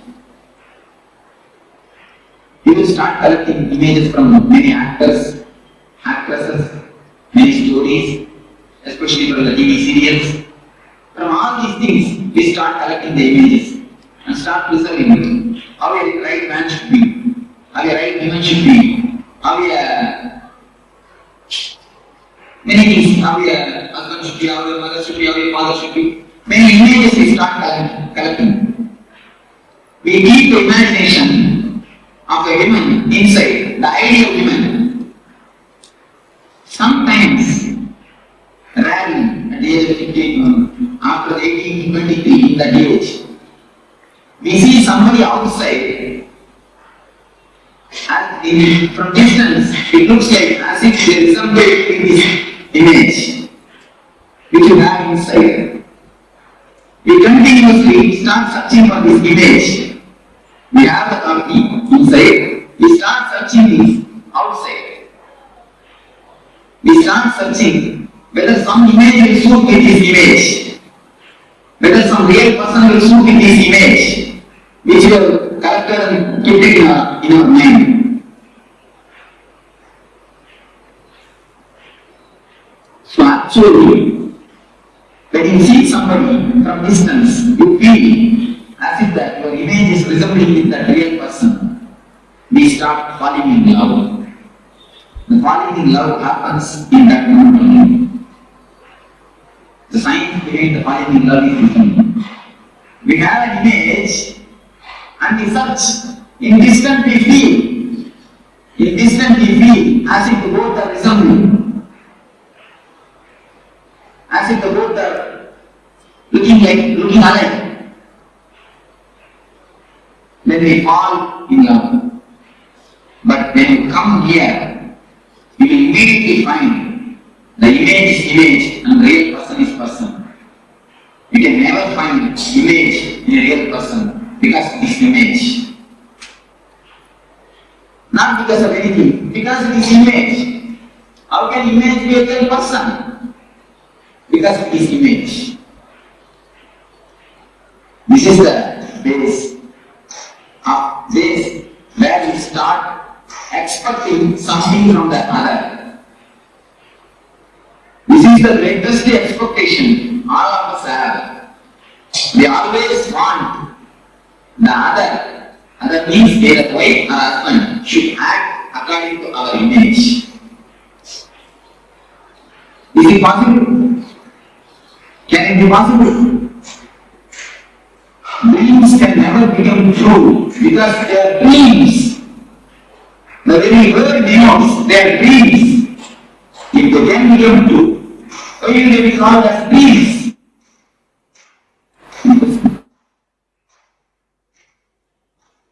But we heard very clearly. Please listen with full attention and try to digest what I say. That's why very slowly. If any question please raise, now suddenly will come to the clarification. This is the way in which our expectations about others starts. We collect all types of images from media. Wherever we see the ideal person, we collect that image and leave it inside and try to actualize it. We try to make it a reality with a living person. Is it possible? It can never be. That is why all love ends in pain. All capital letter A-L-L we can use. All without exception. There are, we can say there is an exception, one or two, like Ramakrishna and Sharada Devi. Both of them have no image. Both of them have no expectation. So something directly happened between them. The pure love transmission, of course, that type of exception will limit. In ordinary plane, all of us feel that we got cheated. Men or women both feel that we got cheated. The reason is the basic scientific research. If you don't understand, you will put the blame on others. Other is never to be blamed. Blame is take the blame on you. You expected, you imagined, and you try to force your imagination upon others. Who will be the responsible for the failure? Who can be the responsible?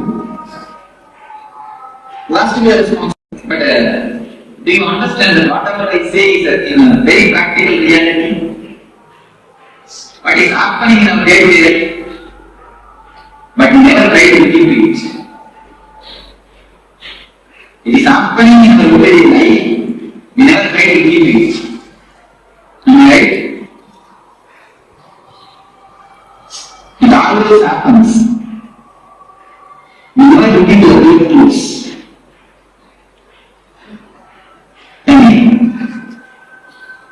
So, when we see that our image is not the reality, when we saw from a distance, it looked like what is in my hand, or this green. That also looks like a green. When it comes near, no, it's little yellowish. When it comes more near, no, it's slight white. When it comes near, you will see it is red and it is white, it is green. Totally opposite and totally different. Then you think you have decided wrongly. Then what we do? We don't keep quiet. We start sculpturing the man according to our image. Women sculptures man, man starts sculpturing women. We try to possess each other. We try to make them into a matter. If you want some furniture, if you have a chair, you can keep it where you want. It will act as you say. If you keep it there, it will be there. You can give it to somebody else. And if you have wood, you can make furniture according to you and keep it there. But as you possess these furniture, do you think you can possess your life person? If you possess a live person, what you are doing then? You are making a spirit into a matter. You are reducing a man into a matter. You are degrading him or her. When you degrade somebody, do you think she will respect you or he will respect you? No. Problem starts. Problem starts. The unending war starts. Almost I can say unending war. Unending war starts. Our whole life, the so-called life, is nothing but this unending war. Any of your house, I can go more deep into this subject. We need breathing business. Almost. Always it goes in such a way. So they have an image and they start carving. The whole day, 24 hours, she is with hammer and chisel, you are also with hammer and chisel. When you find her, you start chiseling. When she finds you, she starts chiseling. The house is continuously completely filled with chiseling sound. Keep quiet. Don't stand. All these sounds are nothing but chiseling sounds. The continuous chiseling sound is resounding in the house.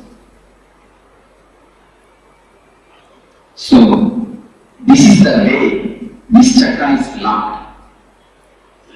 When you expect something from others, when you try to fulfill your imagination by disturbing others, this chakra gets locked.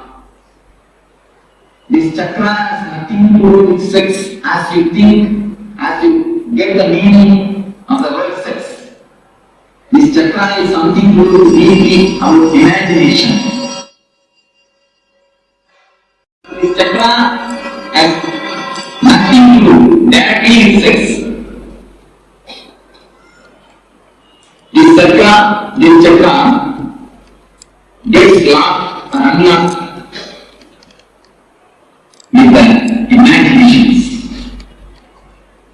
When I say that this chakra has nothing to do with sex, I mean whether you are a brahmacharya, sannyasi or grihastha, this chakra can be opened. Even for sannyasis, this chakra can be locked. So it has nothing to do with the outer condition of life. I want to say, this has nothing to do with the so-called celibacy. The real celibacy is this.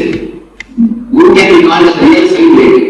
Man who has dropped his inner image.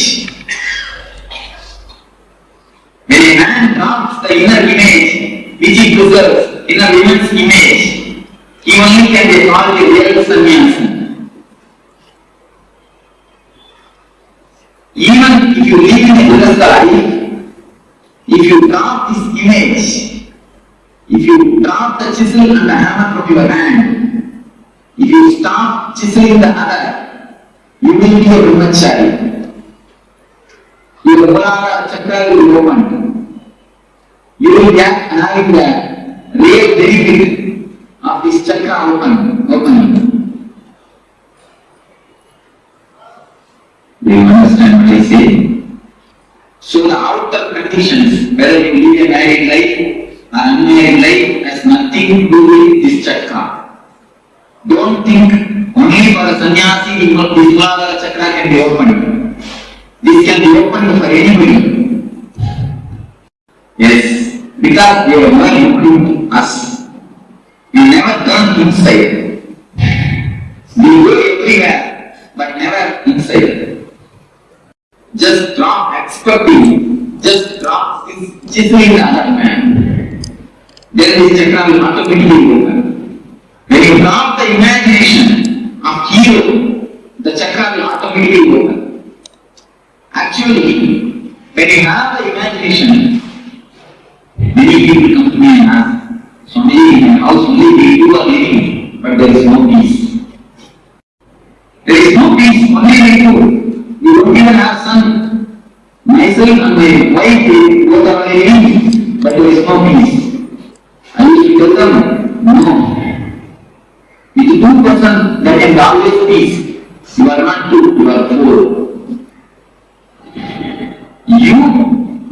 imagination about your wife. She had imagination about you. You four are living. With four, you think peace can live? Peace can be with you? With four, peace can never live. With two, peace can live. With four, it is impossible. So if we drop the imaginations, two things happen. Yes. What I mean is, we always got the images of heroes and keep it in our mind. We want that should be not in reality from our husband, from our wife. That is the way I understand. Yes, if you drop that, this chakra can be opened. Don't expect that it should be according to you. You should act according to you. Not only about husband and wife, even about father and mother can keep an idea. How the ideal father should be. Today all of you have a homework. The 5 things you will write. Today please go and write and see. One thing I will just tell them and then you can come. Father, mother, wife or husband. If you don't have wife or husband, no problem. If you have wife or husband, son and son or daughter. Is about some 5 relationships. You write how you expect them to be, how you feel the ideal father will be. You just write down 2-3 points. So all these 5 relationships, write ideal your vision. The ideal father, ideal mother, or ideal son, or ideal wife, or ideal husband. You will find if you dig down your unconscious, you will find all your ideas are just from the TV serials and cinema. All your ideas you will find. And few times I check with people. I just ask them to write down how your house furniture should be. It will be corresponding to serial.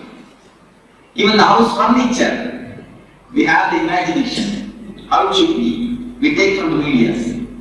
Before that, there were dramas. If you really on the dramas, there were uncle images. Huh? Even now, even in earlier time, you see from kings, they torture as best they can, and she tortures as best she can. She tries to make a Rama, we try to make a Sita. But finally, what happens? Anjanaya comes out. We do not know what happens. Anyhow. So the imagination and trying to project it disturbs this chakra. If you can drop the imagination, if you can stop chiseling the others, this chakra will be completely opened.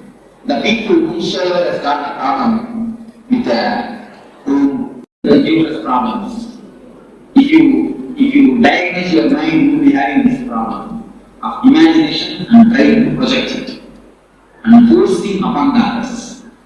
Of course, women have their own way to force. They don't force with chisel and anger, they force with tears. They force with tears and crying. So they have their own ways. Apart from the husband and wife, relatives, what happens to the boss asking his employees to be according to what he wants to chisel? Yes. What about that? You see, it is so in the business world there is no other way. One thing you can do, you do your art of chiseling with consciously. Do all your chiseling and see that it doesn't disturb you. It can be done. Now if we chisel, afterwards we will come and sit and feel the guilty consciousness.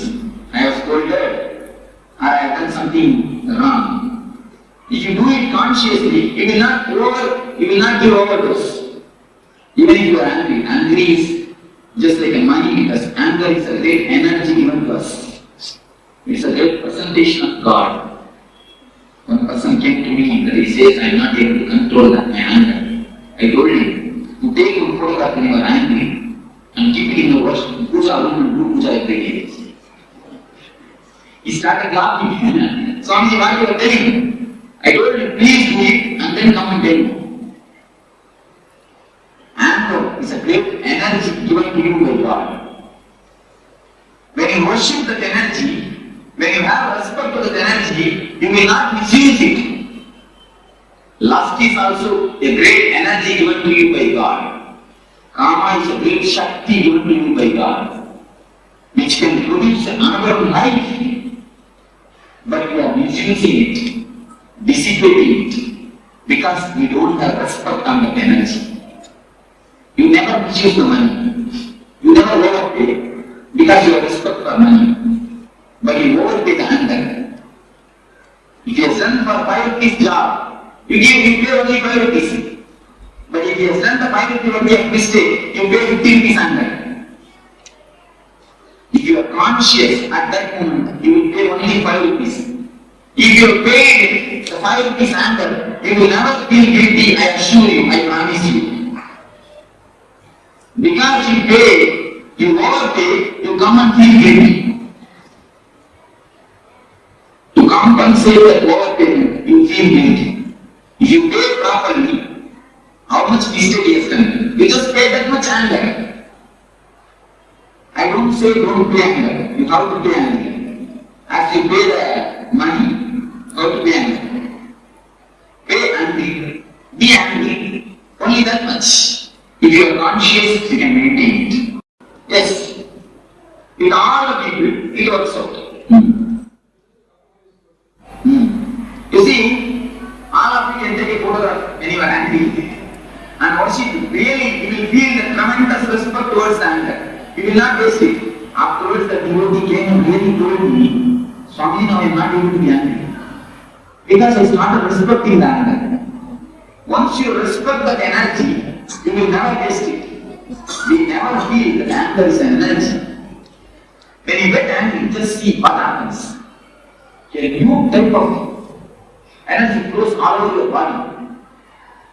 Your eyes are becoming red and blood started flowing more and becomes faster. See the difference. See the energy flow. Because we always fight with the energy. If you don't fight with the energy, if you know how to use it consciously, you will never have that. There is no need that other person should know. You can show him the outer result. What you are asking is, if I don't show the enough result, outer result, enough impact, enough punch, he will not respect me next time. That's what you are asking.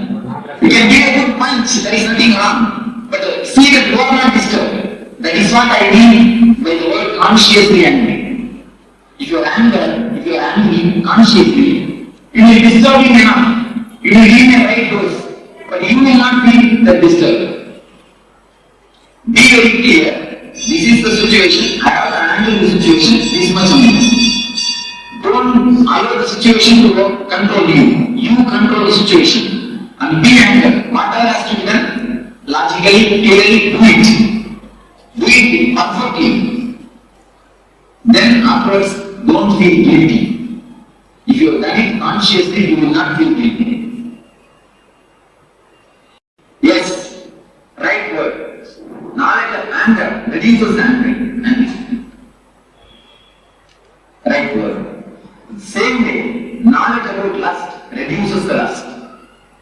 Because both are one and the same. Both emotions are two sides of the same coin. If it is allowed outwardly, it is called lust, kama. If it is stopped, if some obstruction comes, then it turns as anger. If somebody doesn't allow to have what you want, then immediately it is converted, it transforms, it becomes an anger. So both emotions are the two sides of the same coin. So how to open this chakra is just drop all the imaginations which you have. Don't expect anything. Then in your house, you will see two persons only will live. Accept the person as he is. there are few people come to me and tell, Swamiji, I love my wife very much. That is why I try to convert her. I make her as I want to. I want her to be. Am I right? Many people won't tell me. And you also think, because I love him, that is why I force him to do what I want. Is to answer them. You don't love your wife. You love the image which you have in yourself and try to force that image on her. You will love her if she acts according to your image. If she doesn't, you won't be loving her. So your love is not towards her. Your love is towards the image. That's the real truth. Your love is towards the image. How she should be. That is why you force her to be as you want. So, when you drop these imaginations, the Mooladhara Chakra energy will be awakened. One thing. As a byproduct, your house all will become a great Kshetra. All our houses are almost ready to good Kshetra. Our houses have become good Kshetras. Am I right? Our houses have become really good Kshetras. Actually, so if I speak about Namrata, I will pull down the whole structure of Jyotisha. It is a sheer nonsense. Having two paper pieces, going to some person asking how my life will be. What right you have to live if you don't decide how your life will be? Going and asking some person who is unknown about your life, giving him 2 pieces of paper, please just see and tell me how my life will be. What type of life you are living, I don't understand. You are the man who is living. You know the person comes of your life. You are the person who is living. You don't know about your life, you are going and asking him. Then what type of intelligence, which intelligence we are living, I don't know. It is sheer bullshit. In Jyotish Shastra, there is a science. There is some truth. In original Jyotish Shastra, it is complete science. But going to some Jyotish is an utter idiotity. It means we don't know about our life. We don't even have the intelligence to run our life. If we don't have intelligence to run our life, if we don't have intelligence to decide about our situations, if we are not able to take the responsibility of our life, we have no authority to live.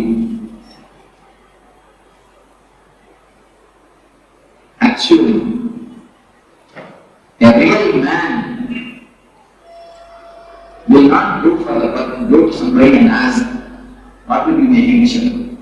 Many people come to me and ask, Swamiji, what will be my future?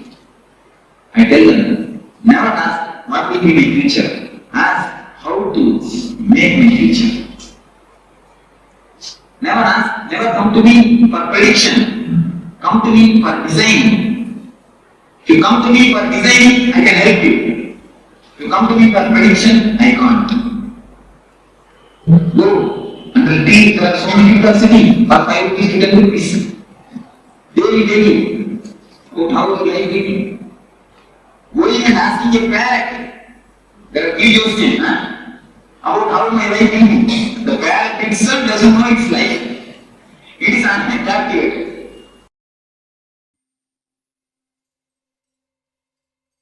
Yes, Nithyananda, all of you. So this is the revelation by Swamiji on the Mooladhara Chakra. So take a moment to share your understanding, your powerful cognition, that understand the click that you received from this revelation by Swamiji on Mooladhara Chakra. Swami says very beautifully that it has nothing direct, this Mooladhara Chakra has nothing directly related anything to the sex itself, but images that we carry, that we build and we project that onto the other person, and it's never gets fulfilled because it is an image. Just like how dream never gets fulfilled because it is a dream, in the same way image that we carry can never be it will not get fulfilled because image is an image that we have carried. It's not a and we are projecting that on the living being, and when we project that we try to possess that and try to mold the other person into the image that we carry. And when we possess the other living being, we reduce the other person from being to the matter. So please take a moment and share and understand, make more an interactive session, start cognizing and sharing your understanding, sharing your cognition, what you understood. Yes, we have been joined by KAILASA in Nithyananda, and also we have, yes, Nithyananda, and we also have Nithya Paramashivoham Anandini who have joined us, Nithyananda, and also Nithya Arunachala has joined us, Nithyananda. Also requesting all of you to switch on your camera, be available in the cameras. Understand these powerful truths the Swamiji is revealing. It's the moment we cognize, transformation happens that and there itself. So having, Swami says very beautifully, listen. When you listen, you internalize these powerful truths and the transformation happens. So coming back to the Muladhara Chakra, when you drop these fantasies, the images that we build and try to project on others, expectations that we build on others, and the other person also has the same image, and the chiseling goes on as a never-ending war, unending war, Swami says. All right. All right, so let us now move on to the next segment, which is an internalization exercise for the same Muladhara Chakra, the root chakra. So in this exercise, we will align our inner and outer image. So what is our inner and outer image? So the inner image is the image we have about ourselves, the image that we see, how we see ourselves. The outer image is the image that we project to others. So usually the outer image will be something that we compensate for the inner image. So if, which is happening most of the time, if the inner image is less than the outer, less than what it should be, then the outer image will be something to compensate for that. So let's say, for example, you might have a belief about yourself that you are weak, and you are unlucky. Then you might project yourself in your outer image, project yourself to others as being lucky, as being strong. So in this exercise, we will start with a piece of paper. So requesting everyone, please have a piece of paper in front of you and a pen, and we will draw a line right down the middle of that sheet of paper, making two columns, and in one side we will call it the inner image, on the other side the outer image. So I'll just give you the information for this moment. We'll go ahead and do this shortly. So first of all, we'll make two columns. So with a straight line down the middle of the page, we'll make two columns. On the left hand side we will have our inner image. On the right hand side we will have our outer image. So that is the first step. And then in the first column we will make a list of the top 10 inner images, inner beliefs that we have about ourselves, how we see ourselves. And this is only for you, so please make sure you be honest and be thorough. Have a look through the top 10 images, how you see yourself and how you believe, what you believe about yourself. So whatever it might be. The idea is to dig it out, to make sure that we can align these images not to the lower. We'll be going to the higher image, but for now let us just make the two columns, and on the left hand side identify all the top 10 inner images that we have about ourselves. So again, if whether it is I'm weak, I'm friendly, I'm unlucky, whatever it might be, this is all that's going to go in that first column. Then in the second column, we will write the corresponding outer image. So once again, if you see yourself as weak, you would write in the right column in the outer image that you project yourself as strong. Perhaps this is an example. So whatever it is for yourself, this is for yourself and only for yourself. So please make sure that you do this authentically, you do this with integrity, and make sure that you are honest with yourself. Have a look through and let's dig this out. So 2 columns, left-hand side, inner image, right-hand side, outer image. Let us just have a few minutes and do this first part of the exercise. And of course, if you have any questions at any time, please do let us know. So we'll be monitoring the chat. Please let us know if you need clarification in any way. So if you feel also that you don't want to write it in public chat, you can write us a direct message. But please make sure that you do ask questions if you are unclear about anything, any part of the exercise.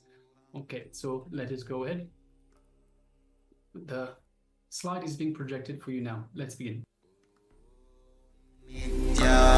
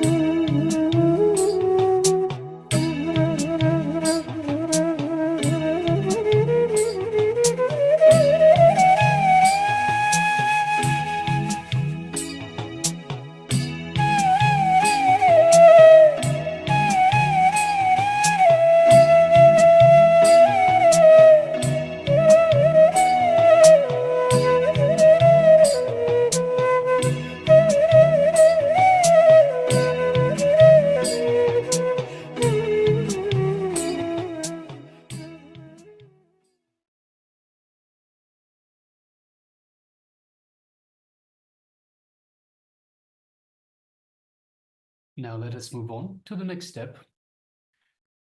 Compare each inner image and outer image that you have noted down. And wherever you find a conflict, so wherever they're not the same, start tuning your inner image and outer image. So what you perceive as you and what you project as you to others. So inner image, what you perceive as you, outer image, what you project to others. So start tuning your inner image and your outer image by always choosing the higher idea. So for example, if your outer image is higher than your inner image, as is the case most of the time. So we saw in the earlier example, if you see yourself as weak as your inner image, your outer image is higher by showing strength, that you have strength to others. So wherever the outer image is higher than your inner image, decide to tune your inner image to match the outer image. So don't reduce what you project yourself to others, but increase what you perceive yourself to be. So in this same example, if you see yourself as weak, but you project yourself as strong, then tune your inner image, see yourself as strong. So this way you align the two images. So both the inner and outer image will be strong, that you are strong. So let us continue this for a few minutes.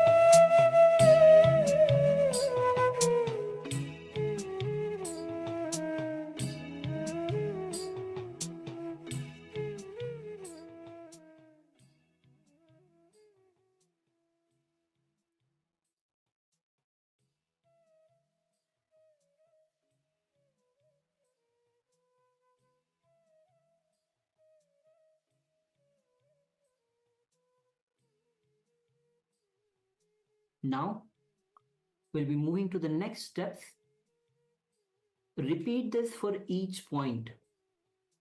Compare both identities which you have penned down. Whatever qualities are best in both, choose those. Draw a star against all your best images. Continuously tune yourself to your peak image. Now, in the next step, identify the obstacles that stop you or distract you from achieving what you want to be, who you want to be, how you want to be. One of the biggest obstacles for most of people is self-doubt, which is a negative thought pattern that happens because of the memories of past failure. So please go ahead and continue with this step. Paramashivoham.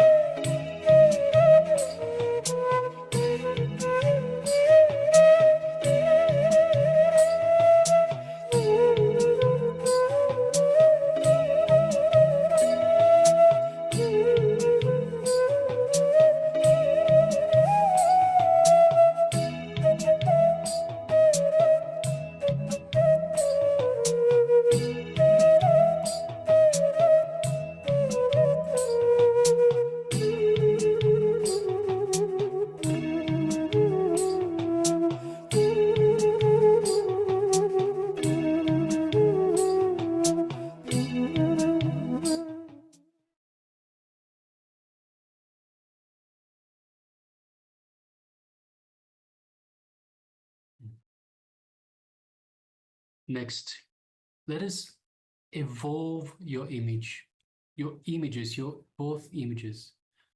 So whichever thought is in alignment with your peak possibility, encourage it, enrich it, and entertain it. Whichever thought is not in alignment, just complete with it. Consciously, decisively complete with that pattern. And let us go on completing every day with every one of those patterns, which are stopping you from achieving your peak possibility. So once again, we need to encourage, enrich, and entertain all thoughts that are in alignment with your peak possibility. We need to encourage it, enrich it, and entertain it. If it is not in alignment, then simply complete with it and consciously decide to go on completing every day with these patterns that are stopping you from achieving your peak possibility.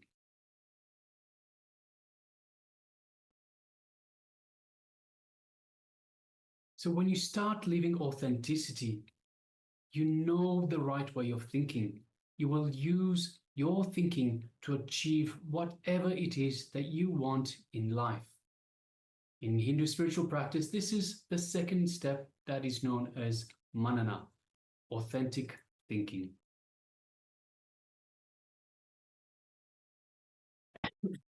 When you are authentic to the current image we have about ourselves, a new higher image is revealed to us. When we are authentic to that image, higher and higher images are revealed. Authenticity will take us progressively to higher peak possibilities. So let us have our thinking be established in authenticity, continuously expanding ourselves towards our peak possibility.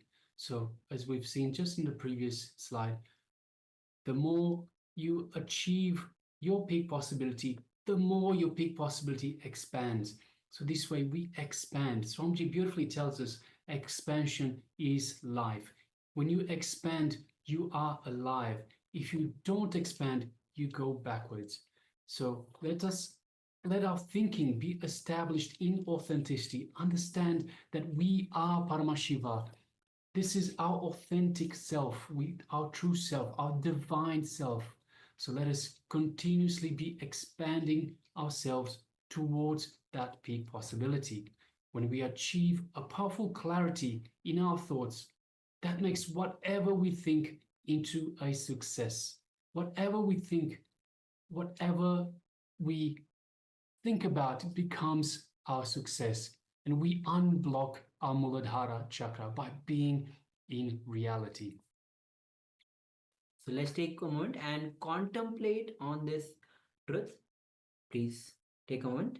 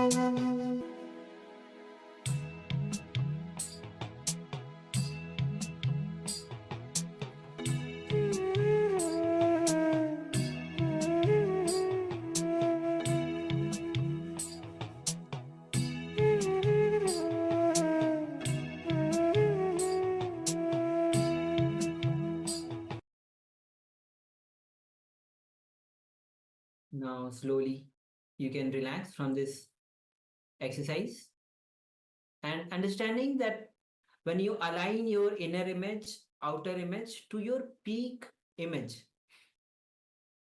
again and again go on aligning your image to your peak image, whatever it is, whether it is inner image or outer image, to unlock the Muladhara Chakra. So with this, now we'll be moving on to the meditation to unlock the Muladhara Chakra, and this is going to be the Dukharna meditation. So this meditation is Swamiji has given us to, as we go through, as for all the 7 chakras, we are starting with the Muladhara Chakra. So slowly we'll be moving on to the next chakras. So this Muladhara Chakra meditation, which is actually the Dukharna meditation. So please come to the space of listening.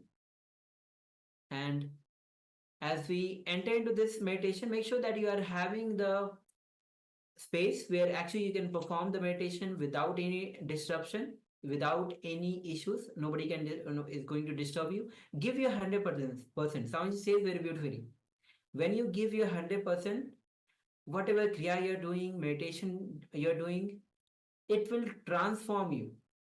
So make sure that you are giving your 100%. And also we are joined by Ma Parabrahma Swarupini, Ma Nithyananda Ma. Nithyananda Ma, welcome. Yes.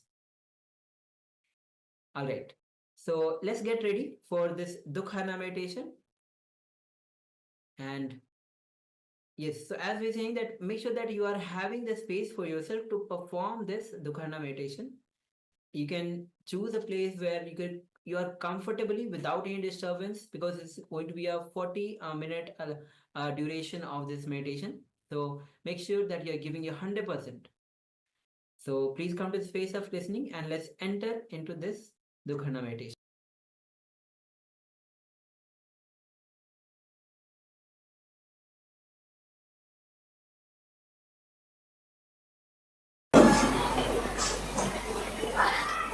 So this meditation is called Dukharna.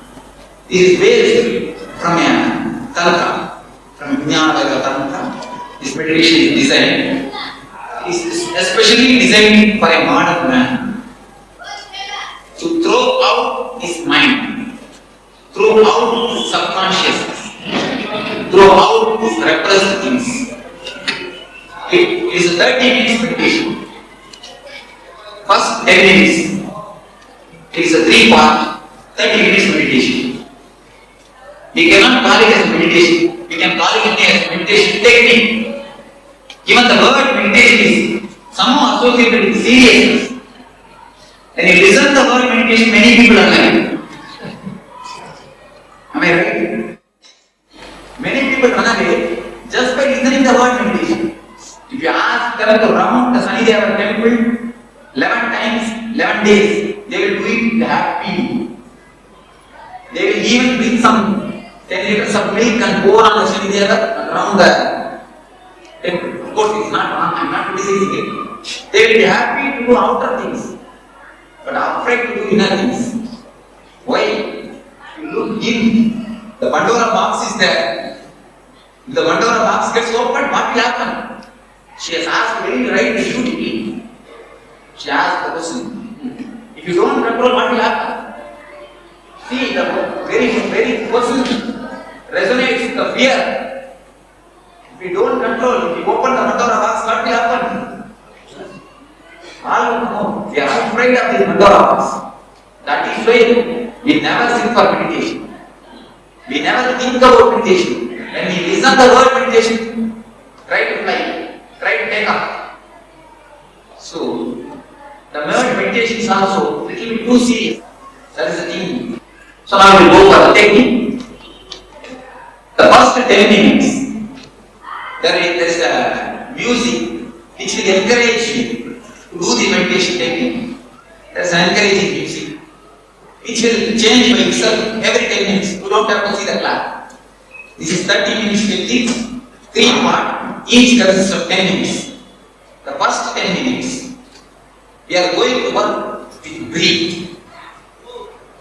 We are going to work with breathe. you are going to deeply and chaotically breathe. I will just show you. I will do it and show you. Because when the body intelligence is awakened, the body will take how much of oxygen is needed when you deep breathing. There is no need for controlling your breath. There is no need for holding your breath. It is not pranayama. Please be clear. It is not at all pranayama. You are supposed to breathe as deeply as possible, as chaotically as possible. Up to navel. Up to navel. Begin the breathing, not up to navel. Forget your whole breathing. Forget your whole body. Just begin a breathing in the 10 minutes. First 10 minutes of deep, chaotic breathing. And then, no, you just as deeply as possible breathing, as deeply as possible breathe out. And people who have got the problem in heart, do it as much as you can. Don't follow it. But other people, put your whole energy and do it. The 10 minutes standing and deep breathing. In these 10 minutes, all your frozen energies in your body will start breathing. All the frozen energy which is stored in your nervous system will start getting melted. The heat will melt all the repressed emotions. Your subconscious will be completely open. The next 10 minutes is called catharsis. You are supposed to open the sealed body which is in your being. Just make your body as tense as possible everywhere in a chaotic way. Just throw your legs, throw your hand, round your head, whatever you want to do. Whatever body wants to do, allow it to do. But wisely. That is the only word to underline. Do it wisely. Just make your teeth tense, make your eyes tense, make your hands tense, make your legs tense, make whatever body part you feel, make it tense as possible and relax. I will show you, do it and show you. Have you understood? The first 10 minutes, deep chaotic breathing. Next 10 minutes, just pouring out all your dukkha. If you feel like crying, just cry. If you feel like screaming, scream. If you feel like rolling your head, just roll. Allow complete independence. These 10 minutes. Don't control your body for 10 minutes. Only one rule, don't disturb the next person. Don't disturb others. That is the only rule. You are supposed to throw all the insane. Become a man. In one word, I tell you, become a man. Because already we are mad inside. Am I right? Already we are mad inside. You just take one paper. Today you go and do it as a homework. Today this is the homework for you all. You all will take one paper and sit in your place. And allow the mind to think, even if you just if you sit within 1 or 2 minutes, you will forget everything and start having your dreams, your thoughts. When you remember, just start writing what you thought. Then keep the pen and allow. After again 2-3 seconds, you will forget and your mind will start wandering. And again when you remember, write it down. If you write one page, you will see what big mad house is running in yourself. You are running a big asylum in your being. Suddenly you will feel that you are going to tell you. After 2 minutes, suddenly you will be back to. And suddenly you will be in your shop looking up for business. And immediately you will remember that your wife has not kept water in your bedroom. So your thoughts are completely unrelated and unarranged. Jumping from here to there, here to there. Beautiful example given by Vivekananda. What is mind? He answers. If a monkey is enough example to express mind. He says, if a monkey drinks alcohol,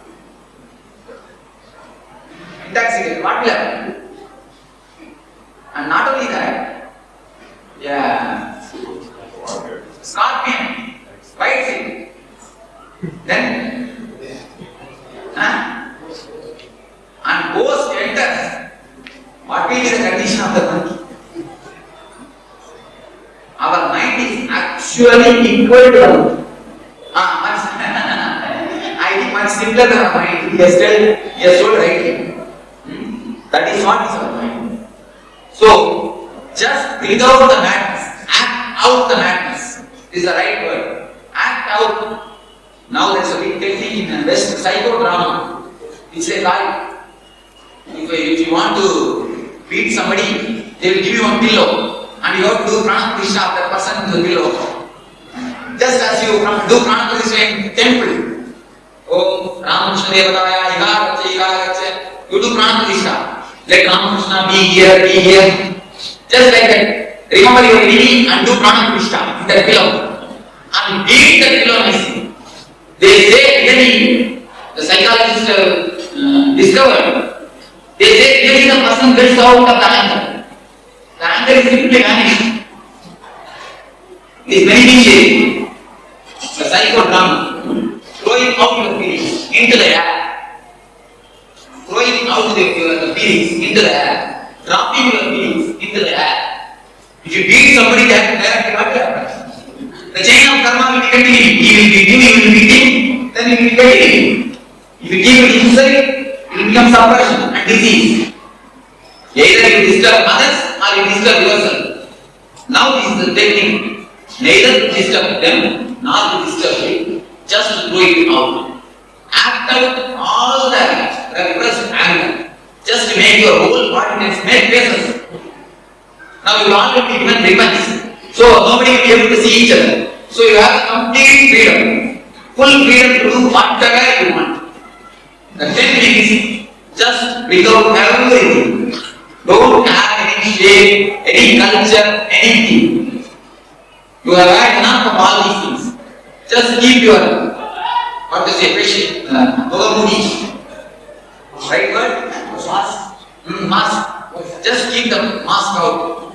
And bring the violent figure outside. You will become really a Shanta. You see, when a violent person comes out, the Shanta, the Ananda, the silence, it starts moving automatically. Then, without your knowledge, from a deep inner consciousness, you will be in a deep silence and pleasure and pleasing.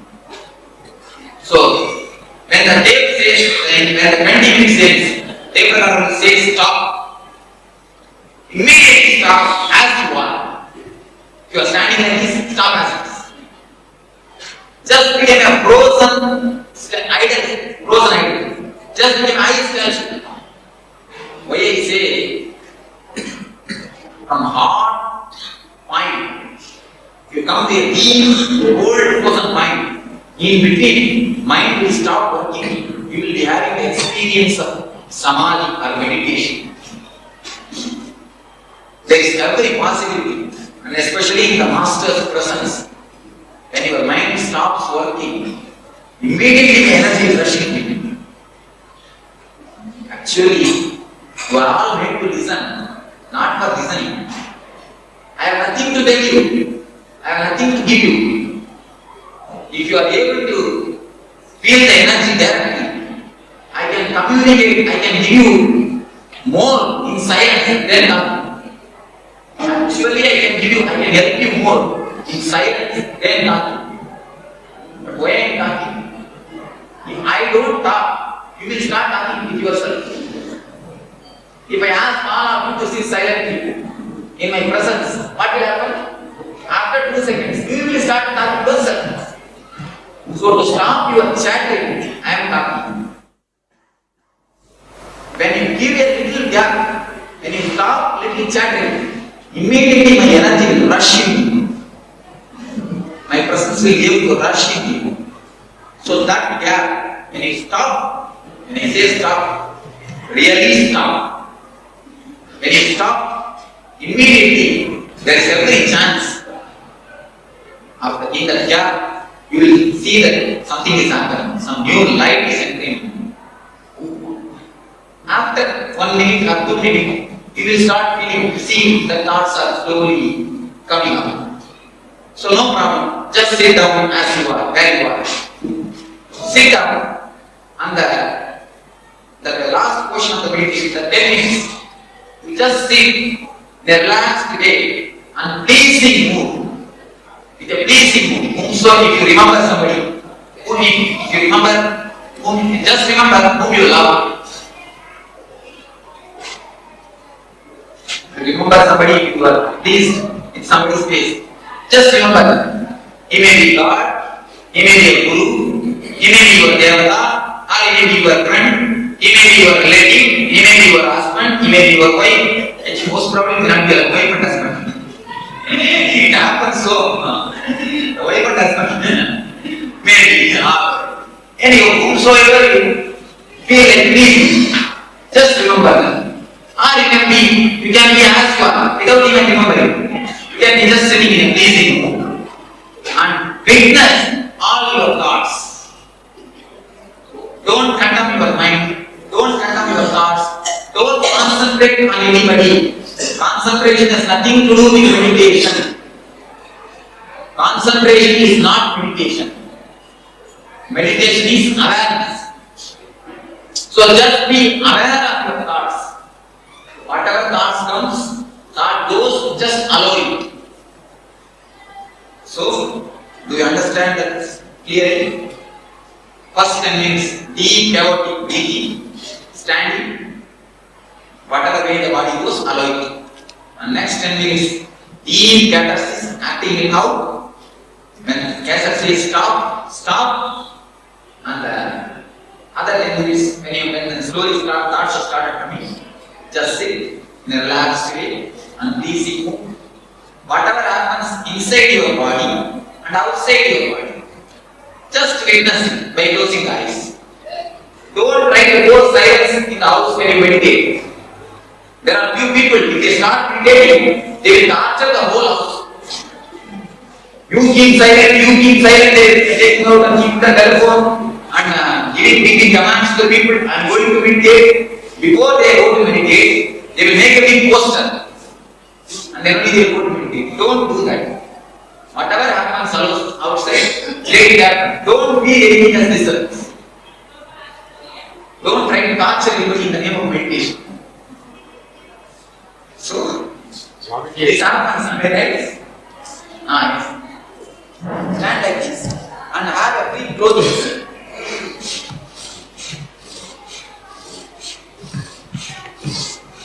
The body moves, allow it to move. For some people, if you do like this, it will be easy for you. Allow it, no problem. The way in which body moves, allow it. You may have heard the similar type of techniques from some other school, don't bother. Don't compare, don't mix it up. Just beat, if you remember your enemy, just give beat. Then you can sit in a happy way, relax it, no problem. If you don't have anything, just sit in a relaxed way. No problem. There is no compulsion that you have to express.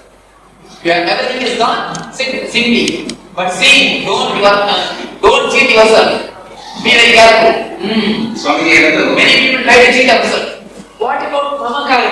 Say, I don't have pleasure. Say, but I am Mamakara. What do you have to do? Actually, Mamakara and Desha, only in word they are different. In intrinsic way, they are one and the same. You see in the deep mind, when you deeply breathe, these differences you will understand. That is why the verbal, when I say verbally, you can question Mamakara, Dvesha, all these words. When you have breathed 10 minutes, all the anger will come out. It will simply bubble up. You will not be able to control yourself, you will simply breathe and things will come out. Don't use the words, use the screaming sounds. Ooh, ah, ooh, like this. Don't use words, your mind will come in. Don't allow the mind to come in. When you hear about this technique, you will not feel like, what is this? This Swami is teaching us to become mad. You will feel. When you do this technique, you will see the benefit. You will be tremendously benefited. When you do this technique, if you want to testify scientifically, all of you go today and have one passport size photograph. Take 15 days to do this technique. 15th day you take one passport size photograph. You will see your face is completely become flower. In 15 days, I assure you, in 15 days, your face will completely get changed. You will see that your face, your eyes will become pleasing. Your face is flower. You will see a tremendous difference in your face. So you can see it in a visible way. After 50 days, you get filtered water. Yes, rightly told. You will get a filtered water. So this meditation technique, now we are going to start. Just I will show you one or two things. So for breathing, use this. So for making tense, do whatsoever you like. There is no need of steps. Simply do what you want. That is the key. I think there is no need for steps. If you show something, you will be following the same thing. Don't do according to him. Do according to you. So the second step, do whatsoever you want. Feel that whatsoever you feel, you do it. You see, there is no must in this. Do it according to you. No problem. Just do it as you like. Allow the breathing to happen. That's all. Body will take its own posture. You don't have to design any separate posture. Anything? What about breathing second? Second time is no need for breathing. Let it be normal.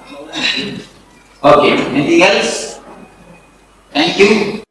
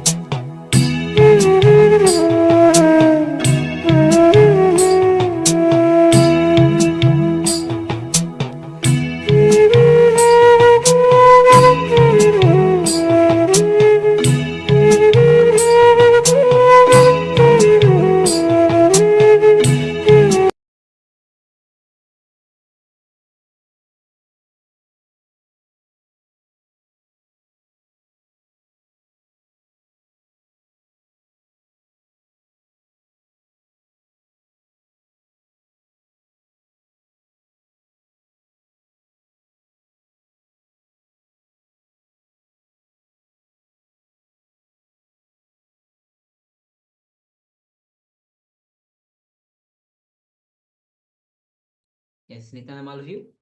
So this is the Dukharana meditation.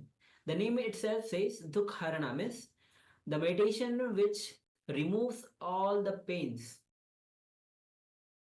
So now you can relax from this meditation. And then now we'll be moving on to the power manifestation round. So all of you can settle now. Yes, all of you can settle now. So again, we'll be moving on to the manifesting the power of consciousness over matter. So if you have a coconut with you, that's great. We'll be entering into, in this round, we'll be manifesting, moving the coconut or in round object, fruit, rolling out of your hand. So please get ready. Make sure that your palms are flat, fully flat, and you place the coconut or the object, fruit, which you have with yourself, fully flat on your palm.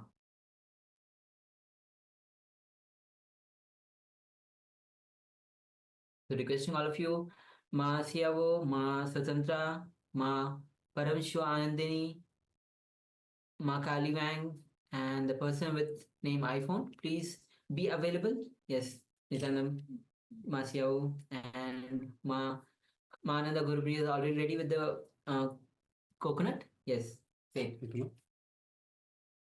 So let's manifest this power. You can place on the palm, will be manifesting, rolling the coconut out of the hand. Or if you don't have the coconut, will be having any round object or the fruit on your palm, which you'll be rolling.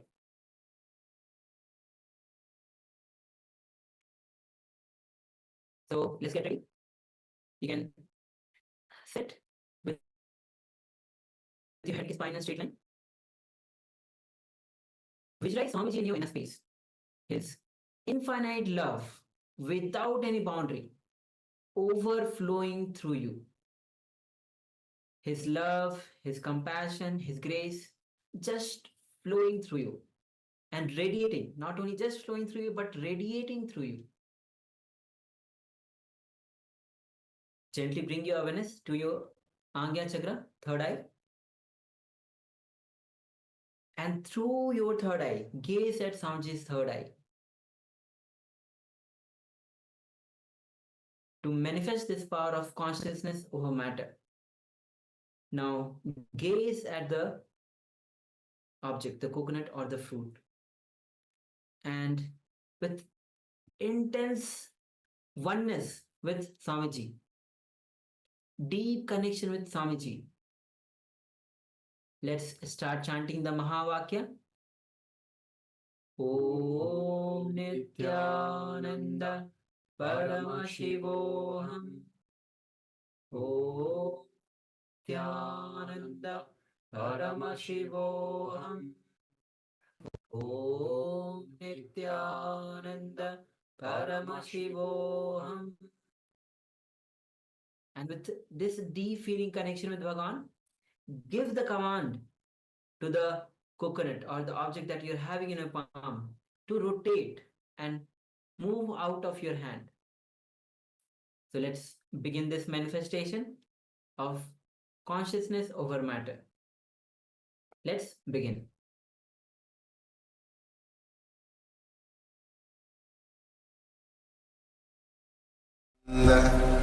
Paramashivoham.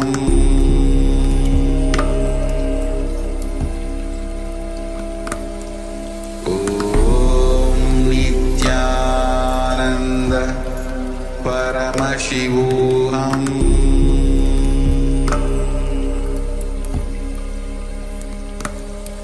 Om Nithyananda Paramashivoham.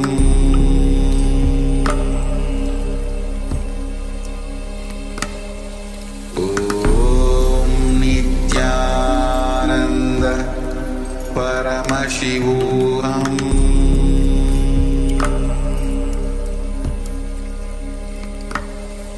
Om Nithyananda Paramashivoham.